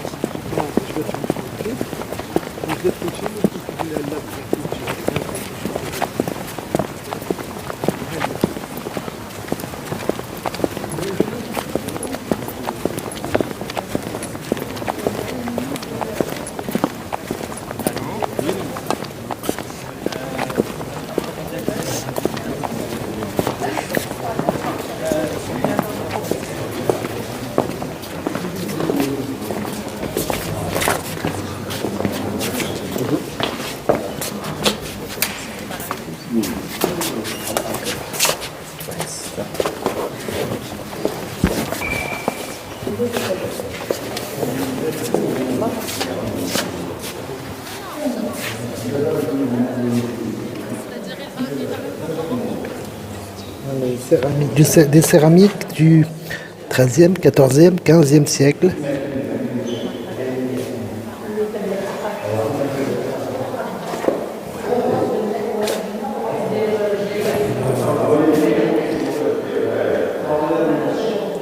Un revêtement en gelige du XIIIe siècle.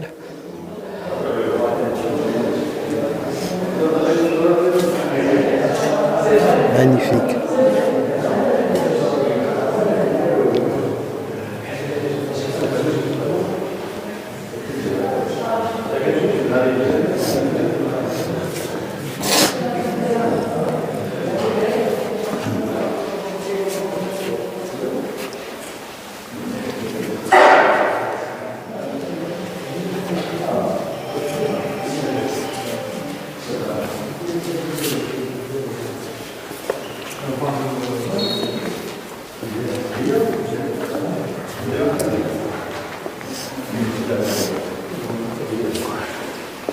ممكن تسحب حاكم كلشي بلاصتو وكلشي عاودنا ردنا المسائل.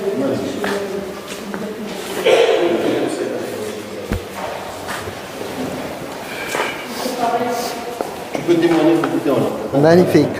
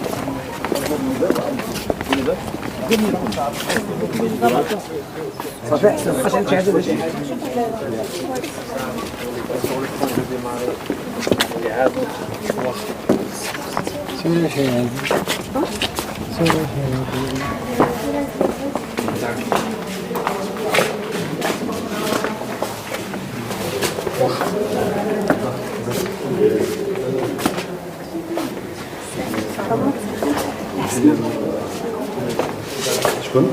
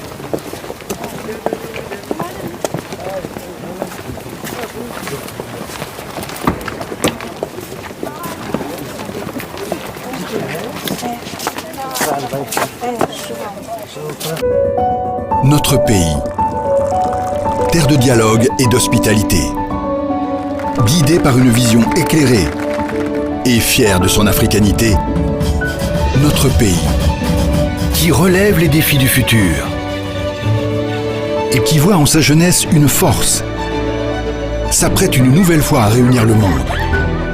189 délégations officielles et plus de 12 000 personnalités.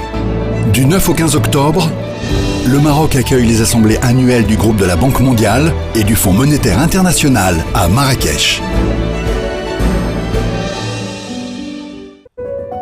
بلادنا أرض الحوار والضيافة اللي الرؤية السامية منورة طريقها واللي فخورة بأفريقيتها.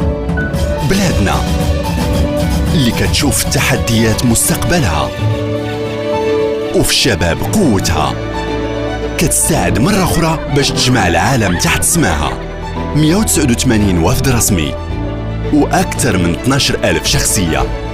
من 9 إلى 15 من أكتوبر يستضيف المغرب الاجتماعات السنوية لمجموعة البنك الدولي وصندوق النقد الدولي في مراكش. Pour vos déplacements en Afrique. بلادنا أرض الحوار والضيافة.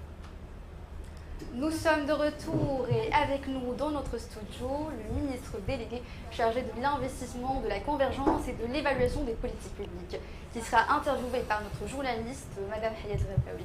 Avec Monsieur le ministre, nous allons aborder plusieurs thématiques, notamment l'investissement au Maroc suite au séisme du 8 septembre, le Maroc en tant que terre privilégiée des investissements, un retour sur la charte de l'investissement, mais aussi les batteries électriques et l'hydrogène vert.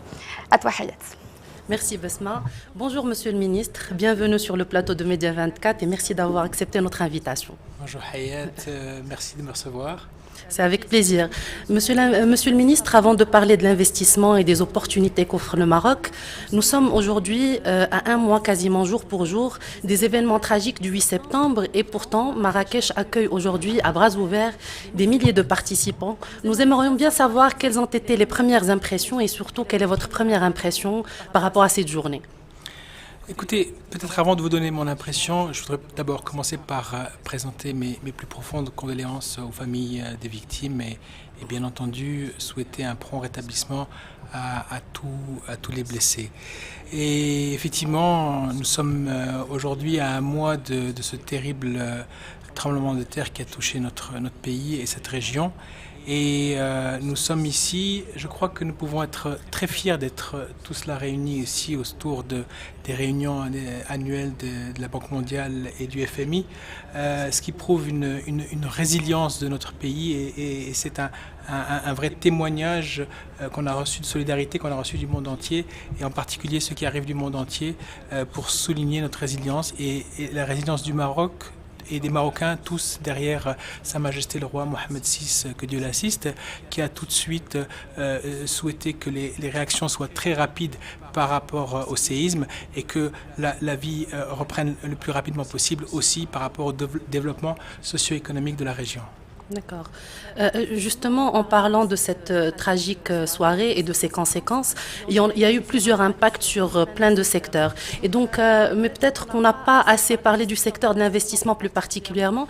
Quelles ont été les réactions des investisseurs dans les premiers jours qui ont suivi justement le séisme?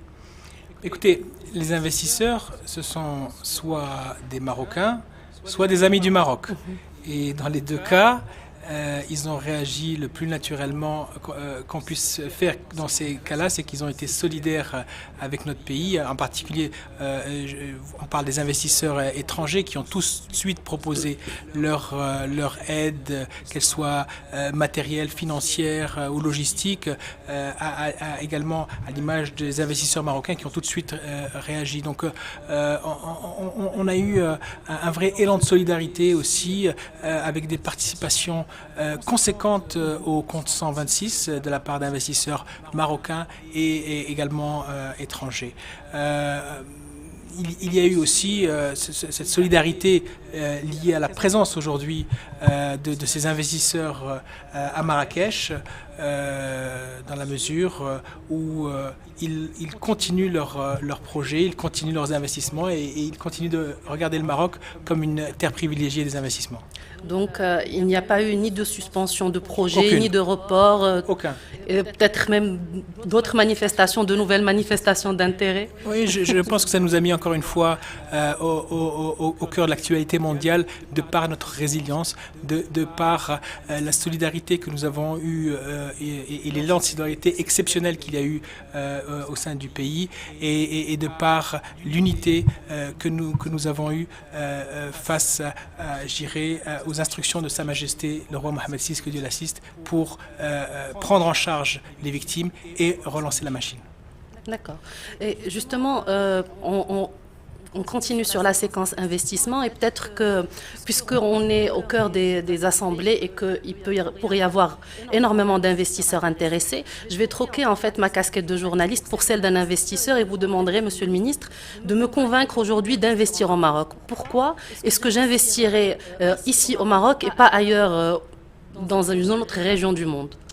Bon, déjà, je peux vous dire que vous avez déjà investi au Maroc, Média 24, et je tiens à vous féliciter. Vous avez déjà eu l'approche d'investissement, mais je vais vous convaincre de continuer d'investir. Écoutez, ce qu'on dit aux investisseurs, et ils le remarquent très rapidement, le Maroc a énormément d'atouts, et le principal atout, c'est la stabilité du royaume et la vision de Sa Majesté le Roi qui donne une stabilité dans les relations qu'on a avec ces investisseurs. Les investisseurs ont besoin de stabilité, stabilité par rapport aux lois, aux règles, et donc cette stabilité aussi qui implique naturellement la sécurité des investissements est le premier des atouts qui est mis en avant par les investisseurs et Dieu sait si nous-mêmes nous le mettons également en avant. Un deuxième atout essentiel qu'on met en avant, c'est la jeunesse. Notre jeunesse, les talents de nos femmes et de nos hommes, et cette jeunesse qui fait qu'aujourd'hui, on a une force vive qui est prête à venir enrichir ces grands projets d'investissement. Et là, un chiffre important à retenir, c'est qu'au Maroc, l'âge médian est de 29 ans, quand en Europe, il est de 43 ans. Et donc, c'est un chiffre qui parle aux investisseurs. Et on était aujourd'hui encore avec un très gros investisseur qui a déjà investi au Maroc et qui continue à investir et qui souhaite continuer à investir au Maroc.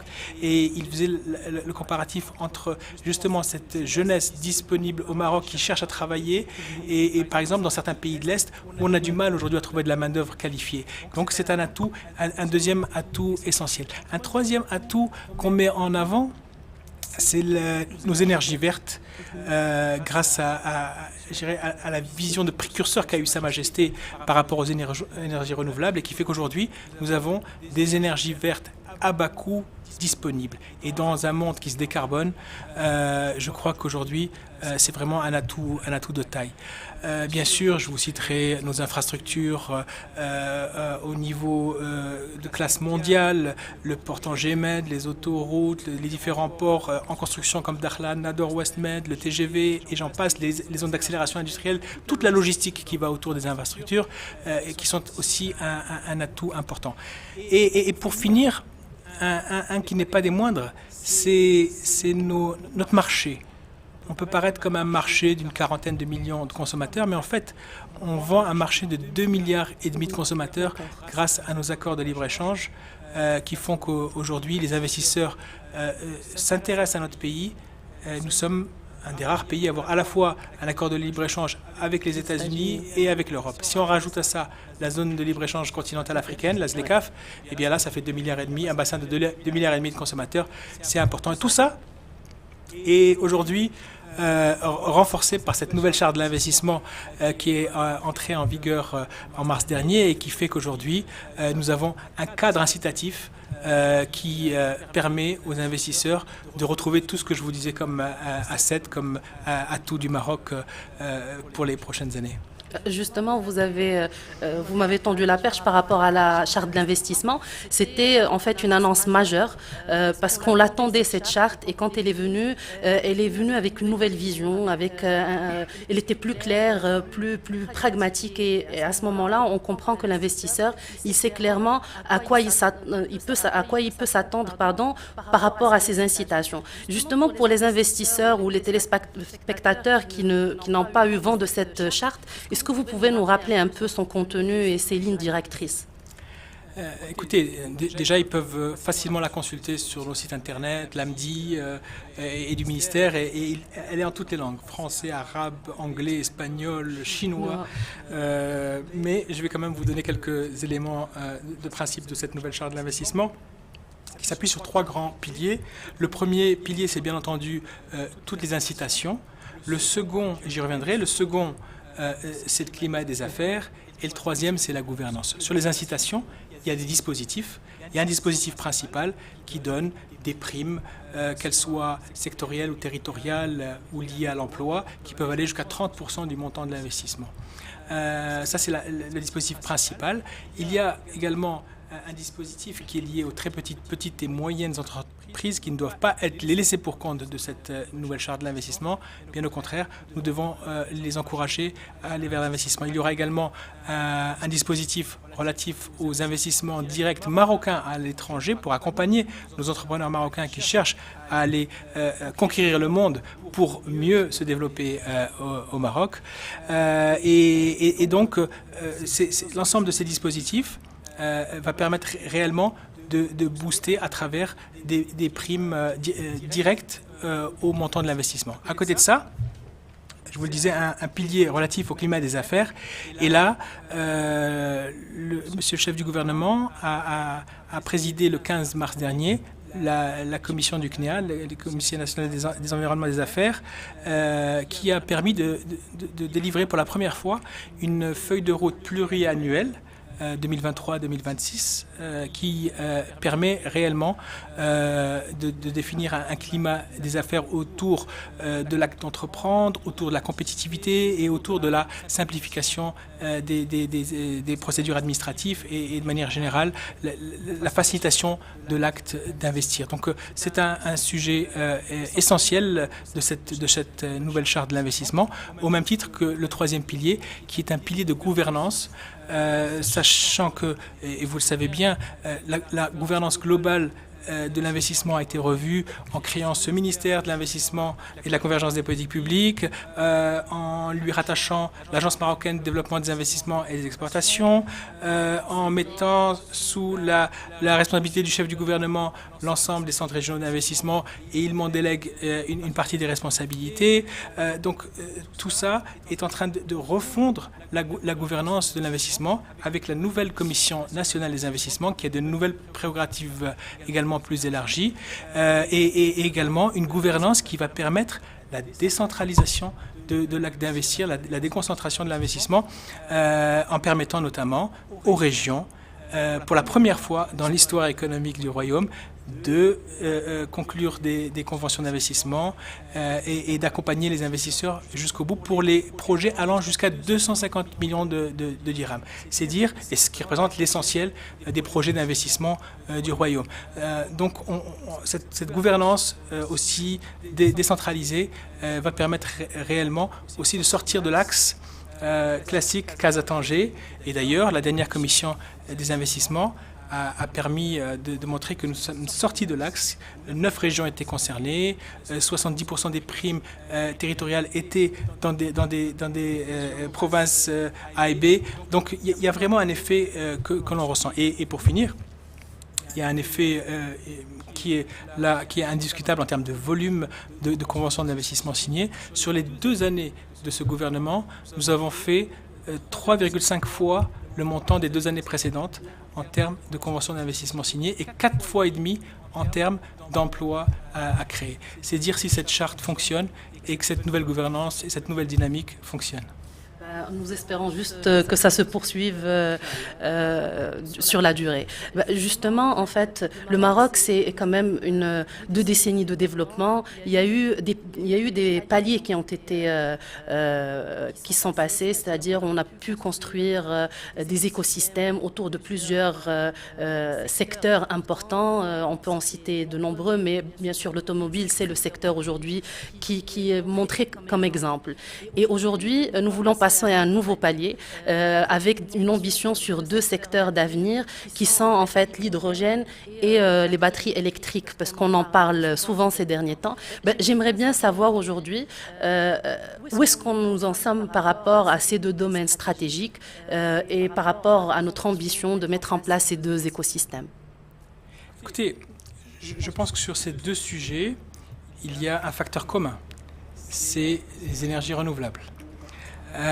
Et on a la chance au Maroc d'avoir eu il y a 15 ans, une quinzaine d'années, une vision.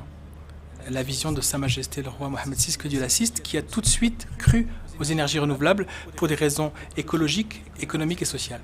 Et donc aujourd'hui, nous nous retrouvons avec un vrai track record en termes d'énergies renouvelables, qu'ils sont, comme par hasard, à l'origine aussi bien de l'hydrogène vert que de la production de batteries électriques pour toute la mobilité électrique. Alors, notre conviction, c'est qu'il y a vraiment aujourd'hui une carte à jouer. C'est un game changer aujourd'hui pour le Royaume que de miser sur ces 2 secteurs. Et c'est la raison pour laquelle nous avons travaillé sur les 2 dernières années à aller chercher des investisseurs dans la mobilité électrique. Et nous avons ramené des investisseurs qui sont les leaders mondiaux et qui font partie des leaders mondiaux dans toute la chaîne de valeur de la batterie électrique. La batterie électrique, c'est pas comme une petite batterie 12 volts d'anciennes voitures. C'est vraiment toute une chaîne de valeur, depuis le raffinage des matières premières, les cathodes, les anodes, les cellules, et ensuite les packs de batteries. Donc c'est toute une chaîne de valeur. Ce sont des milliards et des milliards, pour pas dire des dizaines et des dizaines de milliards de dollars d'investissement pour toute cette chaîne de valeur. Et donc nous sommes en train de chercher des acteurs de premier rang dans chacun des maillons de la chaîne de valeur pour créer vraiment notre chaîne de valeur, sachant que toute cette industrie doit être alimentée par des énergies renouvelables. Et c'est là l'intérêt du royaume et qui fait sa compétitivité. De la même manière, pour l'hydrogène vert, qui s'appuie en grande partie, 70% à peu près, 60-70% des investissements dans l'hydrogène vert est effectué dans le renouvelable, que ce soit du solaire ou de l'éolien. Là aussi, grâce au track record que nous avons dans ce secteur, nous pouvons aujourd'hui aller chercher les meilleurs, et c'est même les meilleurs qui viennent à nous, puisque depuis 2 ans, on a fait un petit peu le tour de tous ces investisseurs, et ils considèrent le Maroc comme étant l'un des meilleurs endroits, si ce n'est le meilleur endroit en termes de coûts d'énergie combinée entre le solaire et l'éolien. Et ce matin même, un des panélistes citait une étude mondiale faite par le cabinet Deloitte Monitor qui place le Maroc dans le top 3 des meilleurs coûts. Il parle même d'1,10 $. On est en train de regarder le détail de cette étude, mais c'est intéressant. Et quand on rajoute à ça la distance à l'Europe par rapport aux 2 autres compétiteurs que sont le Chili et l'Égypte, le Maroc est de loin le plus compétitif pour décarboner l'Europe, elle qui a besoin de 20 millions de tonnes d'ammoniac à horizon 2035. On est là, on se prépare, et bien sûr, après que Sa Majesté le Roi ait donné son accord et marqué son accord par rapport à l'offre Maroc, nous sommes en train de déployer maintenant sur le terrain ce secteur qui est réellement prometteur pour le Royaume. Donc nous espérons des annonces prochainement sur ce sujet. Écoutez, on va en avoir très bientôt. Nous sommes en train de travailler avec certains secteurs comme l'énergie, l'économie et les finances, le ministère de l'Intérieur bien sûr, le ministère de l'Industrie, le ministère de l'Investissement, avec les équipes de Monsieur le chef du gouvernement, pour sortir une circulaire qui va préciser clairement justement l'opérationnalisation de l'offre Maroc telle qu'elle a été approuvée par Sa Majesté, que Dieu l'assiste. C'est une très bonne nouvelle, donc j'imagine que nous serons en attente de cette circulaire. Merci beaucoup, Monsieur le ministre, d'être venu sur notre plateau, et je vous remercie d'avoir répondu à nos questions. Merci à vous. Merci.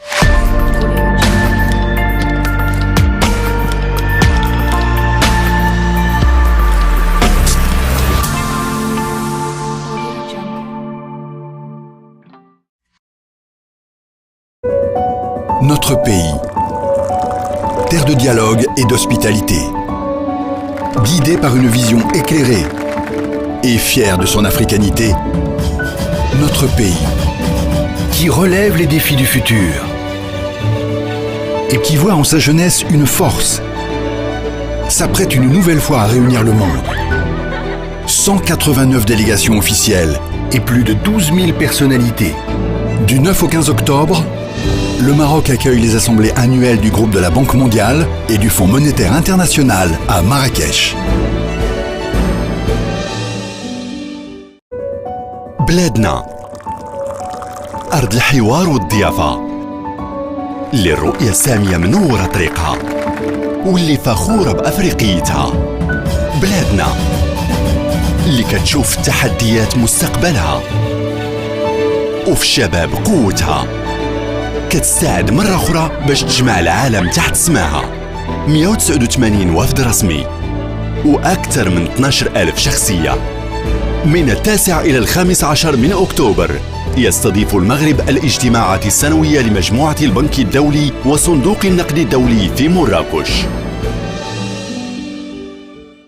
Pour vos déplacements en Afrique, Inouï Business est à vos côtés avec le nouveau pass roaming le plus large sur le continent, valable dans 39 pays africains. Profitez de 3 gigas d'internet, 20 minutes de communication et 20 SMS à 300 dirhams TTC, valable 14 jours. Rendez-vous sur l'application MyInouï ou contactez votre service client pour profiter de l'offre Pass Roaming Afrique de Inouï Business, le partenaire de votre croissance.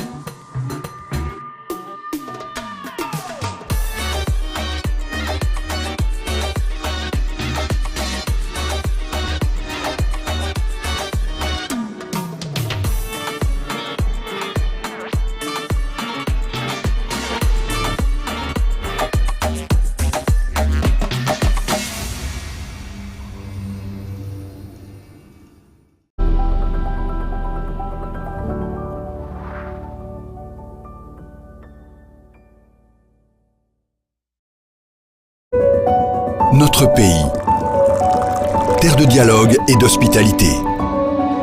Guidé par une vision éclairée et fier de son africanité, notre pays, qui relève les défis du futur et qui voit en sa jeunesse une force, s'apprête une nouvelle fois à réunir le monde. 189 délégations officielles et plus de 12 000 personnalités. Du 9 au 15 octobre, le Maroc accueille les assemblées annuelles du groupe de la Banque mondiale et du Fonds monétaire international à Marrakech. بلادنا أرض الحوار والضيافة اللي الرؤية السامية منورة طريقها واللي فخورة بأفريقيتها. بلادنا اللي كتشوف التحديات مستقبلها وفي الشباب قوتها، كتساعد مرة أخرى باش تجمع العالم تحت سماها. 189 وفد رسمي وأكثر من 12,000 شخصية. من 9 إلى 15 من أكتوبر يستضيف المغرب الاجتماعات السنوية لمجموعة البنك الدولي وصندوق النقد الدولي في مراكش. Pour vos déplacements en Afrique, Inouï Business est à vos côtés avec le nouveau pass roaming le plus large sur le continent, valable dans 39 pays africains. Profitez de 3 gigas d'internet, 20 minutes de communication et 20 SMS à 300 dirhams TTC, valable 14 jours. Rendez-vous sur l'application MyInouï ou contactez votre service client pour profiter de l'offre pass roaming Afrique de Inouï Business, le partenaire de votre croissance.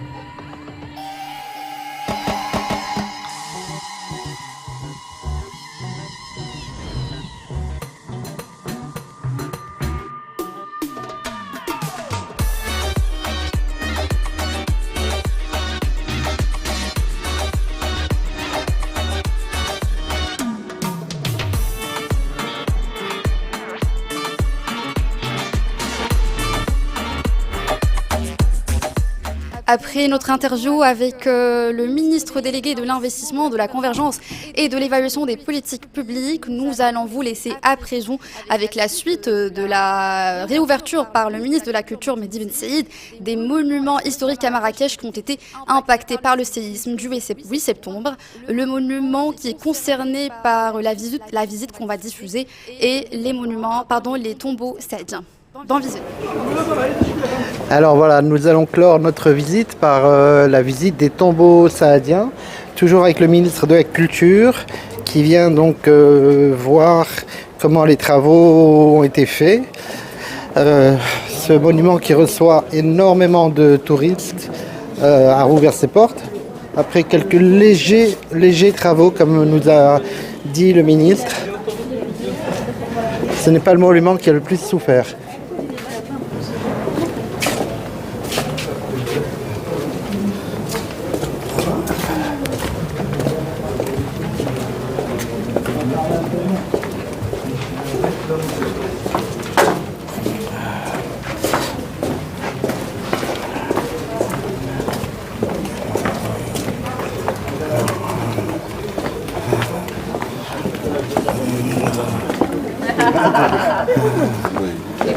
On n'a pas de journal.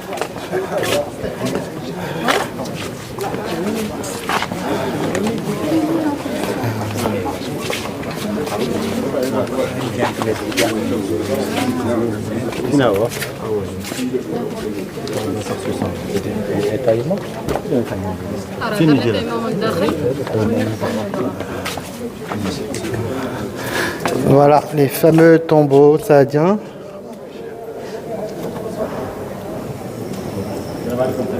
Les tombeaux d'adultes et d'enfants.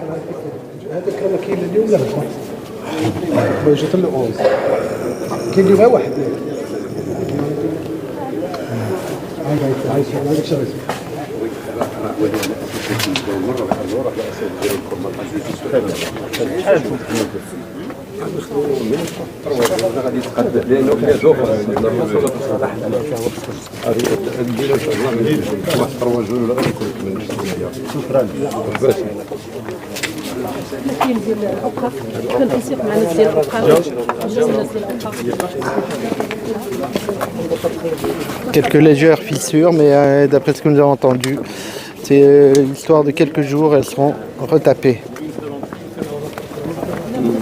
En tout cas, rien de dangereux.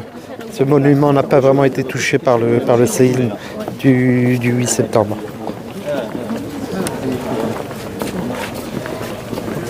Les touristes étrangers sont nombreux.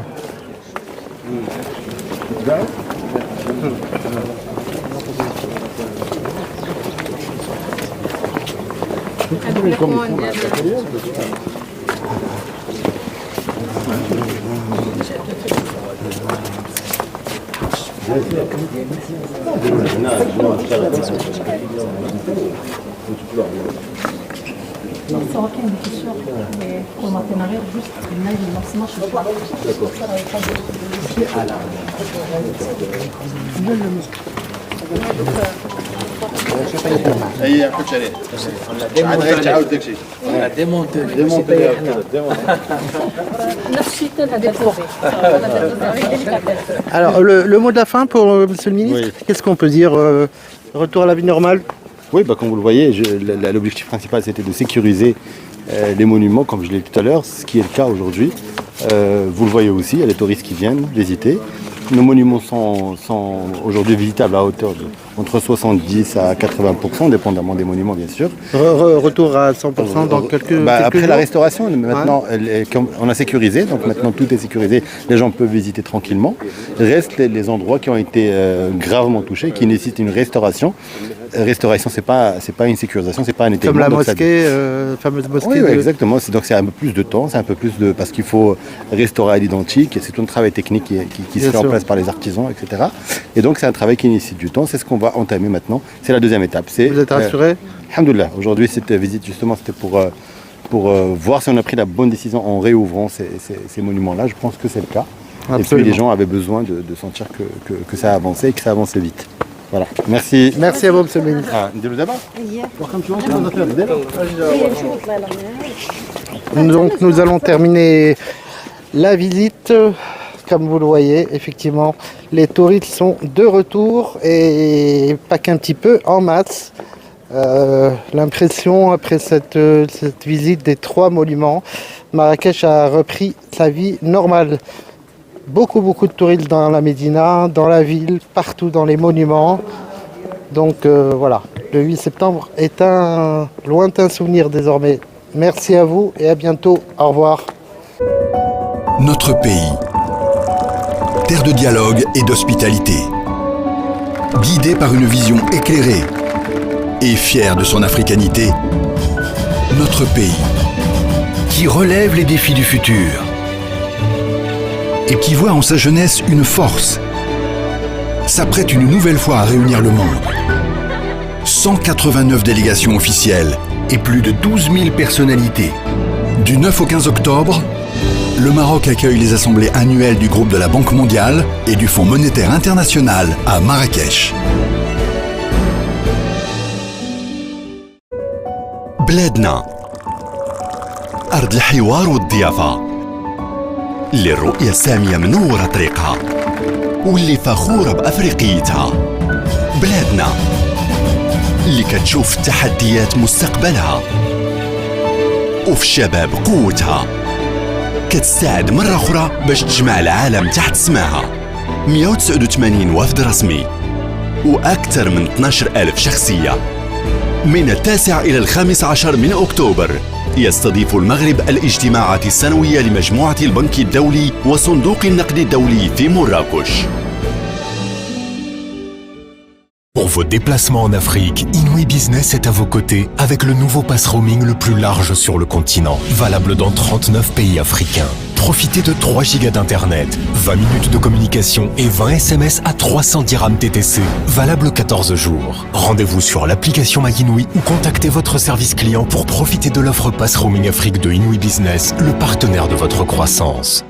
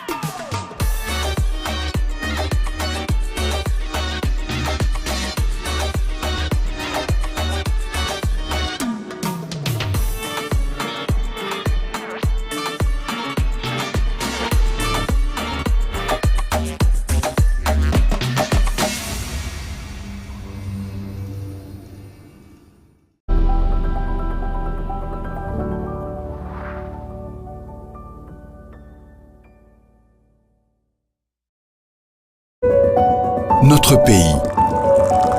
Terre de dialogue et d'hospitalité. Guidé par une vision éclairée et fier de son africanité, notre pays, qui relève les défis du futur et qui voit en sa jeunesse une force, s'apprête une nouvelle fois à réunir le monde. 189 délégations officielles et plus de 12 000 personnalités.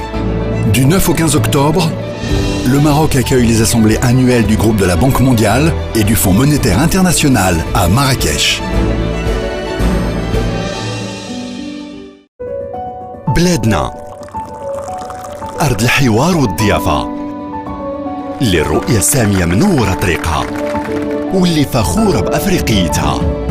بلادنا اللي كتشوف التحديات مستقبلها وفي الشباب قوتها، كتساعد مرة أخرى باش تجمع العالم تحت سماها. 189 وفد رسمي وأكثر من 12,000 شخصية.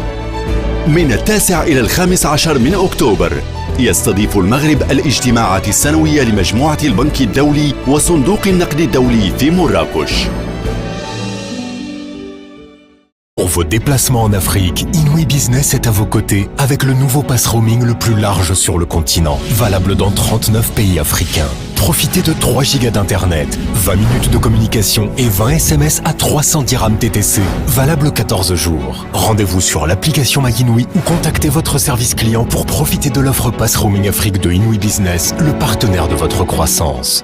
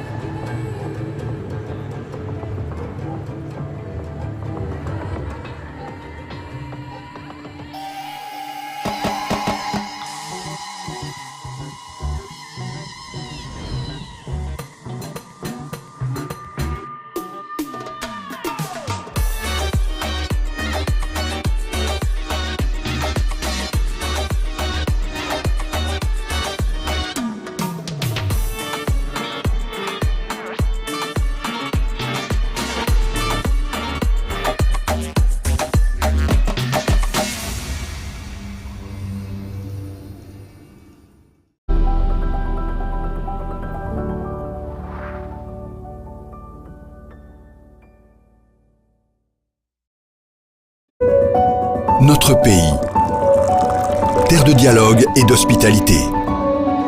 Guidé par une vision éclairée et fier de son africanité, notre pays, qui relève les défis du futur et qui voit en sa jeunesse une force, s'apprête une nouvelle fois à réunir le monde.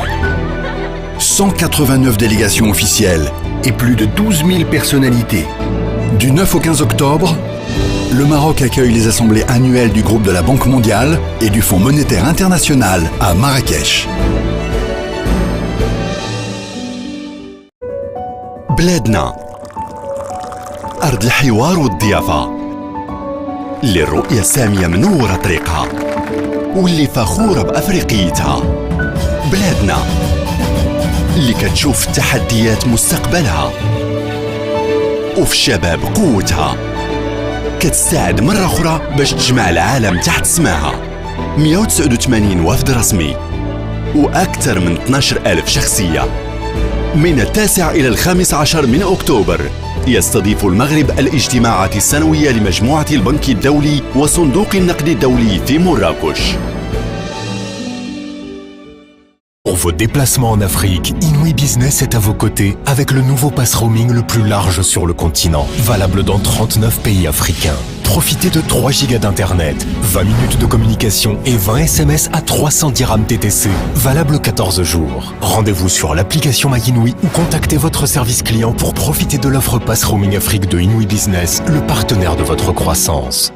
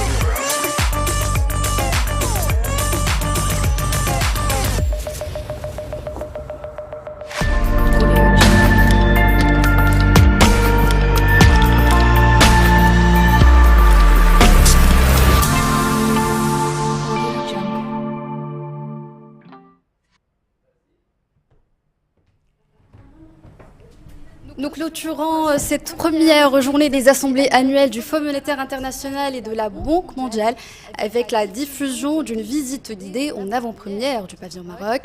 Je vous dis donc à demain depuis le site de Beberly toujours avec la couverture de la deuxième journée des assemblées. Restez connectés.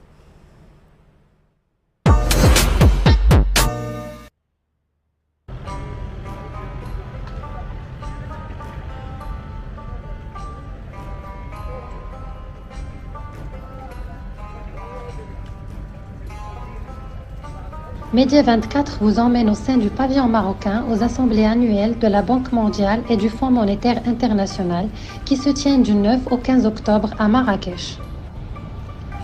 Alliant modernité et tradition marocaine, chaque coin du pavillon est une invitation à découvrir le Maroc, son identité et ses réalisations.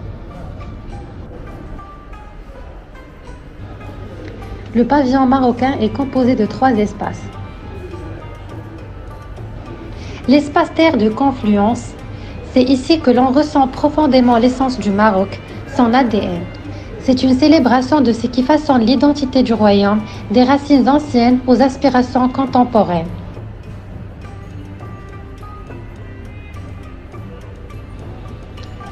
Du zélige au portail traditionnel, le pavillon offre un parcours qui comprend plusieurs sections, mettant en lumière une fusion d'art et de technologie pour explorer la culture, l'architecture et le savoir-faire marocain.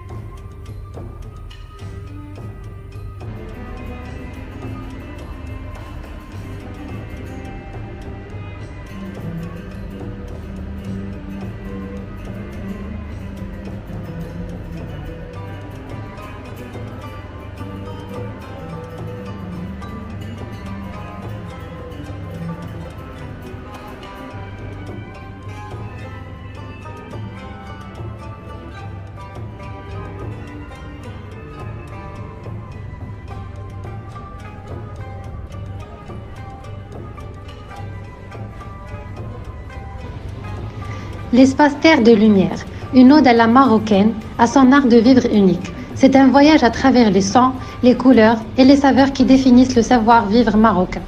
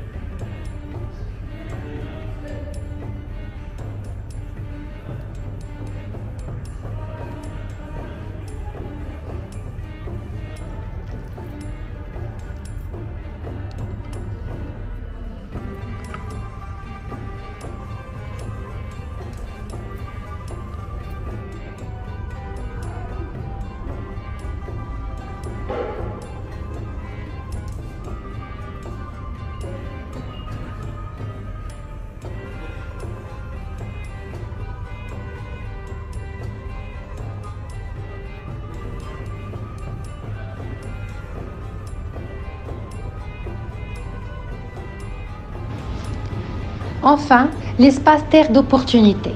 Ici, le futur prend forme. Le Maroc dévoile ses projets ambitieux, dessinant une vision d'avenir où innovation et tradition coexistent harmonieusement.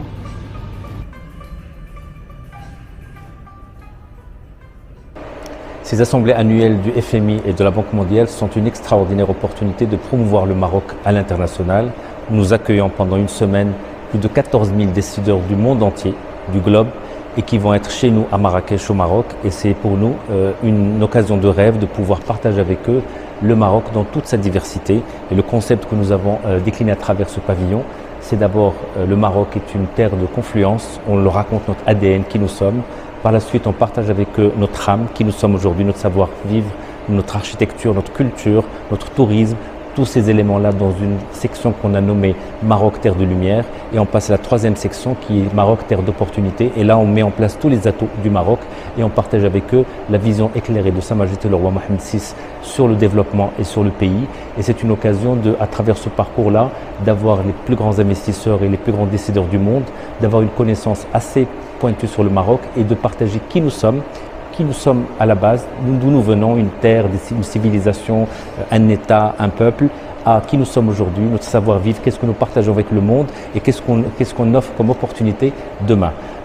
Aussi, c'était une occasion, dans ce parcours-là, en collaboration avec la Fédération royale marocaine de football, d'avoir une section spécifique sur la dernière annonce par Sa Majesté le Roi Mohamed VI sur la candidature unique du Maroc, Portugal, Espagne pour l'organisation de la Coupe du Monde 2030.